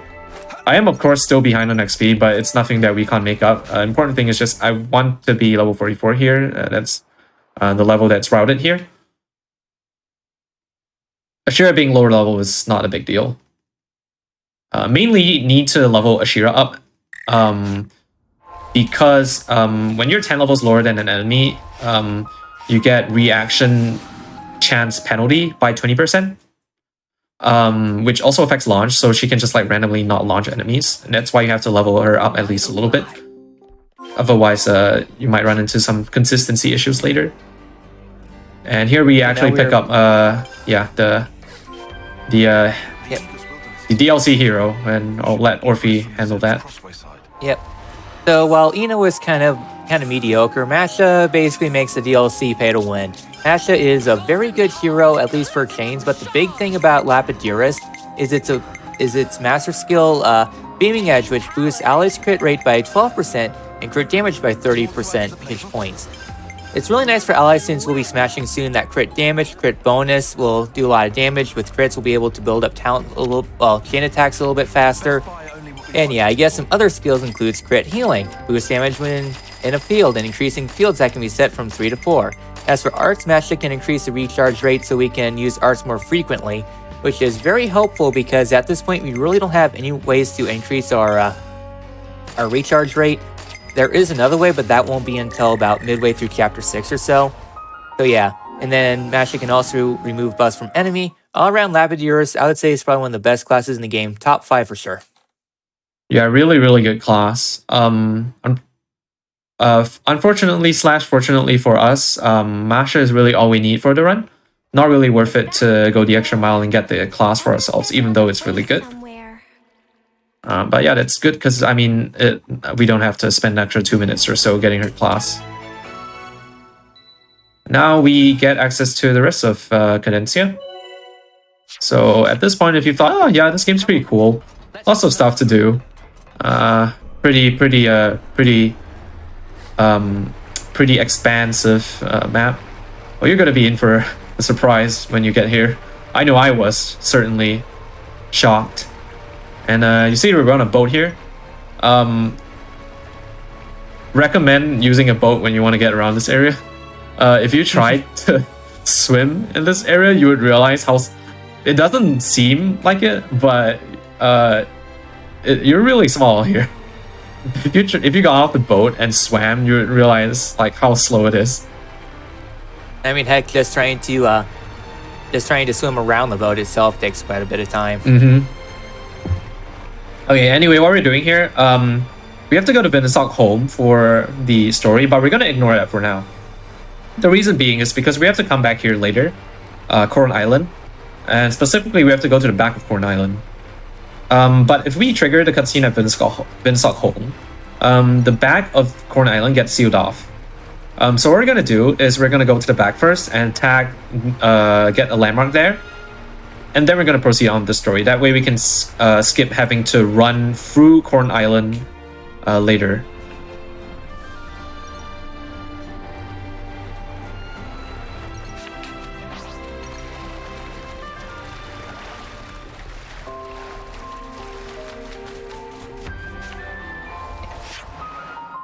So I guess since we're kind of sailing the ocean, doing quite a little bit of exploration, everything like that, there's 2 classes that we can unlock right now. I'll just go over one now since the other one takes quite a bit of time. So what used to be done in older routes, I don't remember if it was done easy or normal or whatever, is that we used to go out of the way to get Signifier and Fiona, which arguably is one of the best healing classes in the game, up there with Masha. The Signifier is a very powerful class, and yeah, its gimmick is that it gives a lot of buffs with using one of its arts, and then it's able to spread those buffs around the party. Very useful for chain attacks because you could get like power charge on your character and then spread it around, so every round you'll be able to get power charge and just do insane chain attacks that way. And plus, Fiona's ability is every time that, well, when she uses as a finisher, your party is able to replenish some of the chain attacks, so you get another round that way.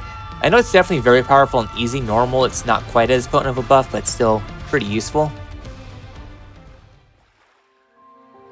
Yeah, there were certainly some routes that try to take advantage of Fiona's. The main draw was Resonant Flag, which is that buff sharing art that Orphe was talking about. Some relationships change. I guess I will say that, I mean, because I was not one of the runners who ran with Fiona,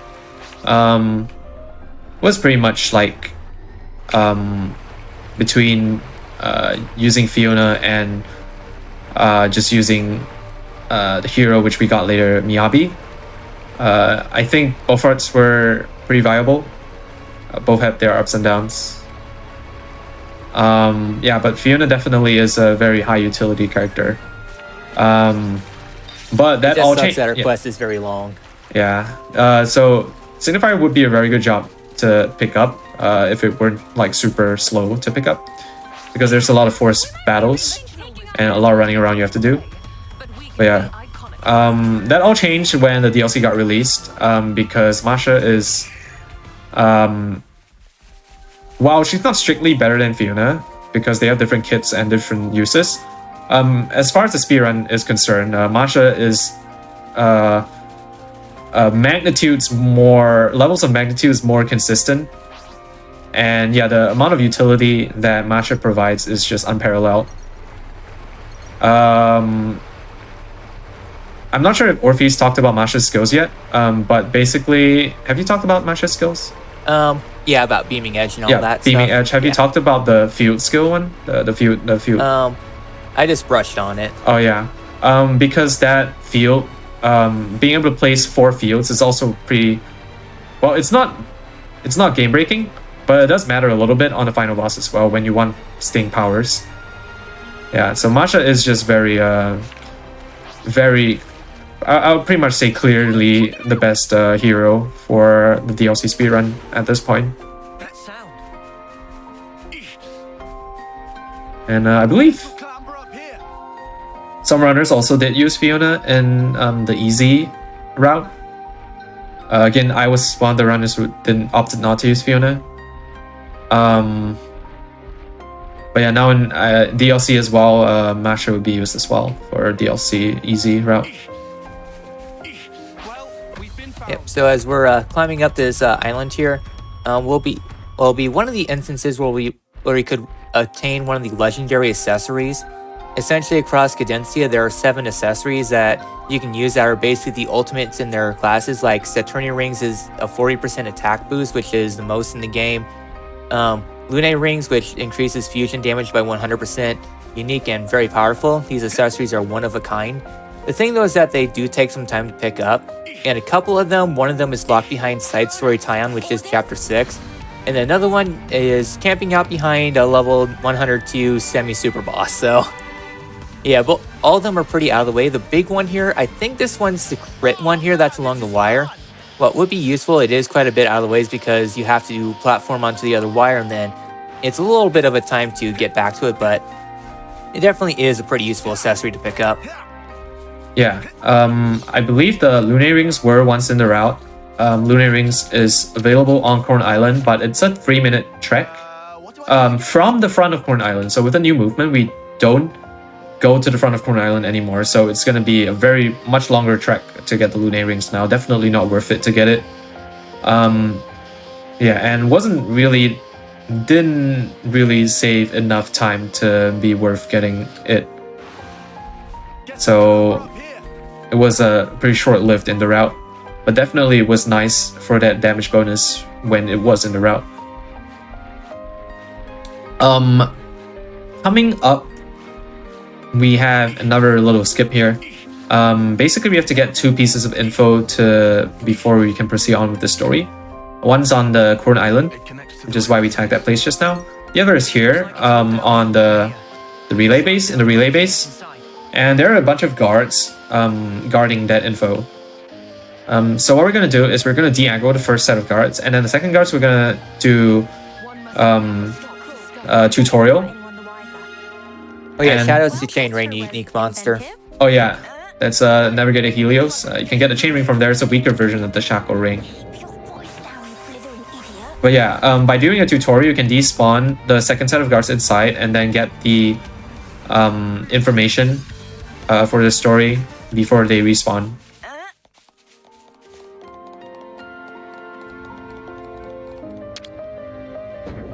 So much, there it is. Actian Military Info Terminal. Just Oh, follow I the think I- protocol, innit? Almost got aggroed there. Something worth mentioning is that save and quit used to be faster by 1 second. But because of the update, I believe my theory is because with the new update and the new DLC game, Future Redeemed, there's more stuff to load on the title screen now, so the save and quit method ends up being about 10 seconds slower now. But if you watch like older VODs, it actually is faster to do save and quit. And the menu load was a lot faster.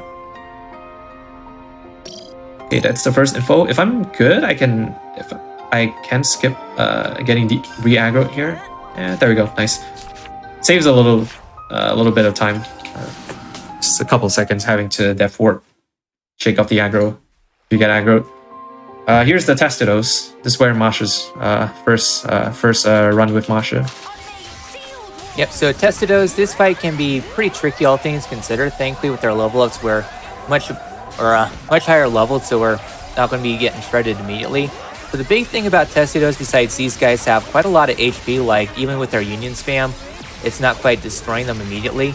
But we wanted to do this to unlock everybody and also to clean up the ads, because these guys just love to bring ads non-stop.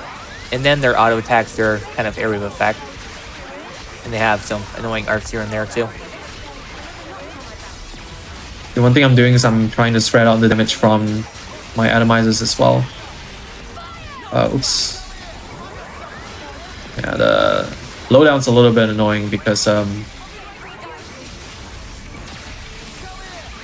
it can knock the Testidos out of range. Okay, nice. Oh, oops. Got hit there. Masha's really nice here, again, because Town has a high crit rate on its Ouroboros. And Masha gives you more crit rate and more crit damage, which means you're going to be doing a ton of damage to the Testidos very quickly. This used to be one of the hardest fights in the run.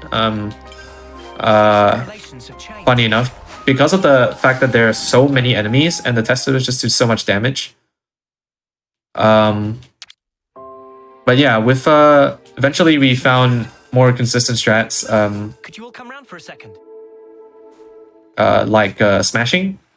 We used to, earlier routes would have the option of leveling up the Lost Vanguard earlier for smash, and then you smash Testidos.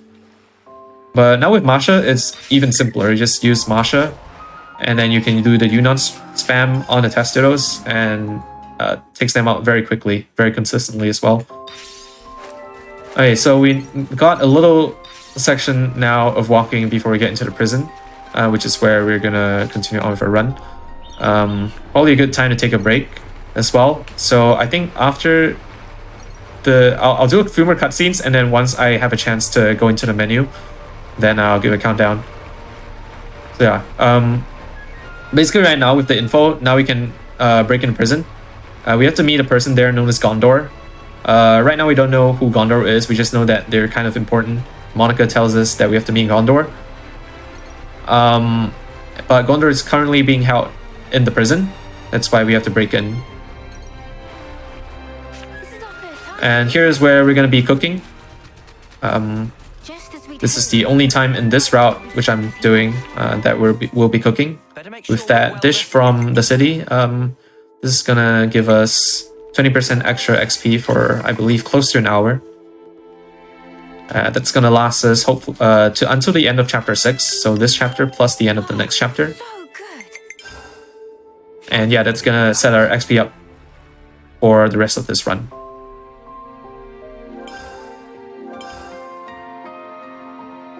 A little bit more of a sail here. And I think once we get into the cave, I'll have an opportunity to open the menu. Also, during this section, pay attention to the time on the left-hand side of the screen and just see it randomly fluctuate. Just a little something interesting. Like right now it's 2100, and the time of day will pause during our break too. Alright, so once I get onto land here, I'll probably just go into the menu. I'll do my best. Do exactly Alright, as I say. We've never we'll be taking a break in 3, 2, 1, break. Awesome. All right. We are going to take that quick little break. Everybody, don't go anywhere. Before we do that, though, I just wanted to make note that GDQ is hiring. If you have experience in social media creation and want to help out at our live events, be sure to go to gamesdonequick.com/jobs to apply. We'll be back in just a little bit with the rest of the Xenoblade Chronicles 3 run, so don't go anywhere. Thanks for watching.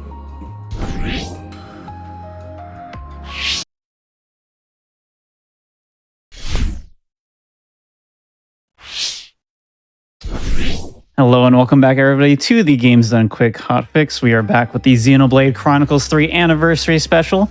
Quadriceps are running here. Why don't you go ahead and just get us right back into the run? All right, thank you. And we will continue our run in 3, 2, 1, go. And just a really short trek over to the prison. Yeah, I hope everyone's enjoying the run so far. Yeah, we got some spicy boss fights coming up here really soon. Yeah, this chapter is when things start to get a lot more out of hand. The strats we're gonna start using, and chapter 6 onwards is just gonna be silly levels of well, we like to call it anime. Anime. Just the silly anime levels of power. Also, it literally took 8 hours to break down that rock wall. Now, Agnes.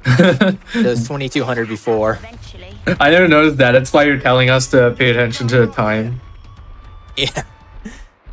Also, a fun thing about that rock wall is that if you manage to somehow get up there in like chapter 3 or something like that, then the game like soft locks and just does a lot of funky stuff. It was patched out, I think, in 1.1 or 1.2, somewhere in there, when people were discovering that one of the super bosses you could fight from below its spawn point. So people were using that, warping to that unique monster, since you can warp to unique monster graves in this game. So they were warping up there and then getting to Cadencia very, very early. So it was definitely screwing up the game and had to be patched, all because of that rock wall. Oh, I didn't know that. That's very interesting. Yeah, in general, there aren't many viable glitches for the speedrun, which is a good and bad thing. Some of the skips in Xenoblade 2 skip really boring sections of the run, like just 5 minutes of running through a dungeon. But at the same time, some of them can be really difficult to pull off, like the infamous door skip at the end of the run. This run you don't really get much of that, so you have to kind of just run through every area more or less. Minor skips here and there, but nothing really major. But yeah, now we're here in prison. We have to go meet up with Gondor. Well, on we go then. So we're switching over to Meow the Healer. This is for a very particular reason. This is for a specific boss setup, so we can use this to use some very powerful arts in a very particular order. Yeah, this and boss better is maintain aggro. this is going to be a pretty precise fight. It's one of the more difficult fights in the run. In fact, I would say the success rate for this fight is extremely low. What we're gonna do is we're going to start buffing up because we're gonna need to protect ourselves from status and I don't know, just damage.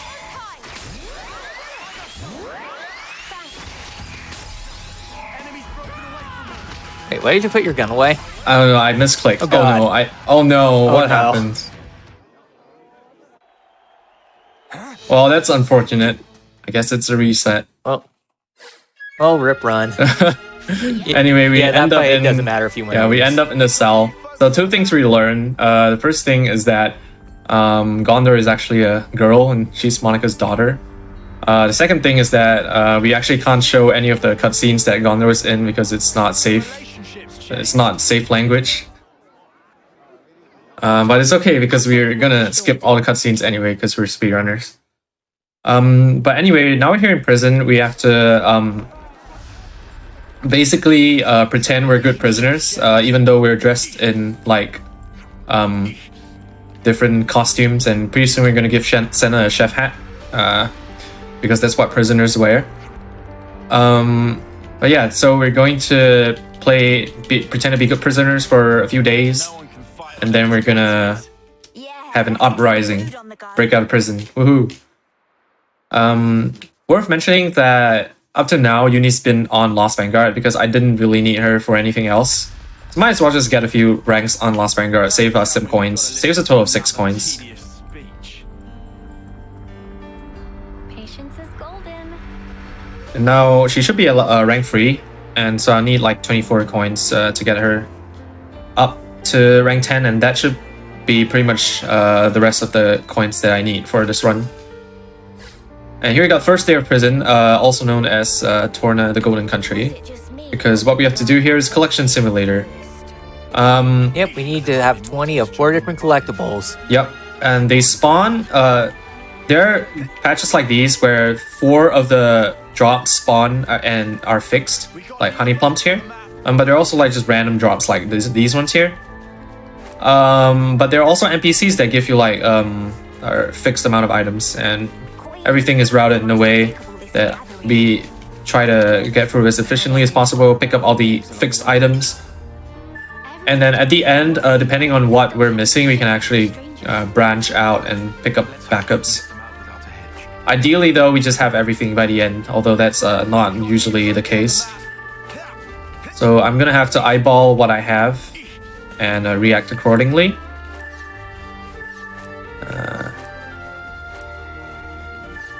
I would like to see a little bit more gold burdock. That's a truffle.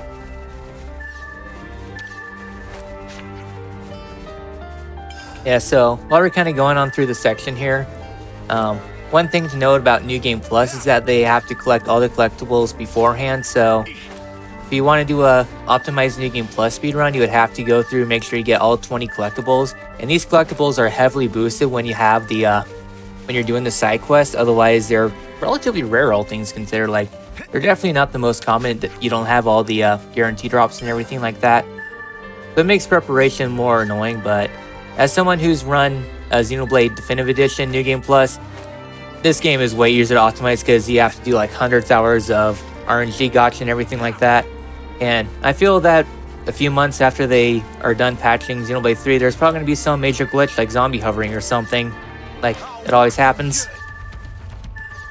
I'll draw the reinforcements. Okay, you notice I'm running on lands. This is going to be a common theme for the rest of the run, especially when the enemies start to get a lot stronger. 13 Karna miles is enough. I'm going to get 7 at the end. I want to see like one more group. We're about perfect. And Honey Plum perfect. And yeah, okay, that's all.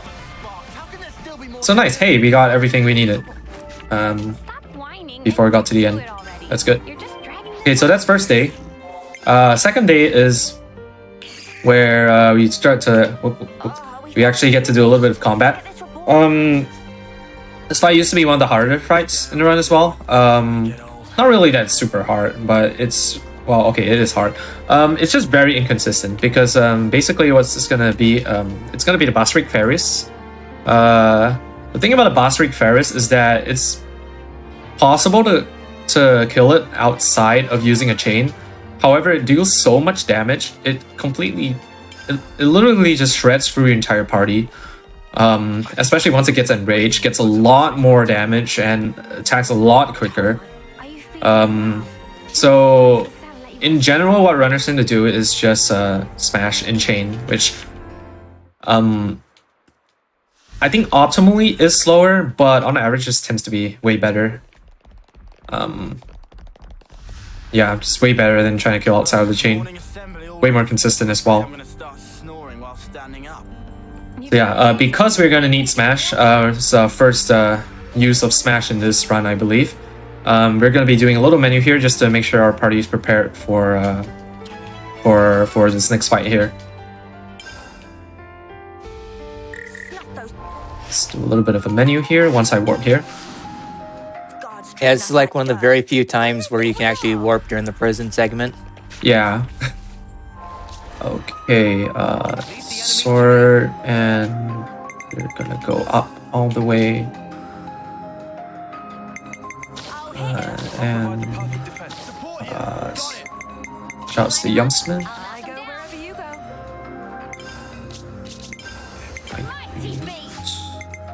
And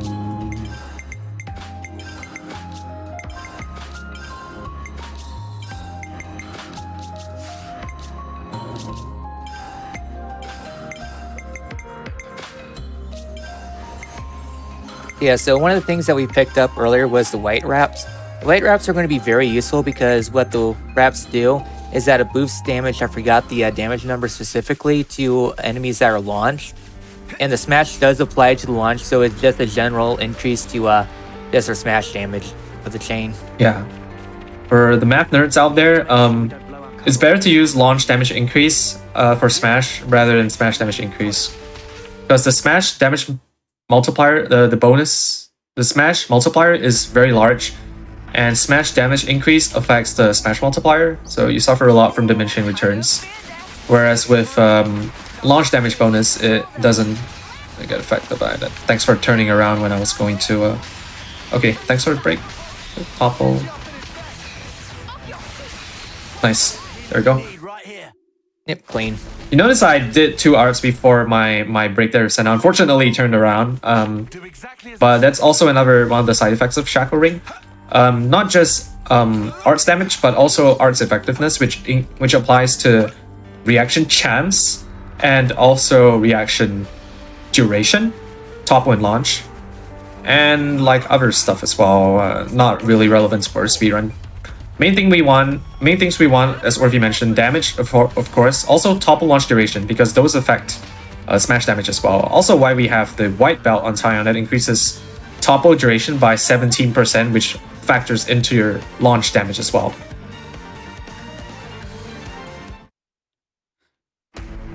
I mean smash damage. Yeah.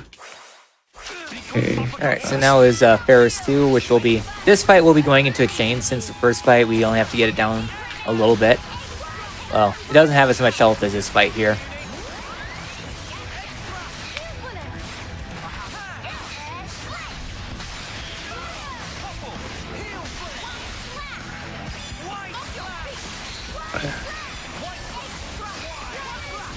Also, one other big bonus about the smash is that it really fills up your chain attack quite a bit. Like it filled up maybe about 6th or so of the chain, so getting that, so definitely using those will be helpful. Oh. Okay. Yeah, one side effect about the about smashing is that it takes less time for it to enrage. It moves its enrage point further up the health bar, which is one little bit of a downside, but generally we won't have to worry as much about the chain, hopefully. Yeah, party's not doing too well here. Hopefully I can see... Yeah. Oh, wow. I was going to try to break you, but thank you for... this is a little sketch. Okay, I'm gonna hope that Senna can you... Oh, there we go. Alright, we got the Thank break. you, Uni. You're a gem. Alright, so yeah, that can get a little sketchy, especially when your party members start going down when you want to launch. But we got through it. That's what matters. Yeah, and one very potent thing about chain attacks is that it pauses the duration. So because of this, we have max chain at the beginning. So when you want to smash, it will be at its full damage ratio instead of just waiting during battle when it won't be at its full potency.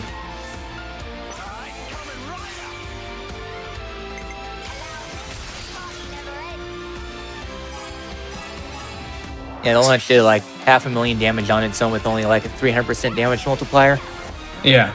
This enemy isn't very... It's pretty squishy, which is why it's actually possible to kill outside of chain. But like I said, you can already see we're struggling so much just to set up the chain. Imagine if we were to try to actually finish the fight outside of the chain. That would be a lot more difficult than actually just getting a break and going into the chain there. Yeah, but shoutouts to Senna with the Yumsmith and the chef hat, very cute. Use Yumsmith for this section. It's a very niche job. Again, we want it for the break art. It also has pretty high accuracy stat, so that's very nice because helps to alleviate some of Senna's accuracy issues. And yeah, no job really better to use at this point. If I had Yumsmith on Noah, I would use it too. Unfortunately, with the current job routing, I can't get it on Noah anymore. So instead I just use Sword Fighter, which also has a break art and is also very accurate. And yeah, this prison guard tells us that didn't count, so gotta get another Ferris Tooth. Guy just likes to waste our time, honestly. Yeah. Then again, the prison guards, they are definitely one of those that would violate the Geneva Convention whenever possible, as it was prevalent quite a bit throughout the game. We can't afford to flub tomorrow's mission, huh? Okay, so this is why we had to unlock Flash Fencer in Uni. These next enemies are not considered bosses or unique monsters. If you recall, the Sword Fighter has increased damage against boss and unique enemies, which means that our smash with Sword Fighter on bosses does a lot more damage, way more than Flash Fencer, even after factoring in Power Charge. Unfortunately, these guys coming up next are not. So Sword tends to not be able to get the kill, but Flash Fencer is, thanks to Power Charge. Yeah, so this is the only section in the run which we want to get Flash Fencer on Uni for. Very short section, but also does save time. I'll hit him, and then I'll keep you safe and snug. mighty beat.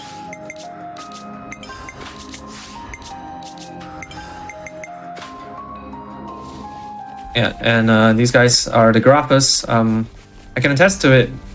I can attest that I think this fight is one of the least favorite fights of a lot of people who ran this category, for very good reason. These guys have a lot of evasion, and if you miss your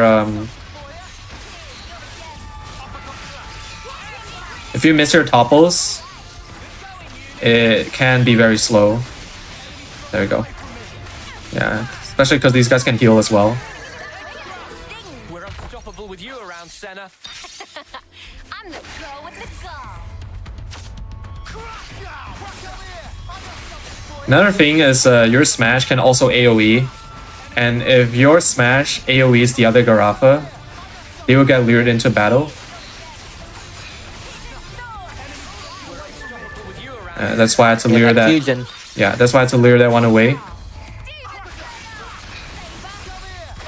Also, it can be a little inconsistent with how much damage you're dealing because Taion and Ashira might not topple or launch quickly.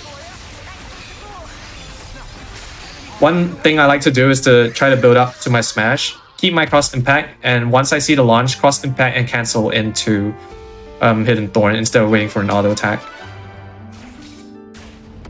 Alright, there we go. Third day of prison done, so now is the prison break. So here we're changing up our party again. This time we'll be having to do a lot of a whole lot of multi-enemy fights, like gosh, how many is it? Like 7 or 8 fights in a row or something like that. I'll heal you right out. Of just 3 enemy guards or so. So Yeah. Union's gonna be definitely potent here. Also, why do you switch to a tactician here for these fights? Yeah, so the Tactician, even though we give it a lot of flack for being a very poor class, which it is, to be fair, it does have a very niche use. Because it's an admin job, it's very good at spamming arts. And you might recall we picked up an accessory earlier that also lets us spam lots of arts, that being the Devotional Necklace. And so by combining Tactician with Devotional Necklace, we can essentially turn our party into, or whoever's the tactician, into an interlinked building machine. And that's going to actually be the most reliable way to get a break, because Noah, at interlink level 3 with his Phantom Slash, gets a very, very high chance to break enemies, which is very important, because with Ouroboros, you can just keep switching and keep trying to break if you miss it. On top of having 40% increased chance to for reactions. Let me go ahead, please. Yeah, at interlink level 3, you get 40% increased reaction chance. So it turns, for example, later we're gonna fight one of the bosses. 90% break resist turns it into, not 90%, 70%. Turns it into 30% break resist, for example.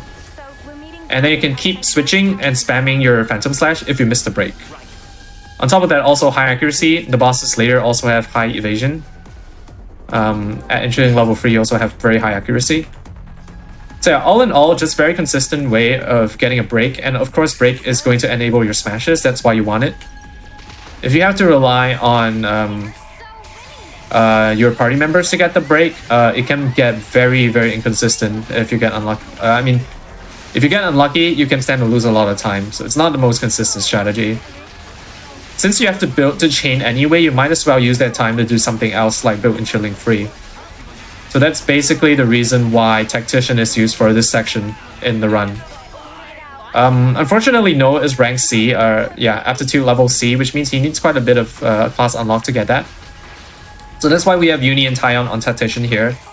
Basically just to farm that unlock point for Noah. This section in general is just very useful for farming class unlock. That's also why I have Senna on the Stalker.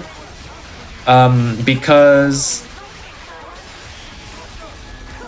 you don't really need anyone here. You kind of just need a couple of buffs, maybe a tank for drawing aggro. That's kind of about it. I have Noah on the Flash Fencer here for some extra DPS. Oh, I just realized I didn't put Masha back. That's fine. You realize you don't have Masha when you start hearing Gondor. Then all of a sudden the age rating increased.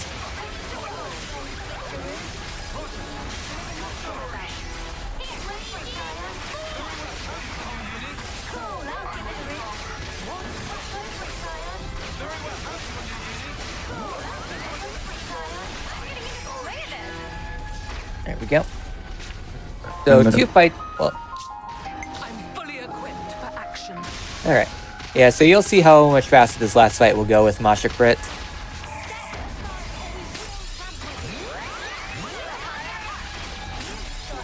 Yeah, that extra crit rate and crit damage buff really speeds up the fights here. On top of that, Masha also has a buff that's also gonna add to your Yunnan damage.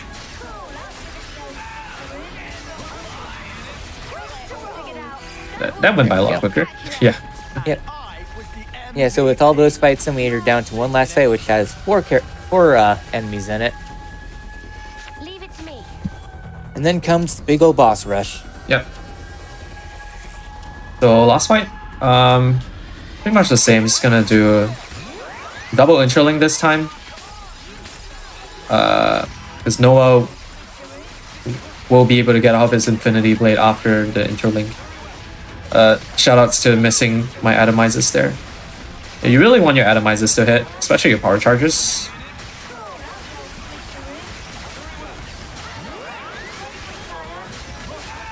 Nice. You can see how much damage we're doing with our atomizers when we crit, especially on the power charge. I've missed a lot of atomizers so far, and that's another miss.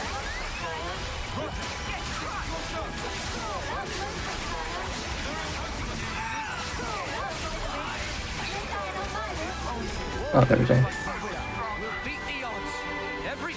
Alright, so with this all done, now we have pretty big menu here coming up because we got not one, not two, not three, but 6 boss fights in a row. Well, with a save point between numbers 4 and 5, but... So we just got a lot of boss fights here in a row, so... We gotta prepare ourselves for all of them, but... One of the big things about this big old boss rush is that despite us being pretty on a level for much of the run, because we get a lot of bosses in a row and we got ourselves our food increasing, the experience increasing meal under our belts, we'll be able to basically catch up in levels very quickly in this boss rush.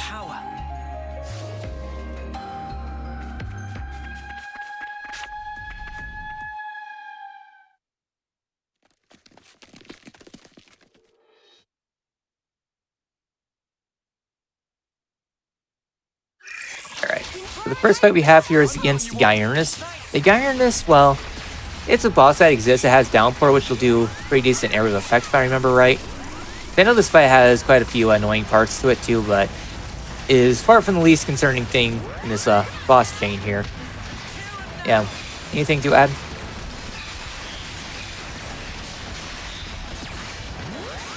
Did you say something? Yeah, is there anything to note for this boss here?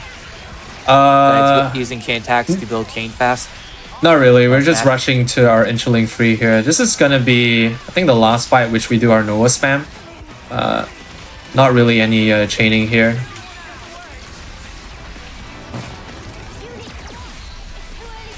If you get some nice early smashes, you can actually speed up the fight quite a bit.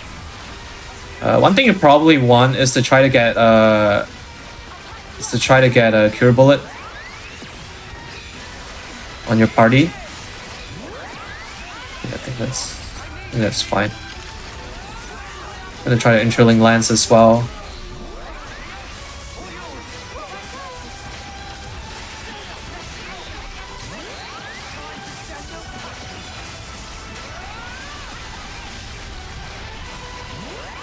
Alright. You Mega Spinning Edge. It's weird. Sometimes they're out of range. Yeah, for this fight, Guyernus really doesn't have much to it, so we can just Oh kill it man, outside. they're out of range. They're really annoying. Oh. Yeah, that was a little annoying. They were standing out of range like a lot of the time. Okay, good. We got a Psycho Wave. Yeah, Psycho Wave's the annoying one. Okay, nice. Interlink level 3. Let's see if I can get a buff out. Not really, but I'm gonna try to finish this off with our Yunnan spam here. This is generally the cleanup strat anyway. You can see interlink level 3, they do a lot more damage with their Yunnan spam. Yeah. Not too bad. Yeah. If I got one more Mega Spinning Edge off, it will be a little faster. But with the Yunnan spam, it's pretty easy to clean up. Okay, so this is where we start to really lean in on that interlink strat. I'm gonna try to get that early break. Nice. Nice. This first fight is gated by HP. So getting this early smash all speeds up the fight quite a bit because it's gonna trigger Eclipse Soul. I'll probably let Orphe explain why that is. Yeah, Eclipse Soul, okay, looks like Land's got Eclipse Soul. So how Eclipse Soul works is that it'll randomly take a party member of the most active, or I guess the most common type. For our class, it's going to be damage. So Land's got Eclipse Soul, and can't remember the specifics on how long it lasts, but I know it lasts for quite a while. One thing if you're playing casually is that you can actually sheathe their weapons, and the enemy that the ally that was Eclipse Souled will not attack whatsoever. And you can also see who is Eclipse Souled, so yeah, this is generally very annoying. Yeah, M has like maximum defense and everything like that, so all your attacks will do nothing until after time. There we go, it all wears off. So it's the most common attack randomly of the most common type, so for us it's damage. Otherwise you'll have a tank or a healer be stolen, and then you'll have to deal with that. Okay. Generally it's just gonna chain here. Nice, because Senna got the break outside of the chain, so I just immediately chain. You don't really need anything special for this. This first phase she's really squishy, so basically anything will get you the kill. Yeah, I know on my first playthrough this fight I really struggled because I was using Full Metal Jaguar for this fight, and let's just say FMJ can destroy your team in a second, especially if it's heavily damaged for oh yeah, for sure. Damage. Yeah, if you get an attacker, or yeah, if you get an attacker that has a lot of AoE damage, it can really wreck your party if you're not careful. Okay, so we're gonna try to farm some overkill here. Very convenient source of XP. This entire section. All right, 2 levels from that fight. Next phase is pretty much the same, except this time the Eclipse Soul is time gated, so I don't really need to get that early break. It's not important. And also with this fight, because of Kion's things in the air, it'll be able to show who is actually being targeted, so you can fight them, and they'll be while you incapacitate them, it'll end the Eclipse Soul a little bit earlier. But you don't really need to worry about it in this fight as much, but still something to keep an eye out for. The Eclipse Soul is gonna come out here. I'm gonna immediately target whoever's targeted with Eclipse Soul, and hopefully they'll snap out pretty quickly.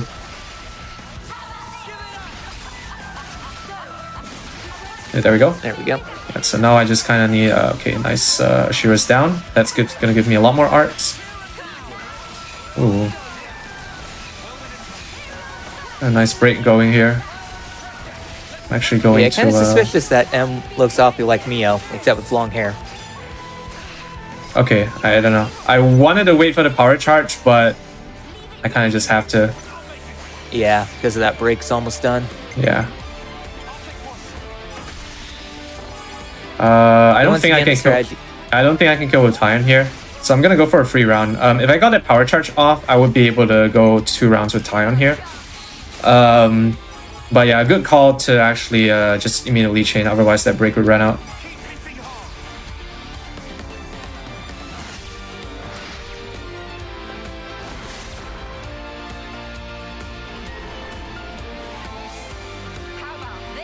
Alright, so Shira, easy.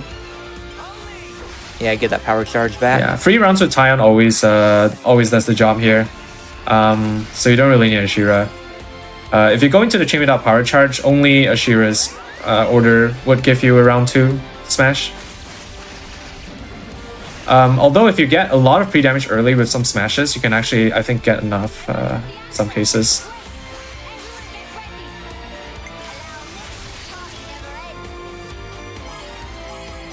You can see that's a lot of damage, 1.7 million. Yeah.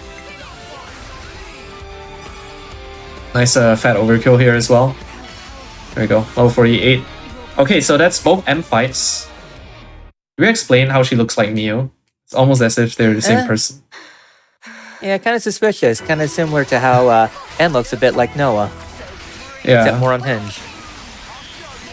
Oh, it's actually really nice. Yeah, it's actually really nice to get an early smash here. He has a very high break resist, so it's actually very unlikely to get that. But if you do get it,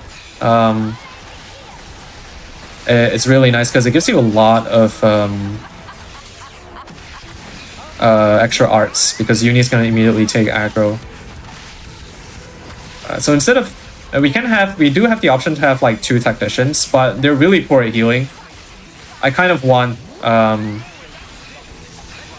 Mio on the War Medic here.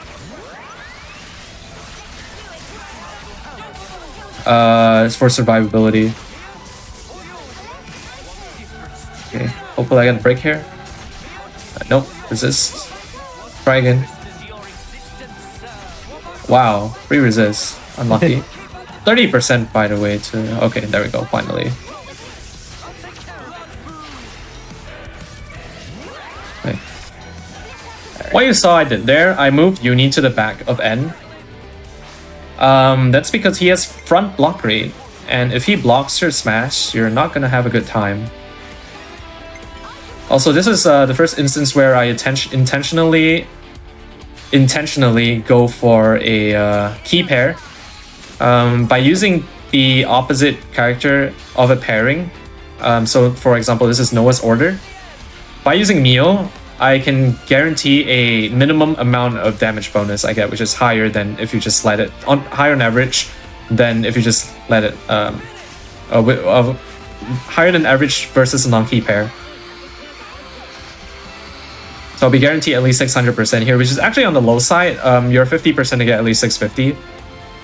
But we'll see if we can kill here. Hopefully get a good roll here. We do. Nice. Nice. Yeah, if you low roll your damage multiplier and low roll your smash, there's a chance you don't kill. I think that early smash did help out a bit in getting a bit of extra chip damage in. Probably didn't matter. All in all, a pretty good fight, I would say. And a pretty good prison section. Yeah, that War Medic really does a lot. Really helps out a lot in keeping your party alive. And can inflict bleed, even though he's not very dangerous. Right off the bat, once your tank goes down, he starts to target a lot of your other party members because you don't have the knock on doll here. And then things can start to go south if aggro gets out of hand. You kind of want to try to keep your tanks as healthy as possible. 1 or 2 deaths early on. 1 or 2 deaths is fine. Don't want any more than that, ideally. So a whole lot of story stuff is happening right now, which is probably one of the biggest moments of the game. Yeah, I know. This part was the most talked about part of the game when this game got released. It was trending on Twitter for a while. Yeah, I remember seeing Chapter 5's trending is like, yeah, that's exactly what I was talking about. Yeah, Chapter 5 is where you get a lot of cutscenes at the end here and at the start of Chapter 6. Won't really spoil it for you, but yeah, it was a very emotional moment for our characters here and also for a lot of people, evidently. Fun fact, the devs actually patched the game to not be able to skip the cutscene after you talk to the door the 3rd time. You have to talk to the door 3 times before triggering the cutscene and the end of the chapter.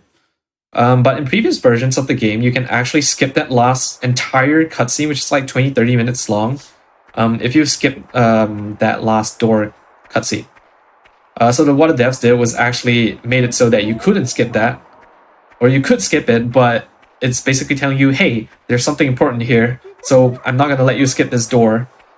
How I found out about that is because I actually did skip the door in my casual playthrough, and I was wondering why everyone was talking about this chapter and at the end of the chapter I was like, wait, that's it? There's no cutscene here. Until somebody told me I actually skipped the cutscene.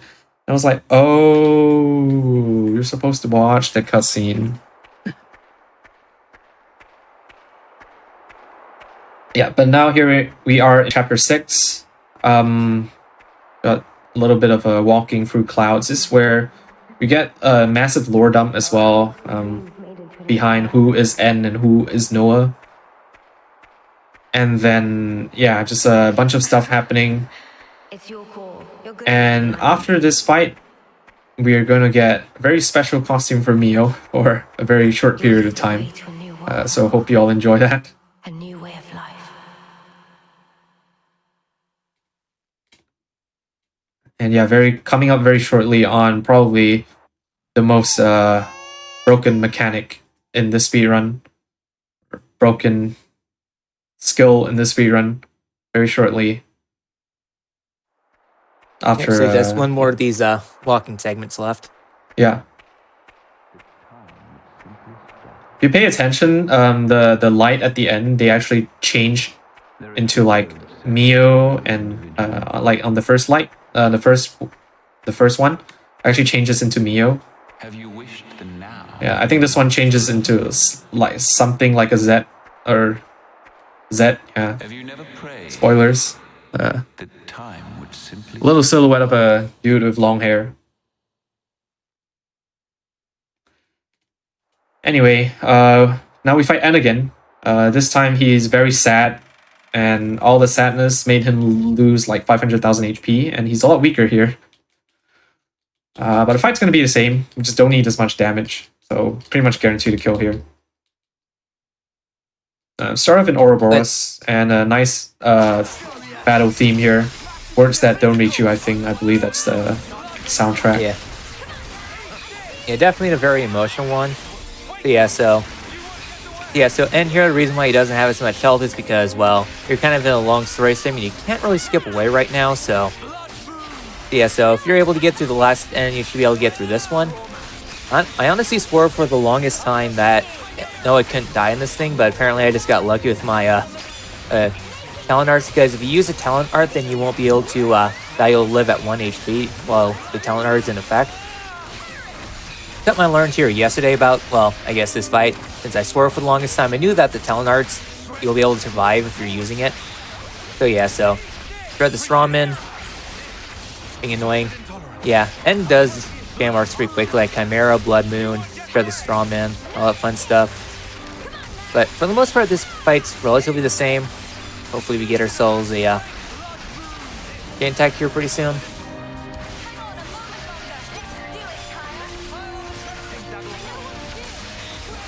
Alright. Gonna do the same thing. Just break it.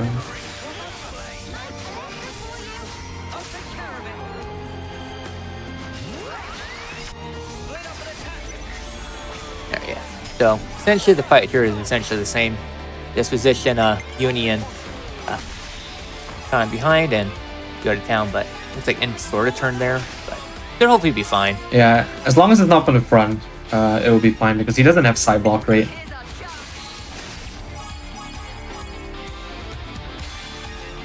There we go. There's a very specific reason why we're using Noah's Ouroboros order here. Well, it's faster because we're already in Noah's Ouroboros to begin with. We don't have to swap to Mio. Also because after completing this order, you actually get defense ignore, which N has 30% physical defense, so it's 30% less damage from your smash. So by using this, we get that we get a bit more damage from our smash.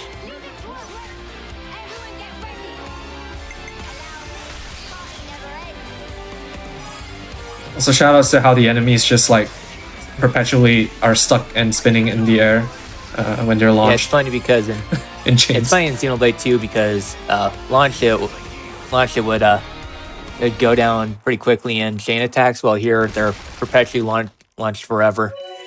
So now, during the Queen of Agnes fight, we get ourselves probably the single most broken mechanic in Xenoblade 3, and that is Final Lucky Unlimited Sword with Final Lucky 7. It is crazy because it gives Noah a second table of arts to spam. Tachyon Slash builds talent like crazy, and Final Lucky 7 is a full driver combo, well, break, topple, launch, smash. Combine this with Shackle Ring and you'll be able to shred through bosses really quickly, so pay attention during this fight. And yeah, as for some other fun things, we have Noah and Flash Fencers, so that way we have access to Final Lucky 7 after using 2 positionals, so, well, unlimited swords, so. So all that fun stuff. Yeah, so some of the other arts is that one of his arts inflicts launch and smash to ability chains pretty quickly too, and kind of makes it here a little less useful now since we have our own launch smash building. So yeah, drawing Final Lucky 7 gives you invincibility for 5 seconds, and with Signifier and Troubadour you can get pretty much an infinite invincibility chain for your entire party and all that fun stuff. It's super good for chain attacks since you don't need a launch, you can just topple, and then yeah, it's essentially a win button. And also, on every single non-unique monster / bosses, there's a base 3%, which is double because Doom has 2 prongs. It can basically insta-kill any enemy, which means you can take this out to, say, a level 80 zone or something like that, slap on some Acri buffs, and then go use Final Lucky 7, Casino, and power level yourselves up relatively very quickly. So yeah, this only works if Noah is an attack class. Oh yeah, there's a fight here. So yeah, that's the power of Final Lucky 7 under a Shackle Ring. Didn't kill, but still pretty powerful attack. Since we don't need a chain to basically wipe out an entire HP bar in one go.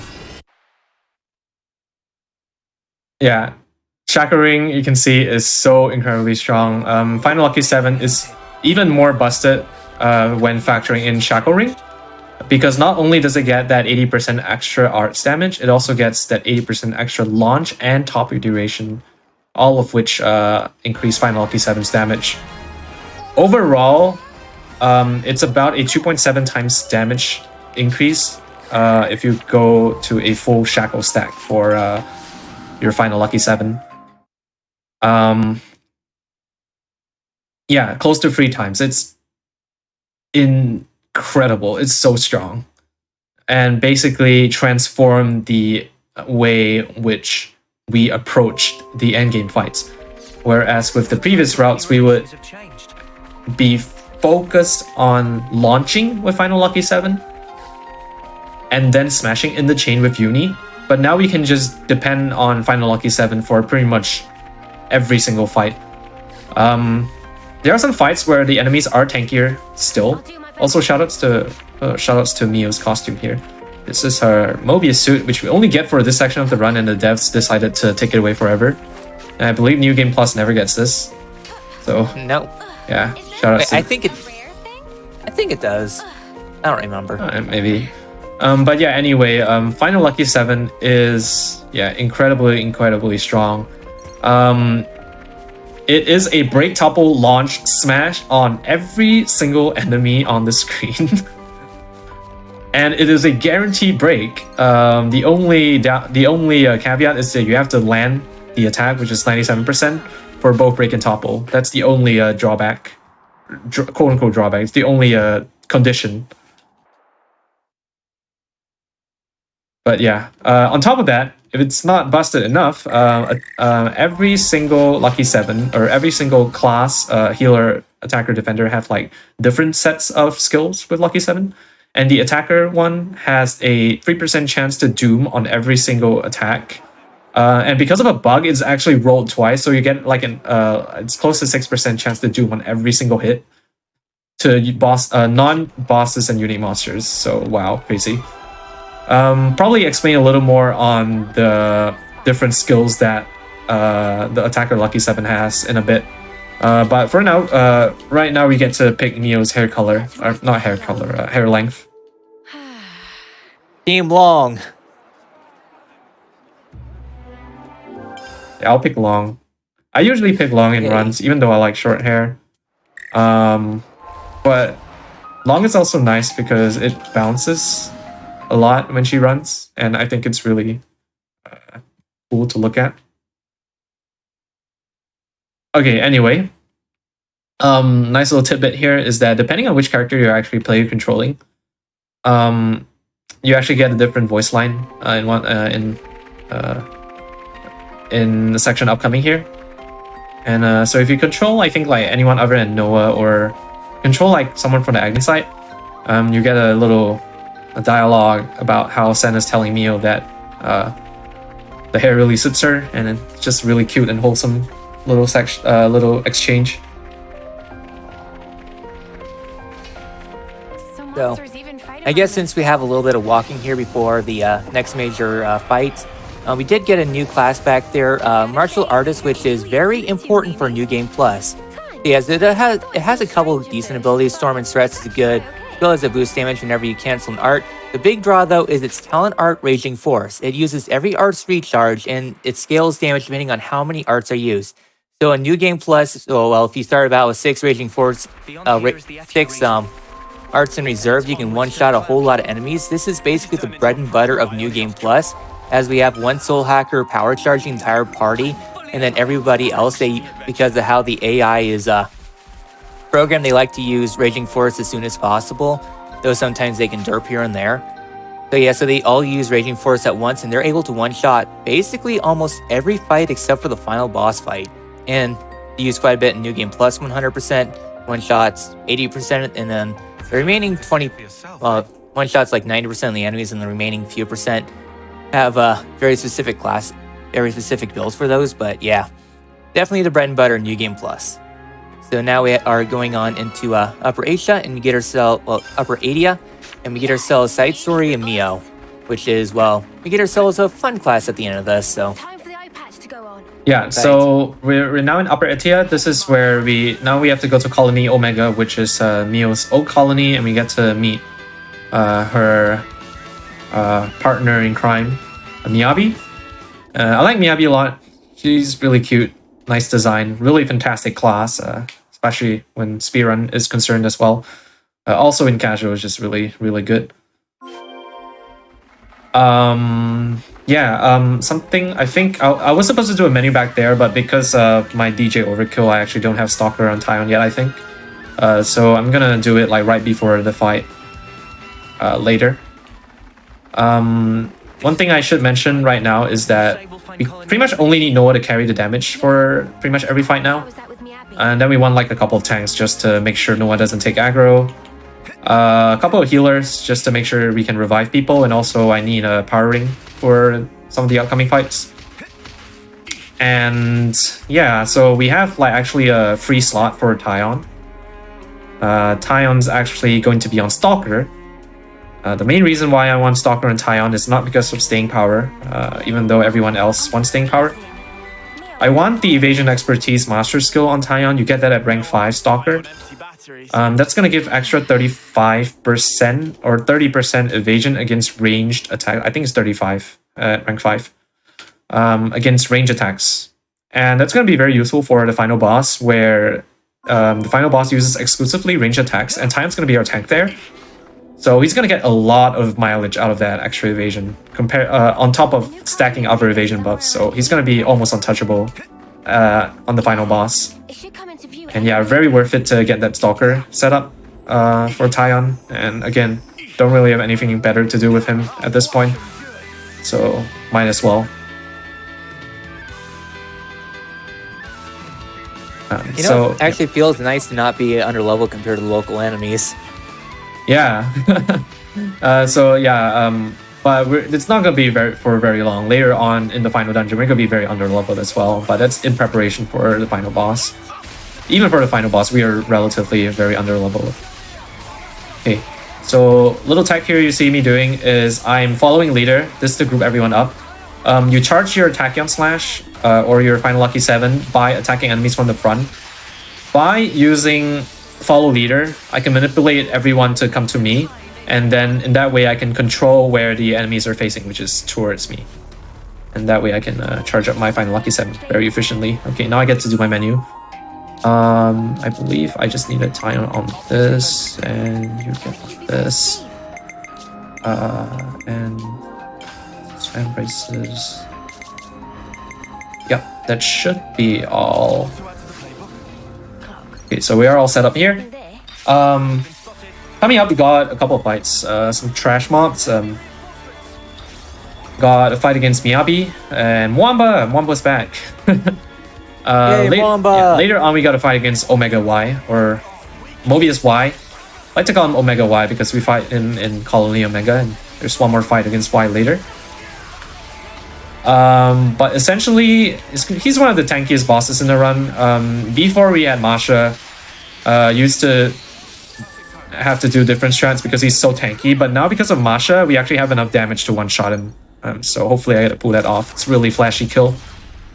Let's see. Yeah, so here we get ourselves a group of 4 different characters: Kamaravi, Miyabi, Pact, and Wamba.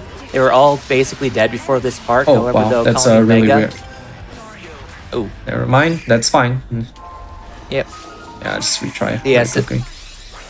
Yeah, so Colony Omega is basically where they do very shady stuff. So here we're just trying to do our usual strats for our fights.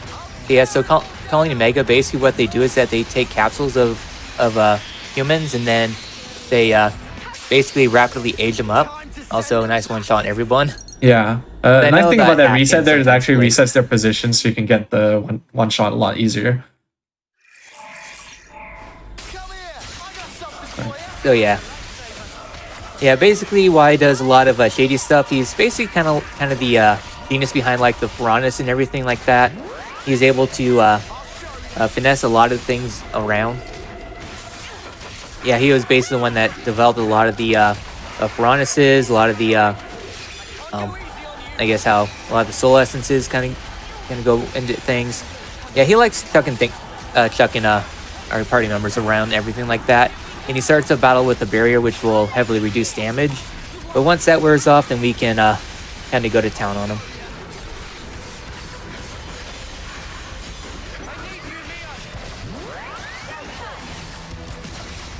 Notice I'm taking advantage of that interlink again. By interlinking Mio, I get that healing bonus.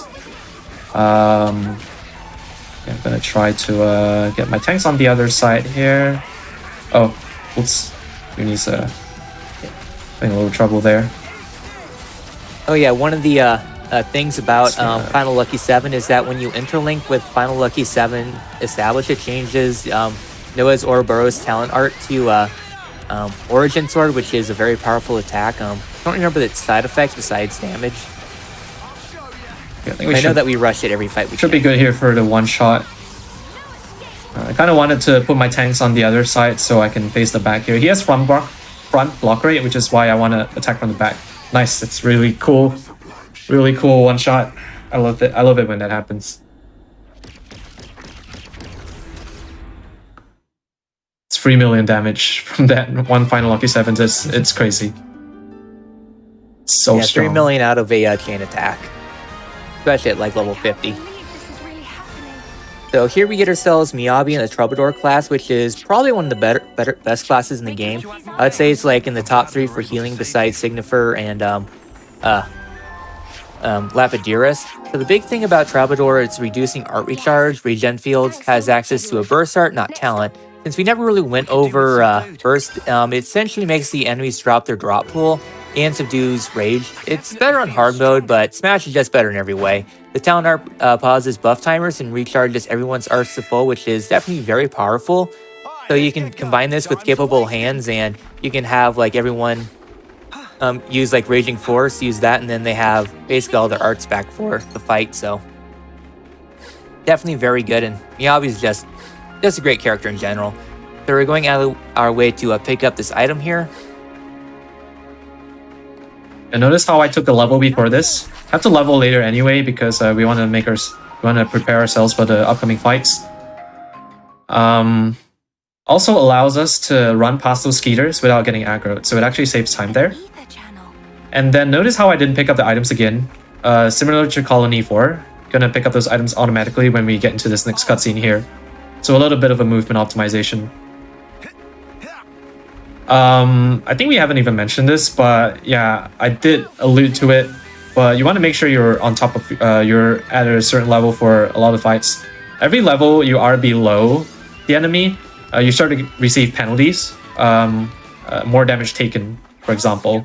And once you get like 10 levels below, you start to get really bad stuff like reaction damage, reaction resist, or reaction rate down, which is like break, topple, launch, smash. So yeah, definitely don't want those.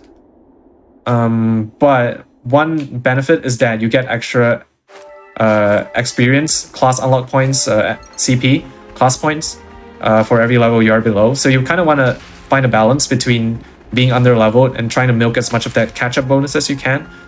while also making sure that you can survive the fights.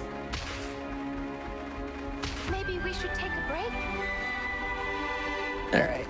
So I guess as we're heading up to Cloud Keep, we have a unique monster here that can harass us, but I guess there's actually 3 classes available at this point, so I guess let's get the big boy out of the way, and that's Seraph with Kamaravi.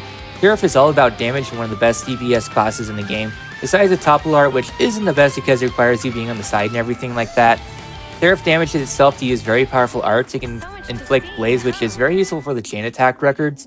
The big gimmick for Seraph is keeping yourself at an ideal range, roughly around half health or less, as you get a damage boost when you're down there, and even more when you're very close to death. It's very much a high risk, high reward character, but being that close to death, if the enemy looks at you, then ripperoni, but even when you revive, you can get yourself arts back pretty quickly with Miyabi's glittering melody and everything like that, so Watch your step. definitely very good, but definitely not as good as, say, Masha, Ashira, and Fiona in terms of Kamaravi as a hero. And plus, once you do Kamaravi's a side quest and get Tyon up to level 10, you'll be able to get Ethel back as a hero, and her classes will be able to ascend, so instead of having to use like 1 or 2 positionals to get yourself up to full talent, instead you start the battle at full talent. One quick thing to mention is that this is pretty much the only section in the run now which we get to run around with Miyabi. Very important detail is that she has matching outfits with Mio, which is very cute. Only if you put Mio on military uniform. That's the entire... that's one of the big reasons why, so they can have matching outfits when they run around. That saves time, believe me. Meet the real queen soon? Okay, anyway, I'm gonna do another menu here. Big thing is to put Troubadour. Troubadour is gonna be very important. No, not arts. Troubadour is gonna be very important. Upcoming. I'm gonna put Cusp Bracelet and Titanium Temple Guard. And I believe that's all, actually. Yeah. We're gonna want Troubadour on Noah. Surprise, surprise. I'm gonna keep that a secret for now. But he's rank C, so he's gonna want as much unlock points as we can get him, which is why I want to put Mio on Troubadour ASAP. On top of just being a very good support class. Here we got to fight against Mobius D and J. 2 of them not really very strong, so we're just gonna do what we always do. One thing to mention is that Smash also does have a splash damage, which means that the more enemies there are, the more damage they're gonna do to each other. And there we go. Didn't need the full stack there, just 4 arts. 3 arts is actually enough sometimes as well. Yep. One of the things that Jay likes to do is just cause a lot of status elements, and also able to summon ads into the fight too, so taking them out quick is pretty good. And now we have Mobius D and J, which can cause a lot of trouble.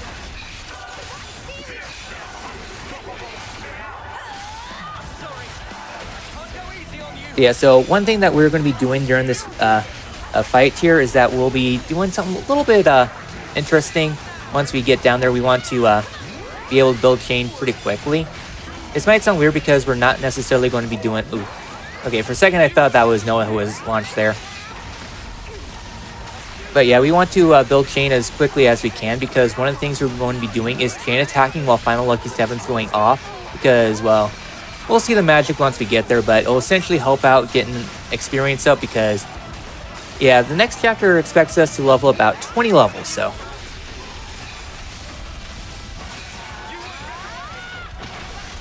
Okay, hopefully I get enough chain here. Oh, the blaze is a little annoying. I'm actually going to try to let that blaze run out. Because that blaze is going to carry over once I de-link here. Okay, now we should be good now. Okay.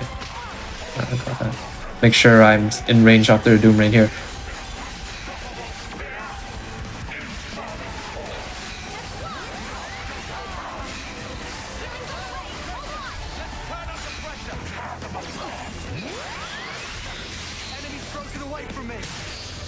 Oh, just in time.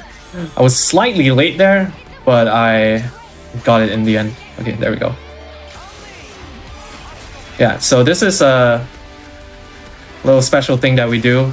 Chain right when the smash goes off, or just before the smash goes off. That way it survives with 1 HP, and then you kill in the chain and get overkill. The reason why we're taking overkill here, apart from just general XP and CP requirements, it's actually not very worth it to not chain this guy. There's a very long outro if you finish the fight outside of chain. It takes like maybe like 13-14 seconds. So might as well just chain, take 20 seconds, like 6-7 seconds slower than finishing the fight outside the chain. But loses a lot less time, so might as well. Better to chain this fight than any other fight. I will make him hear our truth. Alright, so with this all done, sorry? yeah, with this all done, now we're entering chapter 7, which is the longest chapter, mostly because of one certain fight. Yeah, pretty much. Chapter 7, all in all, isn't supposed to really be a very long chapter. The final dungeon, yes, it's kind of big, but it's kind of pretty... kind of just have like one side quest and then final dungeon. The main reason why chapter 7 is so long is just because of the final boss fight. You'll see why when we get there. But yeah, basically right now we have to find a way to get to the final dungeon, which is we're gonna upgrade our ship, and to upgrade our ship we're gonna need a bunch of metal, or not just any metal though. We need the origin metal, which we have to pick up from different parts of this world. So we're gonna go on a little treasure hunt here to pick up those items. So yeah, it's gonna go back to the city for a little bit, and then do that one last side quest, a couple more fights, and then it's off to the final dungeon. Which is one gigantic orb. I think, Well, mechanical orb that's spinning around. yeah, I think looking at our pace, it's probably makes more sense to just take one break before I'm just glad the end of the run. he made it through unscathed. I was deciding between taking one break and taking one like right now, and then take one before the final boss. But it might be a little awkward timing wise. So I think probably just if that's fine, I'll probably just go on for a little while more, like a few more minutes, and then we could probably just take one final break, and then should be able to finish the run in the last hour or so. Yeah, Alright. sounds good. We're just going to walk you through pretty much what we're doing here. Very important that you're on Senna for this section, or this very small section right here. Because she has a unique voice line when she picks up key items. Hey, Yep. We're picking this up specifically for the fiber be wraps, sure to tuck it which away. is a accessory that boosts damage when the foes are launched. Yeah, shoutouts to Senna. When she picks up key items, she says, "Hey, that's the thing for the stuff." But yeah, like Orphe mentioned, we want the thing for the stuff. We want the fiber wraps. Really strong item. And it's in Samuel's secret stash here. Ooh, so secret. I wonder what's in his stash. But yeah, fiber wraps here. We get it very late in the run, but it's still going to be very useful.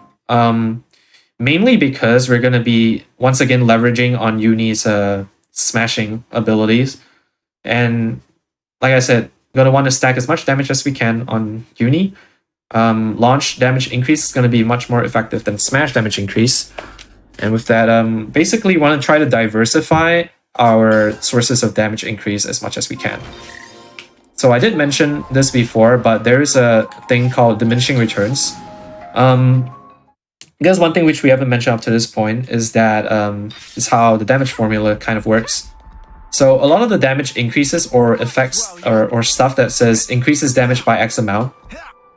This is what we call additive damage. Basically, you can kind of think of it as a giant pool of extra damage. And you add up all the percentage bonuses that you get, and then that's multiplied to your base attack. Which means that if you have like 1,000 extra damage already, adding an extra 10% on top of that isn't going to be extra 10% damage. It's going to be like 1% or something. Which is why you want to try to diversify your sources of damage and pretty much take only the largest additive sources of damage increase for accessories.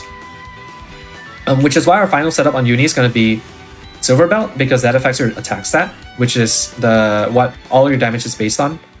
It tends to be the best way to increase your damage, just directly increasing your base attack stat. That's why we have silver belt. Chip white brooch or warp white brooch. That's going to be defense shred, another source of damage increase, which is very hard to get. And then last slot, because we have nothing better, fiber reps. So that's gonna boost Uni's damage by an incredible amount, and you'll see later how strong it can be. On top of that, we have the shackle ring as well. Because it increases launch and topple duration, it can also be used to set up really big smashes. So you can set up very big launch, and then smash in the chain is going to get all that bonus damage from that increased launch and topple duration. Yeah, and the reason why we're doing that is because final boss fight is very long.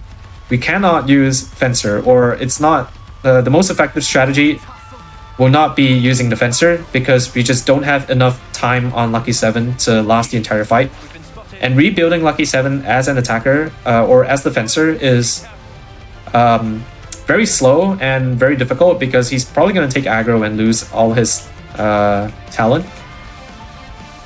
So instead we can run another class of Nova, which we'll talk about later. But that's why we have to pivot to using Uni as the DPS for the final boss fight. But it's a very cool strat, and personally my favorite strat in the run. So we'll get to that later when it becomes more relevant. But yeah, right now, just making our way around the world. And collecting a bunch of origin metal. I think it'd probably be a good time to take our break before the next couple of fights. So once we collect a few more pieces of metal, it'll be a good time. The origin metal signal was coming from around here. So I guess yeah, go ahead. I guess while I was thinking about it, there's a couple final classes that we can talk about now since, well, I want to wrap up all the classes. And that is the Machine Assassin, which is what I mentioned a long time ago is Sagiri. Sagiri as a class is not good at all because the big gimmick about the class is debuffing the enemy, and then once the enemy is debuffed, then you can it increases damage and all that fun stuff. Problem though is that with a lot of the endgame bosses is that they just have so much defense resist.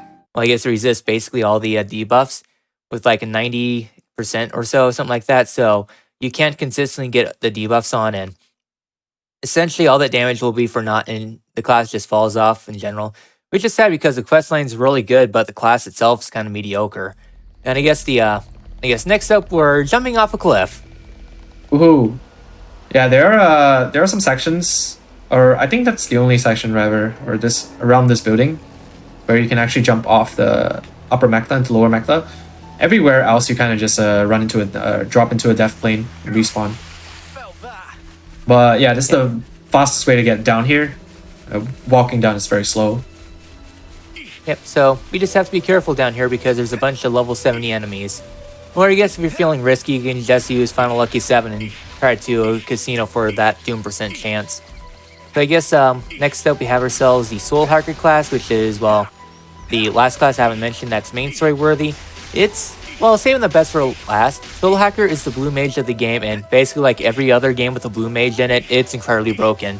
You learn enemy skills by defeating unique monsters, and then to upgrade the arts or skills, you have to fulfill certain requirements like dealing X damage with the art or fighting the unique monster so many times. You can have Soul Hacker be any class, tank, DPS, or healer, but it works best as a DPS. The big draw is it makes usable New Game Plus runs. It's Desperate Charge that gives power charge to the entire party, and other buffs to the party too, which is how we were able to quick kill bosses pretty quickly, and just so many other things to go into. It's a very diverse class with a lot of nuances there. The problem though is that, well, Desperate Charge is locked behind King Kraken, a level 102 super boss, so yeah, you really can't use that in a run. Well, for a new game. Okay, so here's a Brog. yeah, very quick back to The run here, this Brock ate our origin medal, so we have to take it down. Fortunately, it's not a boss or unique monster, so we can use the funny Doom mechanic that Lucky 7 has. About, I think, a 30%-ish chance per Tachyon Slash to Doom. World record for number of Tachyon Slashes is 17, helped by none other than me, of course. I'm not very proud of holding that record. But there we got the Doom. A little below average, but honestly, as long as you don't see like 10 or above, you're probably good. I'm gonna get a bunch of extra experience here from these locations. Now that we're in the end game, locations and landmarks rack up a lot of XP. And so because I'm a little behind on XP, I'm gonna try to get more of them. Not my favorite smog to dwell in, honestly. So yeah, now we're finally back in the Lace Highway, which we tagged very early in the run. I'll do my best. And so this is when we're finally supposed to come back here. This is the second last piece of origin metal, which we have to get. And it's going to be buried in a mound of sand. You're going to see that later. But yeah, so after this, we're going to have to head over to Kevis Castle region again. And we're going to do... Well, we had Mio's Ascension quest. Now, of course, we have to do Noah's Ascension quest. So, woohoo. It's not as if they just kind of like forced that into the story whatsoever. Yeah, so for this one here, totally random. Hopefully we get it first try. Oh yeah, this one's a reset point for a lot of runs, and it's like 5 hours in. It's really frustrating. I think it's like this one. Oh, let's try this one. Actually, no. I'm feeling lucky today. Let's try this one. Right, hopefully this is it. Yeah. Drum roll. Hey, what do you know? First try. First try every time. And it's not like easy. yeah, it's not like it's in the same spot every time. Yeah, totally not. Anyway, here's that Ascension quest I was talking about. Alright, so I think probably a good time to take a break here, so I'll give a countdown very shortly once I spawn in. We can head over to the final dungeon pretty soon. Alright, and we'll be taking a break in 3, 2, 1, break. All right. Thank you very much, Quadra. As said, we will be getting into the next section of the run, the final dungeon, the final boss fight very shortly here. We're just going to go to one more quick break, so don't go anywhere. Just make sure you stay tuned.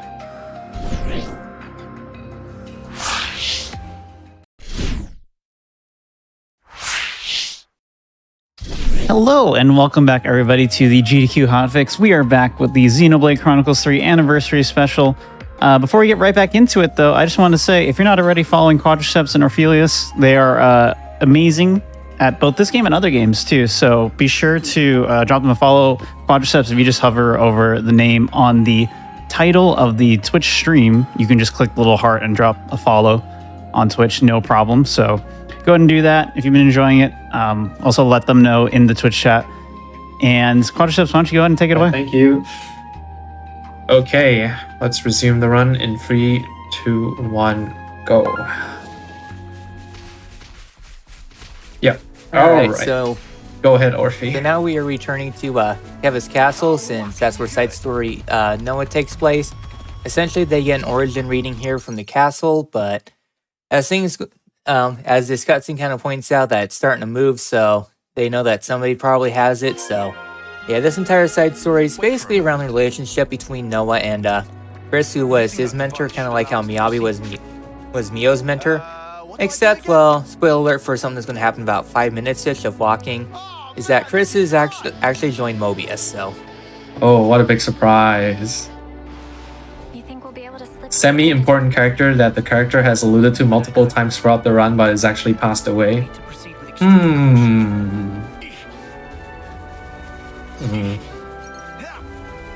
It would be a shame if they became Mobius. But yeah, as far as the run is concerned, Chris... The first phase of Chris, there are 2 phases. First phase in particular is one of the more annoying fights. Not because he's like really, not because it's an inherently hard fight, but it's because of the fact that the route's getting more optimized, and kind of just the fastest way to do the fight now is to not use Origin Blade. Have we even explained Origin Blade? We've just been using it, but haven't really explained it. I don't think so. I mentioned me as Origin Blade. Yeah. But basically Origin Blade, you see that thing where I do the swap around switcheroo thingy with Noah, and then I do that big hit before I do my final Lucky 7. That's Origin Blade. It's your talent, and normally you only get it when you have when you are near the end of Noah's Ouroboros. So when his heat gauge is almost when his Ouroboros time is almost up. But if you have final Lucky 7 or Lucky 7 drawn, you can actually get access to Origin Blade from the start. It's an incredibly powerful art, mainly because of its debuff. So it inflicts a debuff known as Reduce All, which is unique to Origin Blade. And what it does is it makes the enemies really weak. They have like a 30% chance to miss or something, and then they do decreased damage.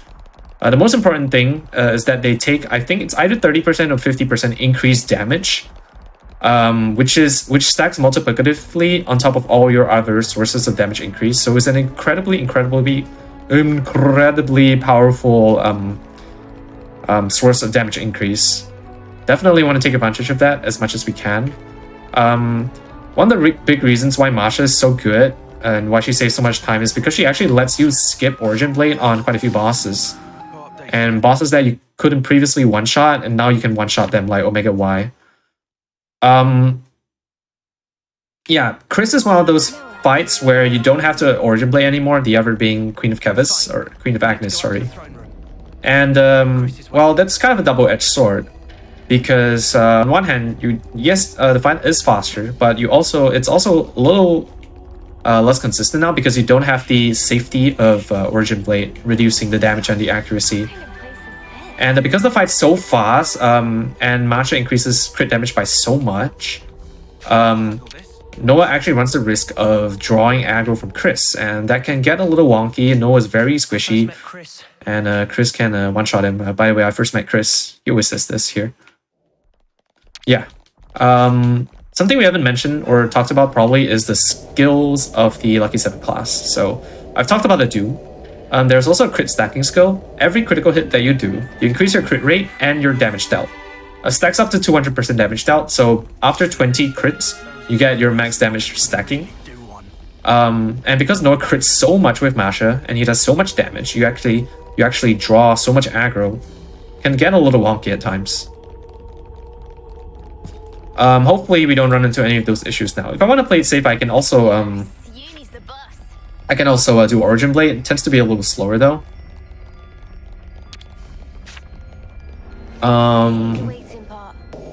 Honestly, it might be worth it. Yeah, but Origin Blade takes about 20 seconds to use.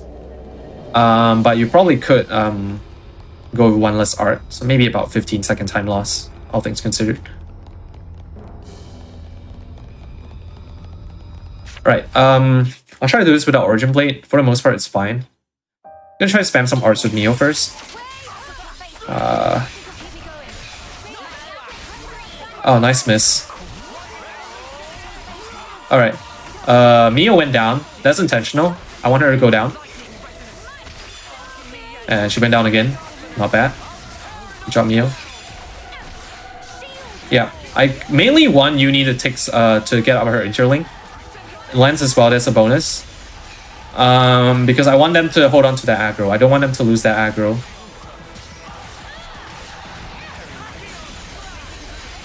Okay. We should be good here. Masha going down is not good. 2, 3. Alright, should be good here. Physical defense down, of course. It's a pretty decent fight. Okay, didn't one shot. More or less optimal. Nice. Okay, didn't run into any issues on Chris 1. Why, Chris? Why? Now Why, we got- Chris? Why? Why did you become Moby? I love it when he says that. Yep, so he basically steals the throne and is now his now the second phase of the boss fight, which is playing words that never reach you again.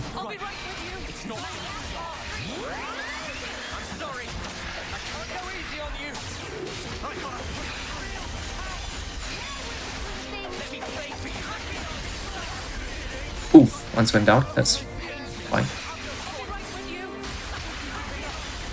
Masha goes down. Okay, let's pick up. Installing all of them. This is where Shackle Block might come into play.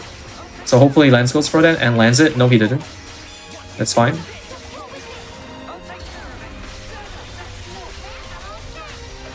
Hopefully he lands it. Miss again.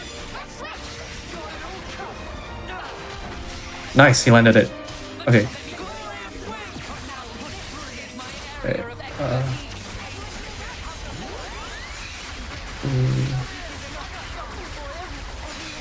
Masha went down. Okay, that's fine. Back up. Nice, one shot. Very nice. Yeah, so the Shackle Block there is nice because you can do your final lucky 7 from the front instead of running to the back because he has front block rate. And notice I put Tyon on Inchling as well because I actually gave him a skill known as a Unceasing Curse, and that extends all debuff durations, but because I have the upgraded form, it pauses all debuff timers instead. So as long as Tyon's Ouroboros is up, reduce all will not tick down on its timer. Yeah, that was a really nice fight.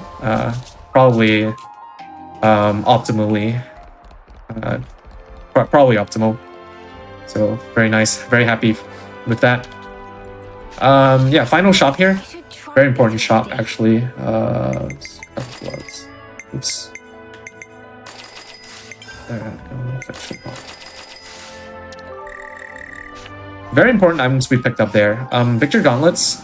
50% extra damage additive, but 50% extra damage taken as well, I think. Don't care too much. 30. Oh, was like it 30? that. Yeah, okay. 25% extra damage taken. Don't care too much in the way of that extra damage taken. Noah actually has increased defense when he has his lucky 7-up, so he still has enough bulk to survive for the most part. But we want mainly the damage increase. Why? Because it's the easiest source of damage increase we can get at this point. Yeah, we don't have any other sources of additive damage bonus that's better for Noah. We can put Fiber Reps on him, but it's not going to be better than Victor Gauntlet because Fiber Reps only applies on the last hit of Final Lucky 7. Also, shout out to having a turbo ship for like 10 seconds. Yep, so Victor Gauntlet is going to apply to all hits of Final Lucky 7, which is going to increase the damage of the entire arc. And Shield Belts probably explain after we get into Origin here. We'll have time to explain what Shield Belts do in a bit. Very, very important item, probably MVP item. Maybe second best accessory in this run after Devotional Necklace. Here we are in Origin. We get a funny voice line here. You get to hear that. Should probably do the menu first, otherwise you'll get interrupted. Okay, so this is Sword. Oops. Yeah, so I guess while Claude is doing the menu here, something I do want to mention though as a fun little skip is that there is a location in Kevis Castle once you return after you beat Chris. Well, in order to access location, you have to first beat the game and get a character, Melia, and then you'll be able to open up a door in order to get in there. Well, it was like not too long after the game came out, it was discovered that you can go to the very top of Kevis Castle with an elevator, and you were able to basically hop down in a particular manner to get you into the bedroom, otherwise known as bedroom skip, so you can basically get in there before post game and all that fun stuff. It's definitely it was discovered for hundo routing, and I don't know, I just find it funny that we do bedroom skip in the run after we get Melly, of course. All right, here we get the But line. it saves one elevator trip. Is everyone all right? Is everyone all right? I'm full of beans thanks to somebody's piloting skills. Full of beans. Okay, that's the voice line I wanted to Full of beans. to point out. Full of beans. Okay, Future so redeemed. these guys that line for can me. deal a lot of damage, so very important that start off on Lance, draw some aggro, then go over to Noah. Where you know.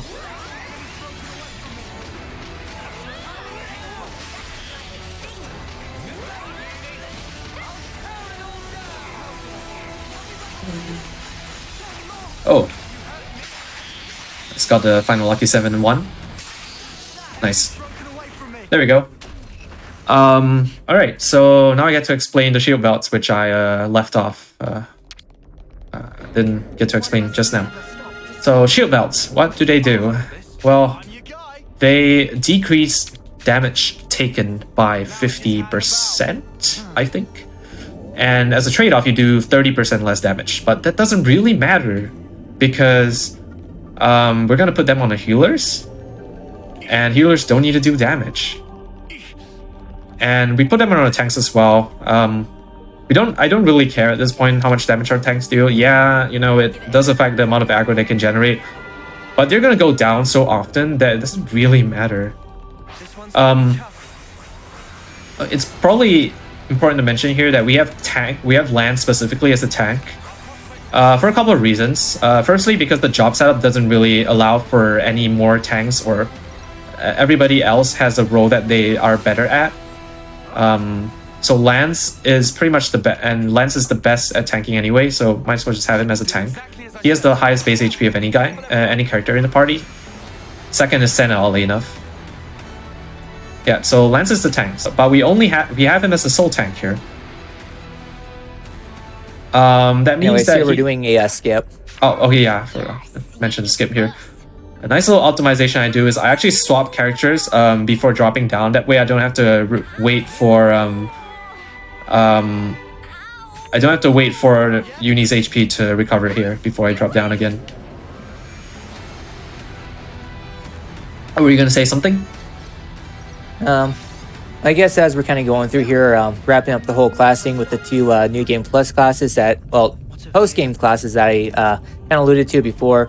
The first one is Nia. Nia is the life stage class, being the ultimate healing class. Almost all our arts have healing properties. Abundant Ocean can make your team bulkier by reducing damage taken, which is one of her skills, and a slight regen properties too here and there. But everything about Nia is about healing and all that fun stuff. So if you need to live, Nia is definitely good at it. And the other class, which is used in New Game Plus speedruns, is Melia. Melia, it has the Royal Summoner class, which is a big DPS class about summoning elements, which gives buffs at random. Summon Flame either does more increases damage of your party when they're in range. Summon Earth is a damage reduction thing, or Summon Aqua for a small regen. It's random, which is generated 2 at a time. And then you can discharge elements for some damage and some debuffs, or use Elemental Genesis for some very big damage as a talent art, which is used a little bit in New Game Plus, primarily for actually not the next boss fight, but the fight after that. It's used heavily there. But yeah, the big thing about Melia, which is why we actually use Melia in the run as our healer of choice, is for her can't remember the name of the thing. Essence of Ether. There we go. It boosts the allies' damage and reduces enemy block rate, so it's very useful for New Game Plus runs. Anyways, coming up here is the second origin skip in the last major skip of the run. Essentially, we fall off here, land on another bit of terrain, and all that fun stuff. Yeah, not too important how fast you do this skip here, because you have to wait for an enemy behind this door anyway. So you can just kind of take your time here. One little neat trick we do here to de-aggro, jump on the line. Oh, oops, have to do it again. Jump on the line that actually de-aggros. So instead of having to run away. Yeah. Okay, I left off a little bit. I think I was talking about, yeah, so Lance as a tank. So we want Noah obviously as a fencer. Mio still want Troubadour because utility and Troubadour unlock. Tyon's War Medic because we need the healing. We also want him as a healer because I need the strats upcoming depend on him getting Interling free. And as a healer, he has Devotional Necklace, which allows him to build Interling very quickly. Senna wants to be a sword because she wants to get up to sword 15. And so that kind of just leaves Lance as the only one who can tank. No really other choice. Because the bosses do so much damage, the best way to actually hold on to aggro is actually just not dying. Instead of generating as much aggro as you can, you just want to not die. And as much as we criticize the heavy guard, one thing it's pretty good at, especially on lands, is not dying, because it has a lot of defense, a lot of HP. And on top of that, it has solid stance, which is basically like a shield belt as well. 25% reduced damage and damage dealt. So Lance also has a passive aggro generating ability. So his job is kind of just to sit there, soak up hits, and not die and not lose aggro. He does that pretty well for this upcoming section, despite the fact that we are going to be 7 levels under. At that point, it's like 160% damage taken. Really big. Can I catch this? Over there. Yo? Okay. Hey. So yeah. Very important thing is that we need Uni and Senna to get up to Sword 15. Senna not so much, but we can get her to Sword 15, so why not? Especially for Uni, it's very important. At rank 15, the Sword Fighter gets a much larger damage increase compared to when you get from like rank 5 to 10. Its passive ability to increase damage to bosses and unique monsters goes up from 80% extra additive damage to 135%. And on top of that, it also gets extra scaling on Air Slash. So overall, it's about a 20% increase in your damage. It's a huge increase in damage, which is exactly why you need level 15 on Uni. The good thing, she is B rank. She will get it by the end of this, and everything's routed, of course, to get rank 15 on both of them. So yeah, that's one thing we had to keep in mind when we were routing this. Oops, that was not. So yeah, this is the camp we're taking before the next fight. Probably one of the hardest fights in this run. It's gonna be against N. 2 phases. Second phase in particular, very dangerous. Does a lot of damage and enrage for the entire fight. So definitely, that's the main fight that we want the shield belts for, apart from the final boss. Shield belts, again, very MVP here, allows us to do these fights at a much lower level, which means 1, we save time not having to get extra XP elsewhere. 2, we get more XP from these fights and more class unlock, which means we have to get less overkill, which is great. Very convenient for routing. And a lot of the developments in routing, especially in Chapter 7, over the previous iterations of the route, has been just decreasing levels in this final dungeon. Went from taking on the final boss at level 71 down to level 70, level 69, level 68, and now we're at level 67 going into the fight. Level 68 on the final boss. Which sounds crazy, but with our setup later, it's actually, you can see this is actually very, very doable. And if you know what you're doing, actually very safe. As long as you don't play risky. And I think that's one important thing about longer runs like this. It really emphasizes your ability to stay consistent, and also shifts a lot of focus onto taking more consistent, easily strats that are easily can be replicated easily. And yeah, the better runners tend to be more consistent runners, as far as I can tell. When it comes to like just Xenoblade games in general, because they tend to be like pretty long.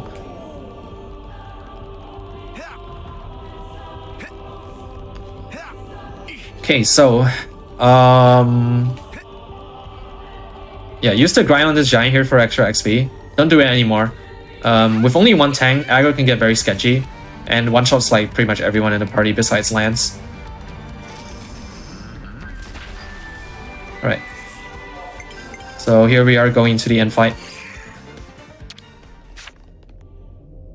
Probably gonna try to focus on this fight, so Orphe, probably take it away.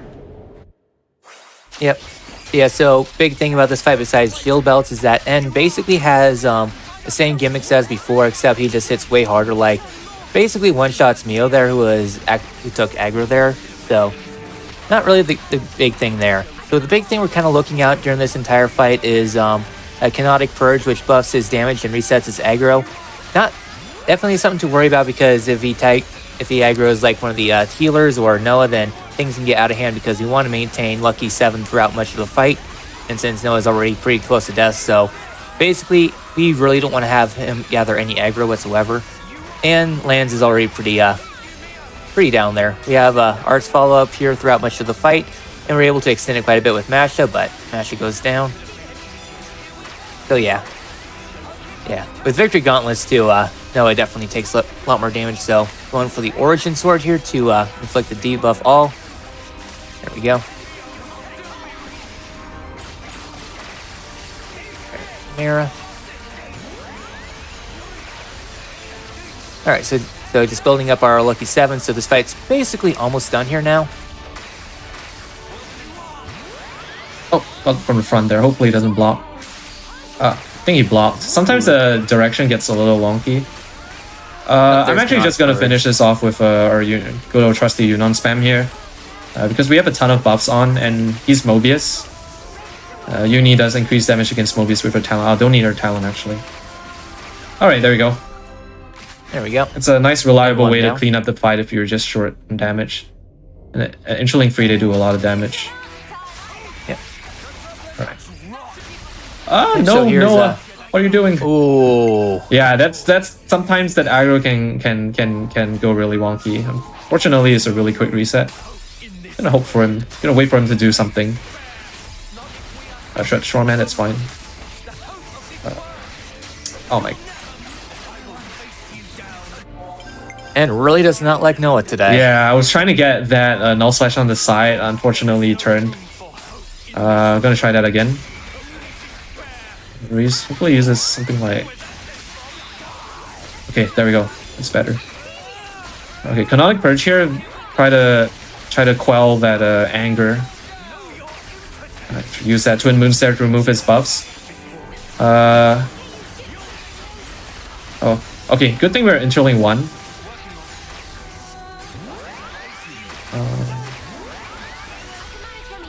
Yeah, one thing to keep in mind for this fight as once we get down to Final Lucky 7 stuff is that we don't want to use Final Lucky 7 while he uses Wraith Swordsblade or Canonic Purge because those provide reaction immunity. So, want to wait for those to come out and then use Final Lucky 7 after that. Yeah, Wraith Swordblade does a bit of area of effect in front of him, so... Yeah, Wraith Swordblade is really annoying because it targets a random enemy that's in front of him. So you are not safe at all. You have to run to the side to try to prevent it. Notice how I'm interlinking Mio again, just to take advantage of that. Okay. Nice. Ion here should be able to get... Oh, no. Oh. Yeah, that was unfortunately timed. Okay, hopefully Time can get his level. He should be able to get it as long as they don't go down again. Oh, actually I missed my Origin Blade. I just realized. Okay, I'm gonna set up Origin Blade again. This should give Tyon more than enough time to get his Interling again.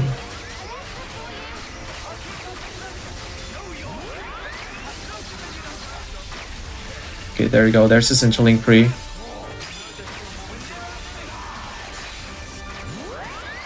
Let's swap back before he dealings. All right. Oh, he's gonna do that combo again. I'm gonna restart. Yeah, that's why, because it knocked you back. Okay, hopefully I can get it in this last shackle build here. Otherwise, I have to reset the fight. Oh, don't use Brave Swordplay or Canonic Purge. Okay, that's fine. Oh, of course. Okay. Oh no! I didn't realize he was targeting Noah. Okay, never mind. Let's reset. Yeah, this fight can be a little wonky like that sometimes, but that was definitely on the unlucky end.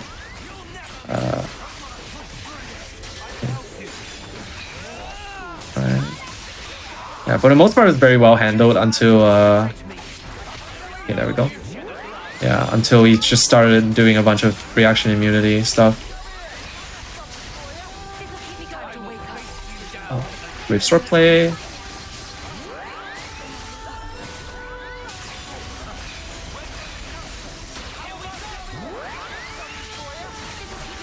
Also, shoutouts to Nolan and Part 2. Alright. That plays here. Should be good here. We are interling 2 as well. Super lots of healing here.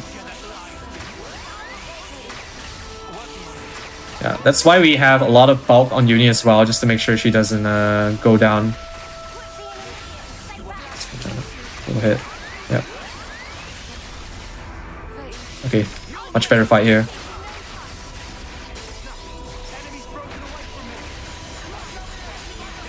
Two.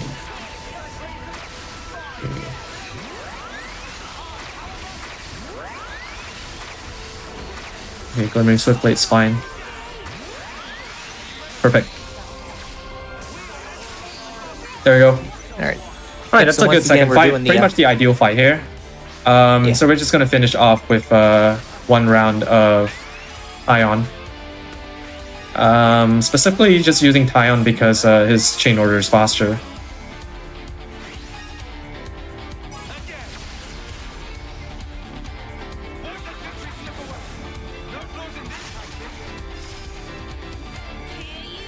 Drop a boulder on in. Yeah, because why not?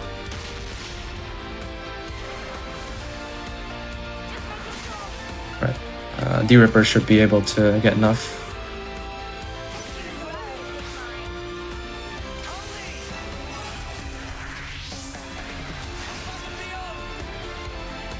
Yep, okay, that's fine.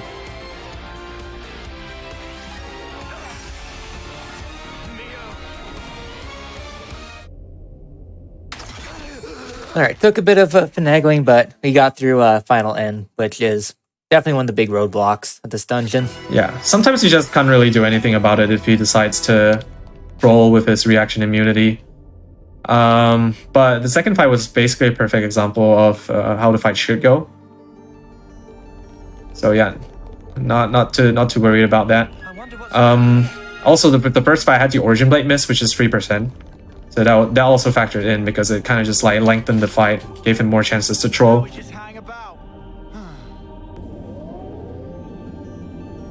Alrighty, so right now I'm probably gonna get a couple more XP spots. Actually, no, I'm gonna get all the XP spots here. I'm still behind on XP. My overkill on end wasn't humongous as well. It'd have been unimaginable. One redeeming quality or one redeeming factor is that I am one level lower, so which means I'm gonna get a bit more extra XP on the next few fights here as well. But I still want to make sure I'm on top of the XP game here. I'm just gonna make sure I get all the XP just to be safe. Yeah. Once we beat N, we actually get access to we actually get a new skill for Noah's Lucky 7 called Harmonic Wave. Really strong skill and pierces defense. Does a lot of damage, especially when fused. Yeah, isn't that the? I want to say that one of the arts, I'm not for sure if it was Harmonic Wave or not, but its effect changes depending on if Noah's a tank, a healer, or a attacker. Oh yeah, it's Tachyon Slash and Harmonic Wave, and actually pretty much all the arts changed besides I think Gravity Blow and a Dimensional Ripper. All of them change effects depending on the class. So spoiler alert, because we won't have much time to explain this later, the reason why we need Troubadour on Noah, we're going to use him as a healer for the final boss fight. This might sound really strange, but it's actually the most consistent way, and it's also pretty much the fastest way to do this fight now. The main reason why you want to use Troubadour is because it can rebuild talent extremely quickly. It has Art's recharge field. On top of that, it has a stance which increases Art's recharge. And when you place enough fields, they disperse and give you an Art's recharge buff, which also stack alongside those two. And that all affects your talent buildup as well, which means that by spamming lots of Ring of Roses, you can rebuild Lucky 7 extremely quickly.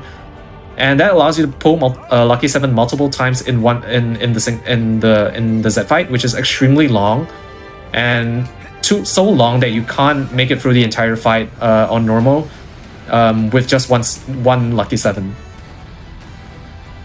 The good thing about Healer as well, very bulky. You can put lots of bulk on Noah, which makes the fight extremely safe. And on top of that, you have 4 healers, so you're rarely ever in danger of a party wipe because you should always have at least one healer able to revive people.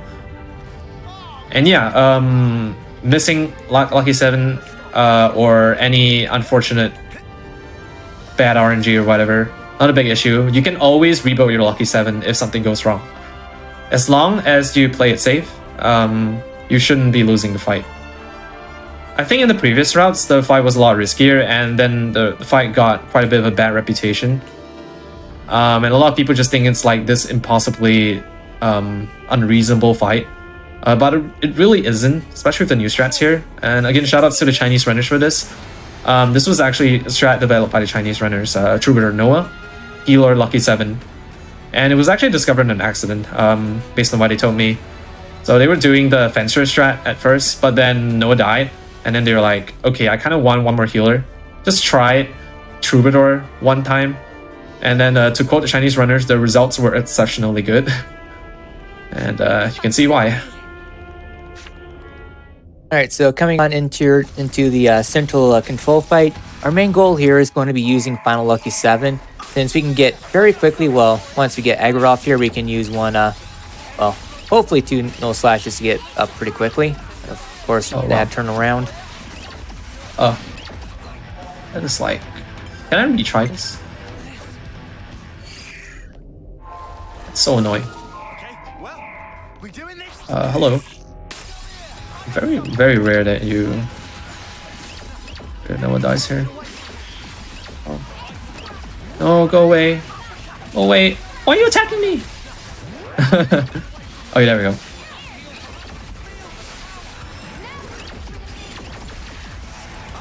But yeah, this fight, there are 3 waves to it total, which is basically 9 total flags we have to take out in 3 waves.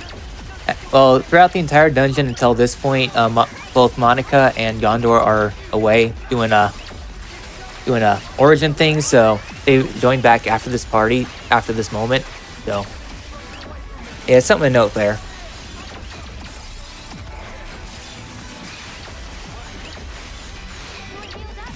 They keep turning, so annoying.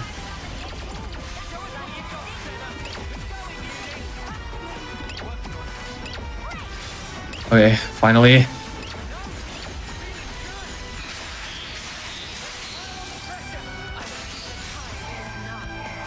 And these next phases will go by easier since they're all kind of in a better spot, hopefully. Hopefully, yeah. Oh, there we go. Nice, that's what you want to see. This Final Lucky 7 in 1. Try to place your arts regen fields as well. There we go. Yeah, this sword's pretty balanced, I heard. Alright, so that's that fight. Can be a little annoying sometimes, as you can see. Everyone's lending us their The next fight is going to be against Mobius Y. Again, this time we call him Origin Y, because we fight him in Origin. Pretty much the same fight as the first fight, and we're going to use the same strat as we did on N. He does a lot less damage than N, and he's mostly single target, so this fight is, compared to N, is pretty much a cakewalk. Is that how you say it? It's a breeze. It's very easy compared to N. Making sure I'm picking up these XP spots as well, just for extra experience. Again, I want to hit the level 67 threshold once I get to the final boss fight. But yeah, Healer, Lucky 7. That's the reason why we have the Shackle Ring on Noah as well.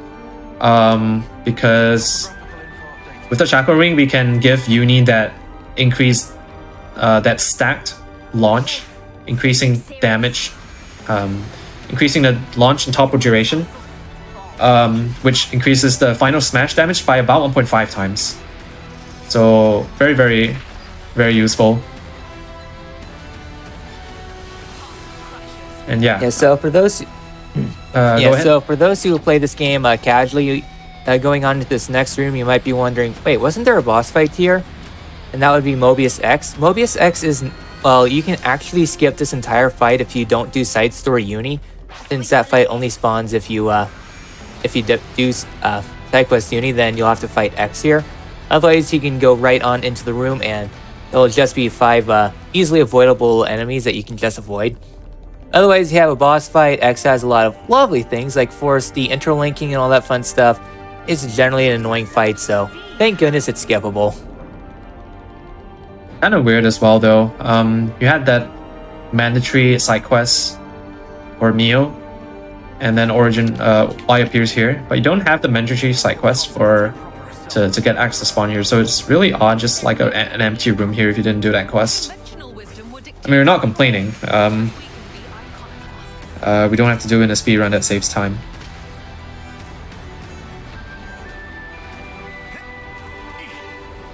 Alright, coming up on last little bend here before our penultimate boss. Real nasty mud has showed up.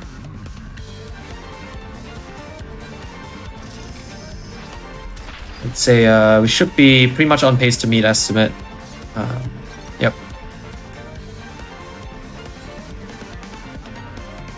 Conventional wisdom would dictate running away, but we can be iconoclasts. Alright, so last little skip here. Normally you have to defeat these two enemies because they're really hard to de-aggro. But now there's a pretty good way, pretty reliable way to de-aggro them. Maybe it's easier on New Game Plus, or they probably don't aggro you on New Game Plus. Yeah, we just hop around the siding Yeah. on via. So have to come up here. And then most importantly, you want to go back down via here.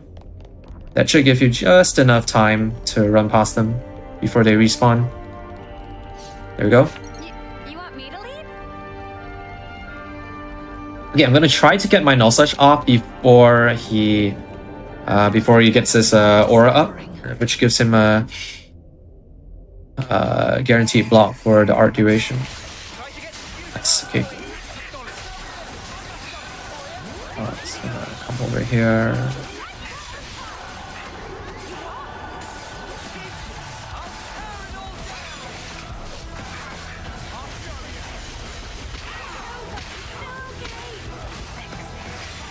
I'll get you ship safe in no time.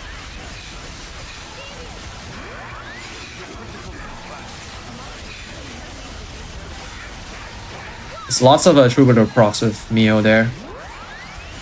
And they're all at Interlink 2 already. That's fantastic. Gonna make sure everyone's healed up. Why not get a power charge off?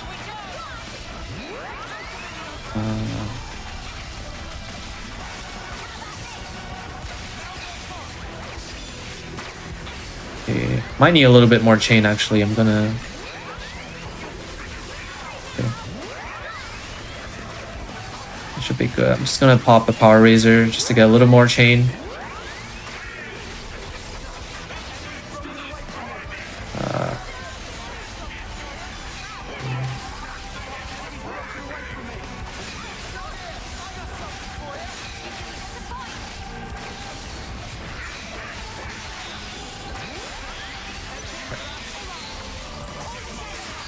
There we go. Crucial thing about this setup, Noah ends up behind, which is important because you don't want Noah to get blocked on the next round in chain. Try to farm as much overkill as you can. So we got... Hopefully we don't see a block here from Tyon. It's like a 15% front block rate.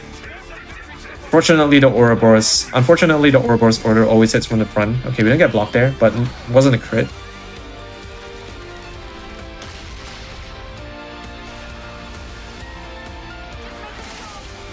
I think that should be fine. Yeah.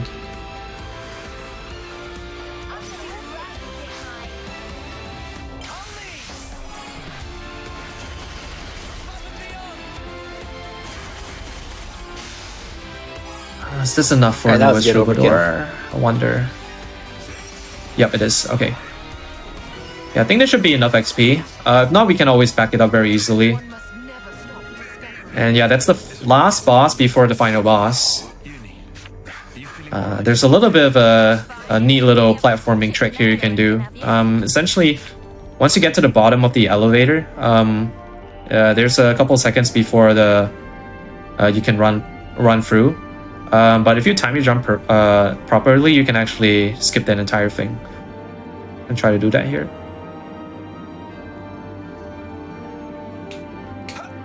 There we go. Nice. Okay, so one last camp to take some more levels before the final boss. Then, I mean, one more big menu just to set us up for the final boss. The time has come. Do people have to make so much noise? And hopefully we are level 67. Nice. Okay. So all that XP I took Perfect. definitely paid off. Allons-y, my dears.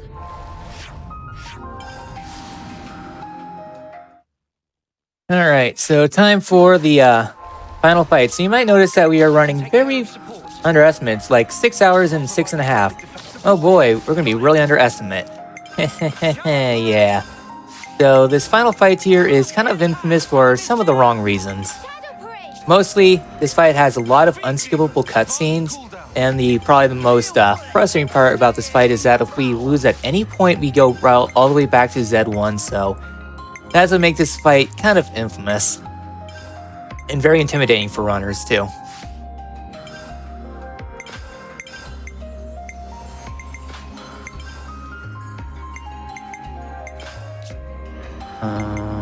This is correct.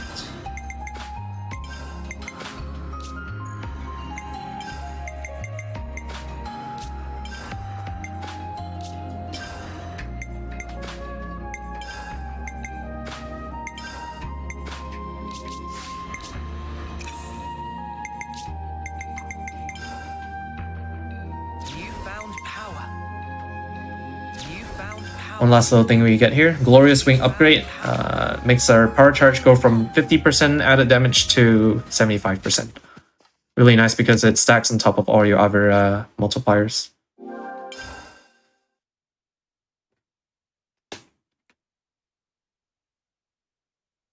Okay, here we go. Final boss fight. This is Alright, where best of staying luck. power becomes very important, as Orphe has mentioned. And at the same time, staying power can be our worst enemy, too. Yeah. Hopefully it doesn't happen.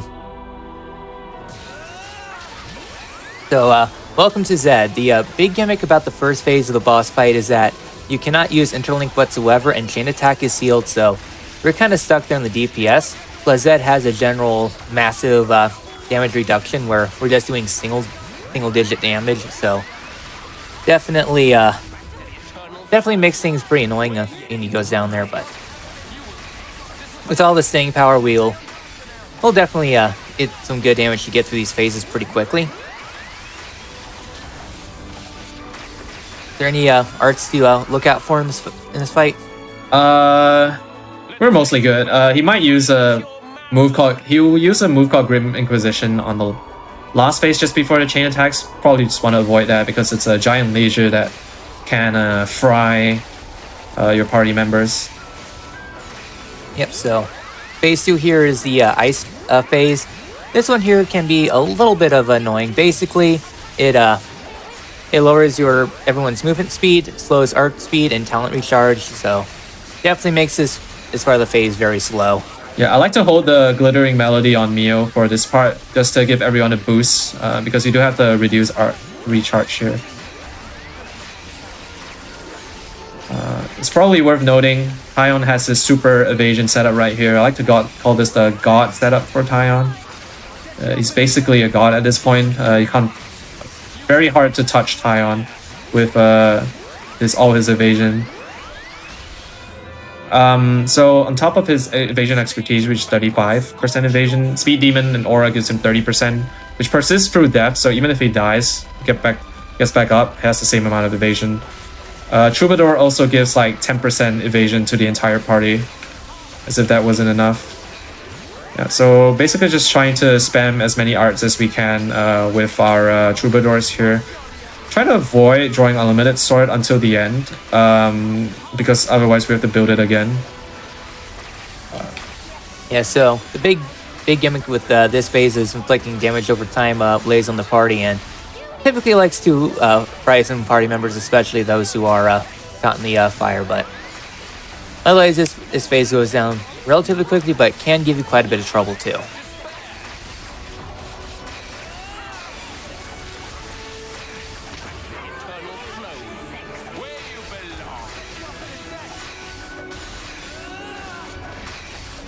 Troubadour is really good for spamming arts here. Okay, probably we just want to watch out for Grim Inquisition, where he fires off his giant laser. You want. The struggle is all that you are permitted.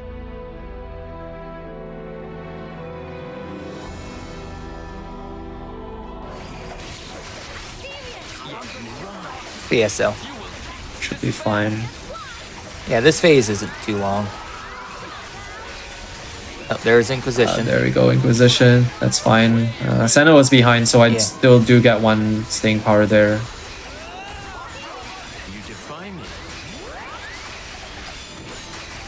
Yeah, at the very least, at the end of this phase, everybody gets healed up. So Yep. All right, nice. That wasn't too bad. yep. I wasn't really looking at how fast this went, but I think that wasn't too bad. Creatures are.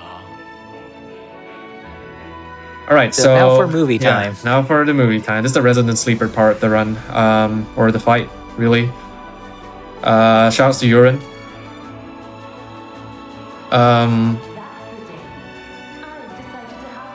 So basically, now we're just gonna watch some movies. He's gonna replay some parts of everyone's life that had like really big impact on them as a person. And so for Lance, it was like when Euron died. For Senna, it was when Shania. One of my favorite cutscenes in the run was when they were held captive, or held in prison. Shania comes up to Senna and shows her iris, which basically Shania took in the flame plot and became one of them.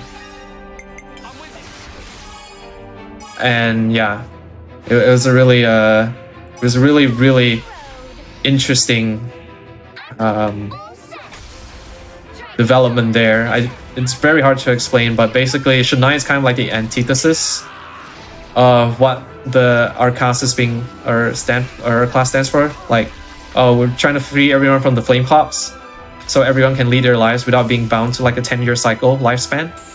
Shania's like, no, that's it's better to have the flame clops, because if you die, you just go back to just reborn again. And so all this while, like, we're basically following our heroes here, and we're like, okay, yeah, this makes sense. And then Shania comes along, gives us another perspective, and like, yeah, that kind of makes sense too. So I really like Shania as a character. She's a really good contrast to our cast here.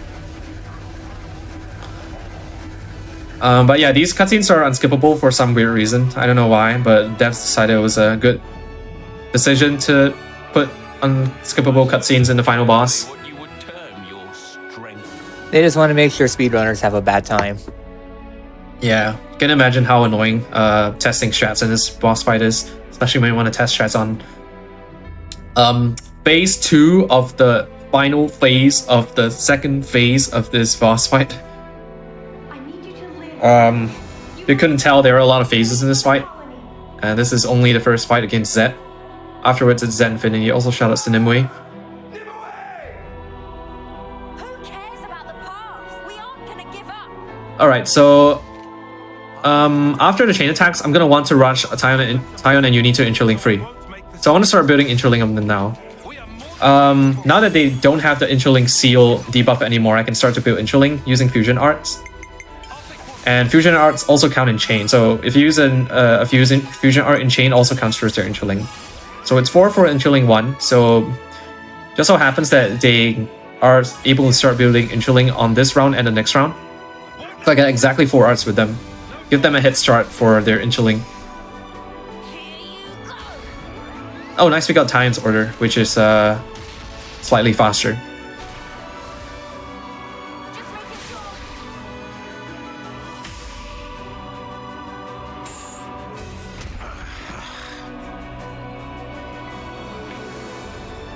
I see. You would grow strong enough to withstand adversity. All right, so now we're doing the third and final of the cutscene phases before the final part of the first phase of the final boss. Yeah, pay attention to the cutscene, to the movies that play here. So, what would you guess would be on Noah's screen? Obviously, it's chapter 5, or it was chapter 6 actually. Entertain me. Clearly, this was when his well, I guess there's no point keeping it a secret. Is when his girlfriend was about to go. Makes sense. So, obviously for me it would be about Noah, but no, it's actually Miyabi. Sucks to be Noah. I don't blame her though. Miyabi's way better. Miyabi's based. Yeah, Miyabi. Let's go Miyabi. At least they got their matching couple outfit here with a troubadour and the military uniform. Oh, well, she has troubadour as well. But this is her military uniform, because whatever costume you put on her overwrites whatever class.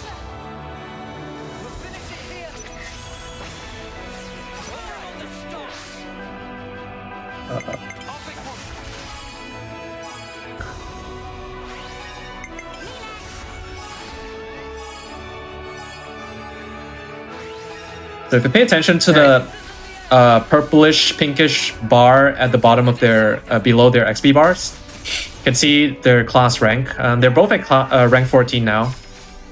So after this fight, they will both get enough to get up to level 15. Both Sen and Uni.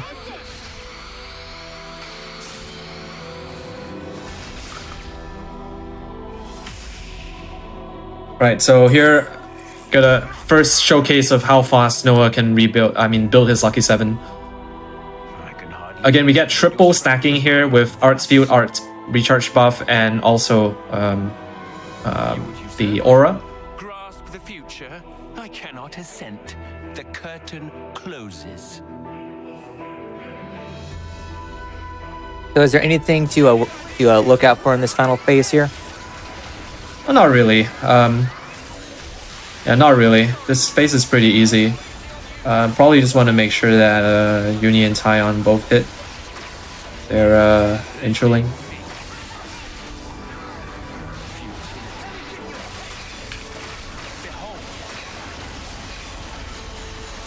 Okay. I'll Interlink them now. They're both pretty healthy here, so they should be on track. Oh, there we go. Interlink free already. That's really fast.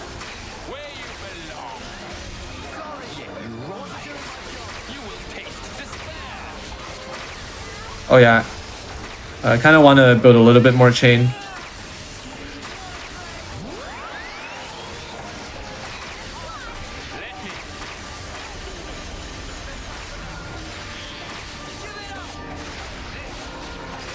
Yeah, during the first part, Zed's like immune to all debuffs and reactions, everything like that. Now he doesn't have that anymore, so in position.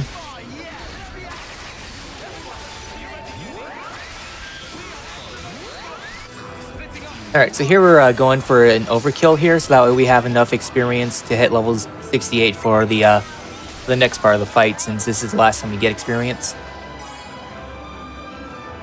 I'm gonna want exactly 268. At least 268. There we go. Oh, exactly. There we go. This is exactly enough to get level 68. As you can see, there's no XP on that bar whatsoever. We exactly hit level 68. Very nice. Alright, so Z Infinity 1, because there's 2 Z Infinities, of course. And then in between Z Infinity, there are more fights. Alright, a little juggling around I have to do. Again, Interlink 3 on Taion is important. I'm gonna get him over to the side here. And then I'm gonna get both Uni and Taion out of the way. Yeah, so the big thing that we want to move everyone out of the way for, especially for later parts of the fight, is the Acheon Purge. This is more prevalent in the Z Infinity too. But it hits everybody in a straight line in front of them, so since everyone likes hanging out in the middle, it gets annoying. Yeah, pretty important. Yep. You want to make sure Uni and Taion are both safe. Try to heal up with Lance if you can as well. Meanwhile, probably just build a little bit of Lucky 7 here. Should be Interlink 2. They should be fine.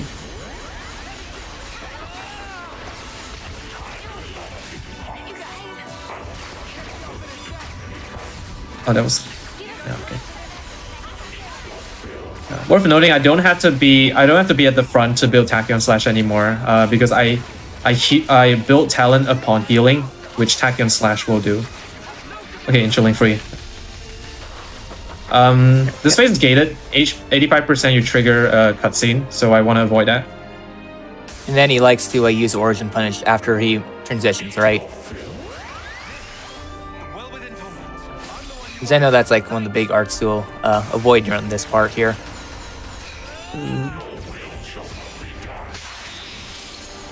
Okay, that's Ooh. fine. As long as one of them has power charge.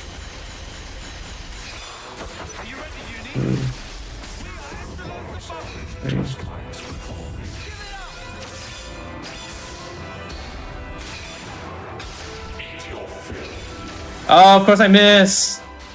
Of course I miss. Oh. Okay. So now we're gonna do back up again. I never have a clean Z Infinity, and I think, yeah, I haven't had a marathon where I get a good Z Infinity. Okay, so we're gonna try to rebuild. We're gonna try to rebuild Interlink. Probably can ignore Noah for now. So I'm gonna try to rush him down to that 85% threshold. Thank you, Mio, for that wonderful glittering melody. Okay. Just try to make sure they're all healthy here.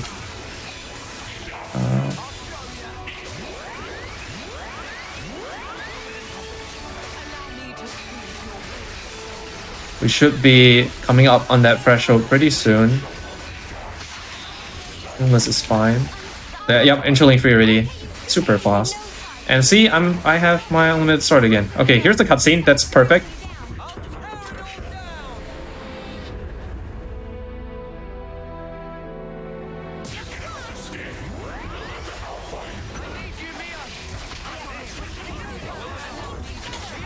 And there's Hands of Origin, which is a pretty hard-hitting attack that he likes to do when he transitions to this spot here.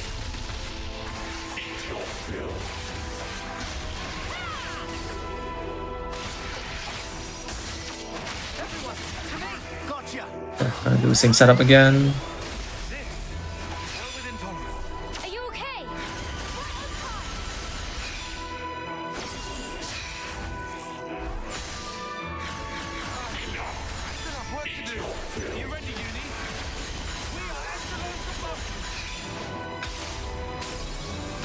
Three, four.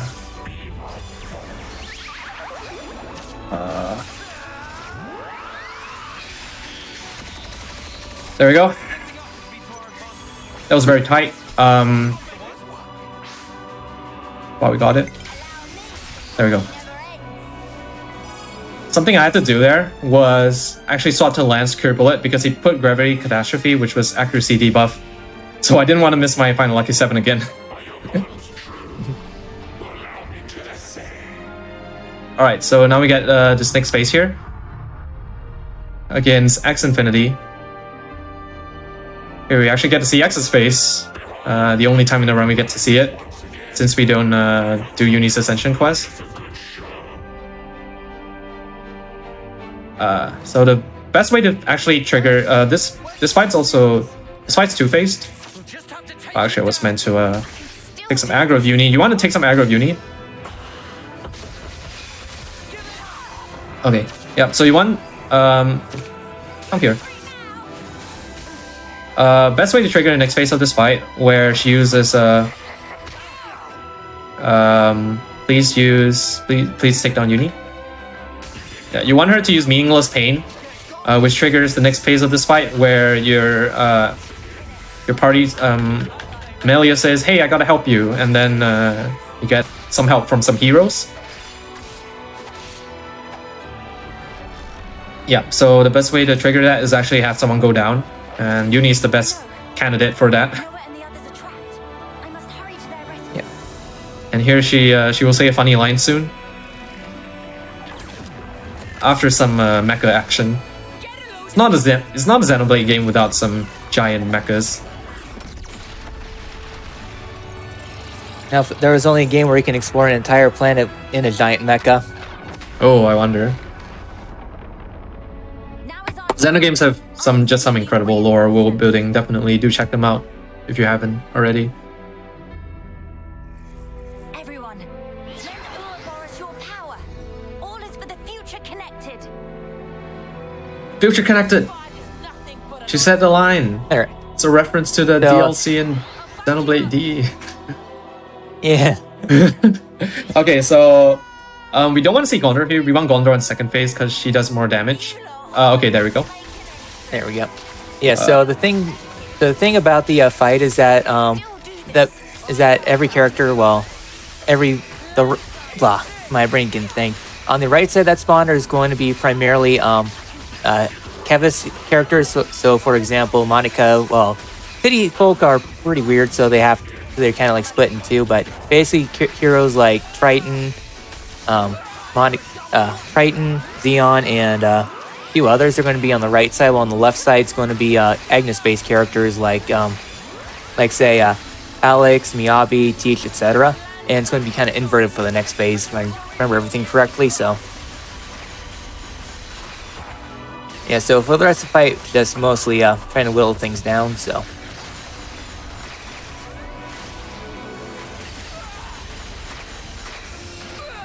yeah. Anything else to know for this fight, like for building interlink? Not really. Your character's pretty much built interlink, are doing a good job of building interlink. Just want to make sure you have the fusion first. Want to make sure I get my final lucky 7 here. I think I should be able to. Yep, should be fine here. Oh, of course I miss again. Lovely 3%. I'm actually just going to rebuild my lucky 7 here, because I'm not gonna have enough for later. If I don't rebuild here.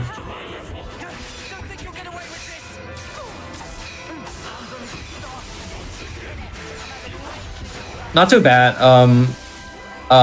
We do get some more cheer damage on X. Main thing, I just don't want Noah to go down. I'm gonna try to keep him healthy with Lance here.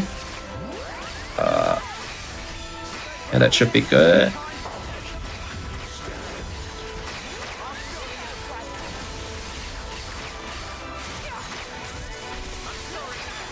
Alright, so I get to pre-build some of my final lucky 7 for the next phase. There we go. There we go. Now we got Y Infinity. This is kind of just beat him down. We got our Senna here with her trusty sword fighter, rank 15. Because of a bug now, newly introduced bug, thanks Monolith Soft. I believe it's a Master Art thing. Master Arts can actually hit your party members, so you can get randomly put to sleep by Dark Banner. But you know what's also Master Art? Staying Power. So if your teammates use arts inside Senna's staying power and Senna's close by, she might just hit herself.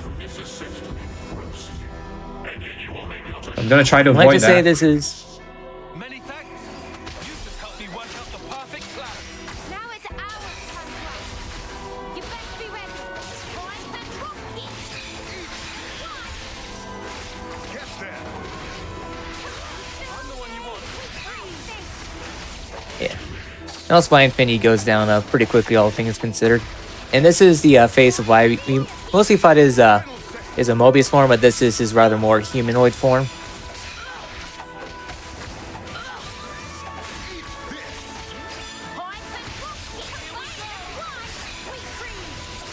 Matcha is really nice here, because of that, yeah, just that extra crit rate really helps to ramp up your damage a little bit more. I'm gonna try to Glittering Melody if I can. Have a nice overclock buster here.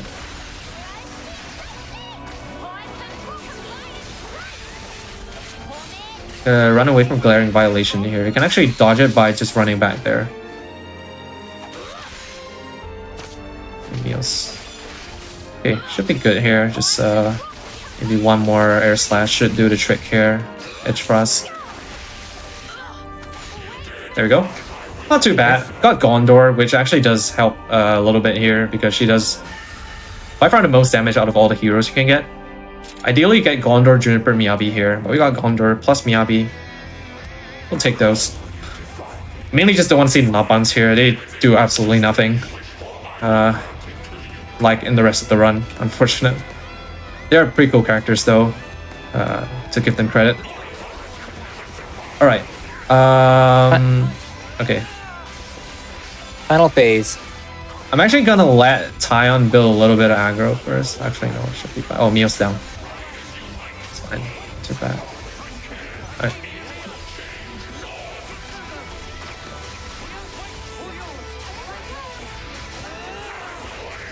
Okay.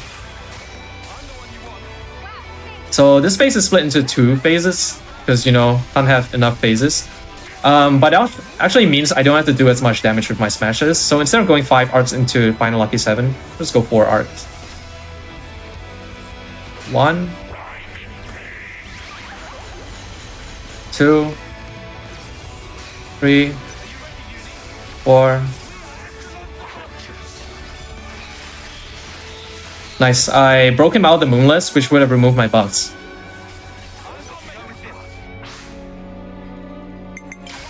Alright, so good start to this phase. Yep. Once again, this is a barrier thing. So Yeah.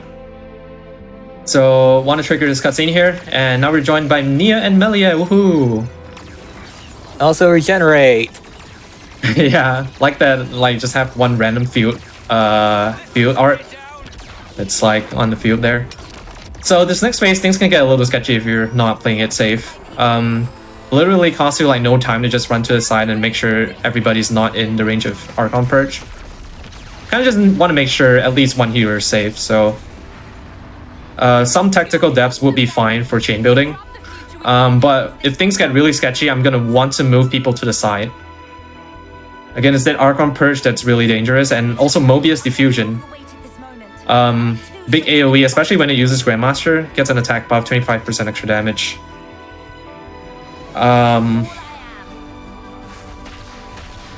Yeah, so want to keep note. Just want to take note of that. Noah's stance makes him take increased damage, so I want to make sure he pulls Lucky 7 as quickly as possible. I'm actually just gonna play it safe since we're in a marathon. Here we go. There's the Grandmaster.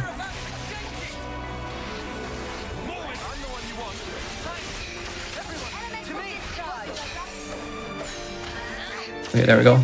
Yep, so now everyone should be safe.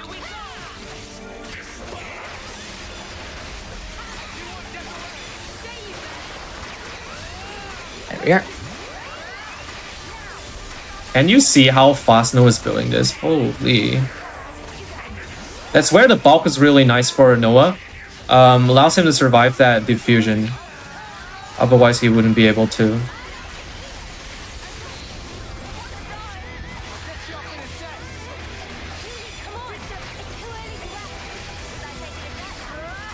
Should be very close to...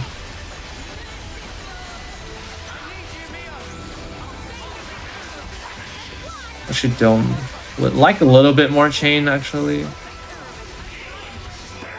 Okay, Senna going down there is actually perfect. Same with Uni, it's gonna get me more chain. Okay.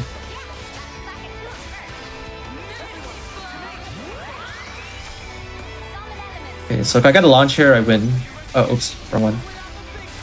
Ooh. Oh, Wrong got launch. Okay, 1. Oh wait, why are you Blaze? Oh, okay. Oh, I spoke too soon.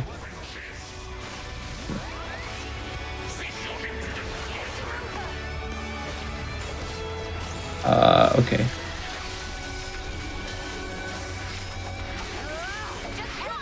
Okay, we're gonna rebuild very quickly. He might use I forgot what is it called, some infinite something. That is very annoying. Glittering Melody, hopefully help us. Yeah, Infinite Finale. Okay, I'm gonna want to put Cure Bullet on my party here. Oops.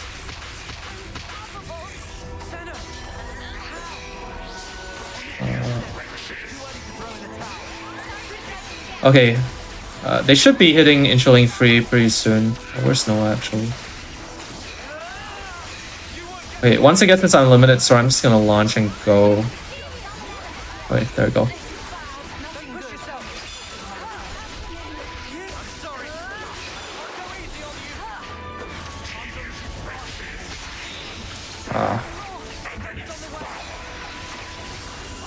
Okay.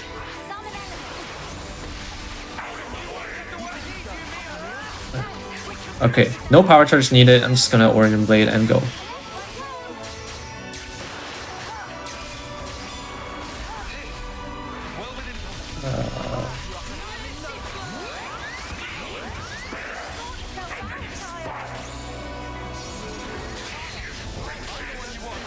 I was just clearing my head.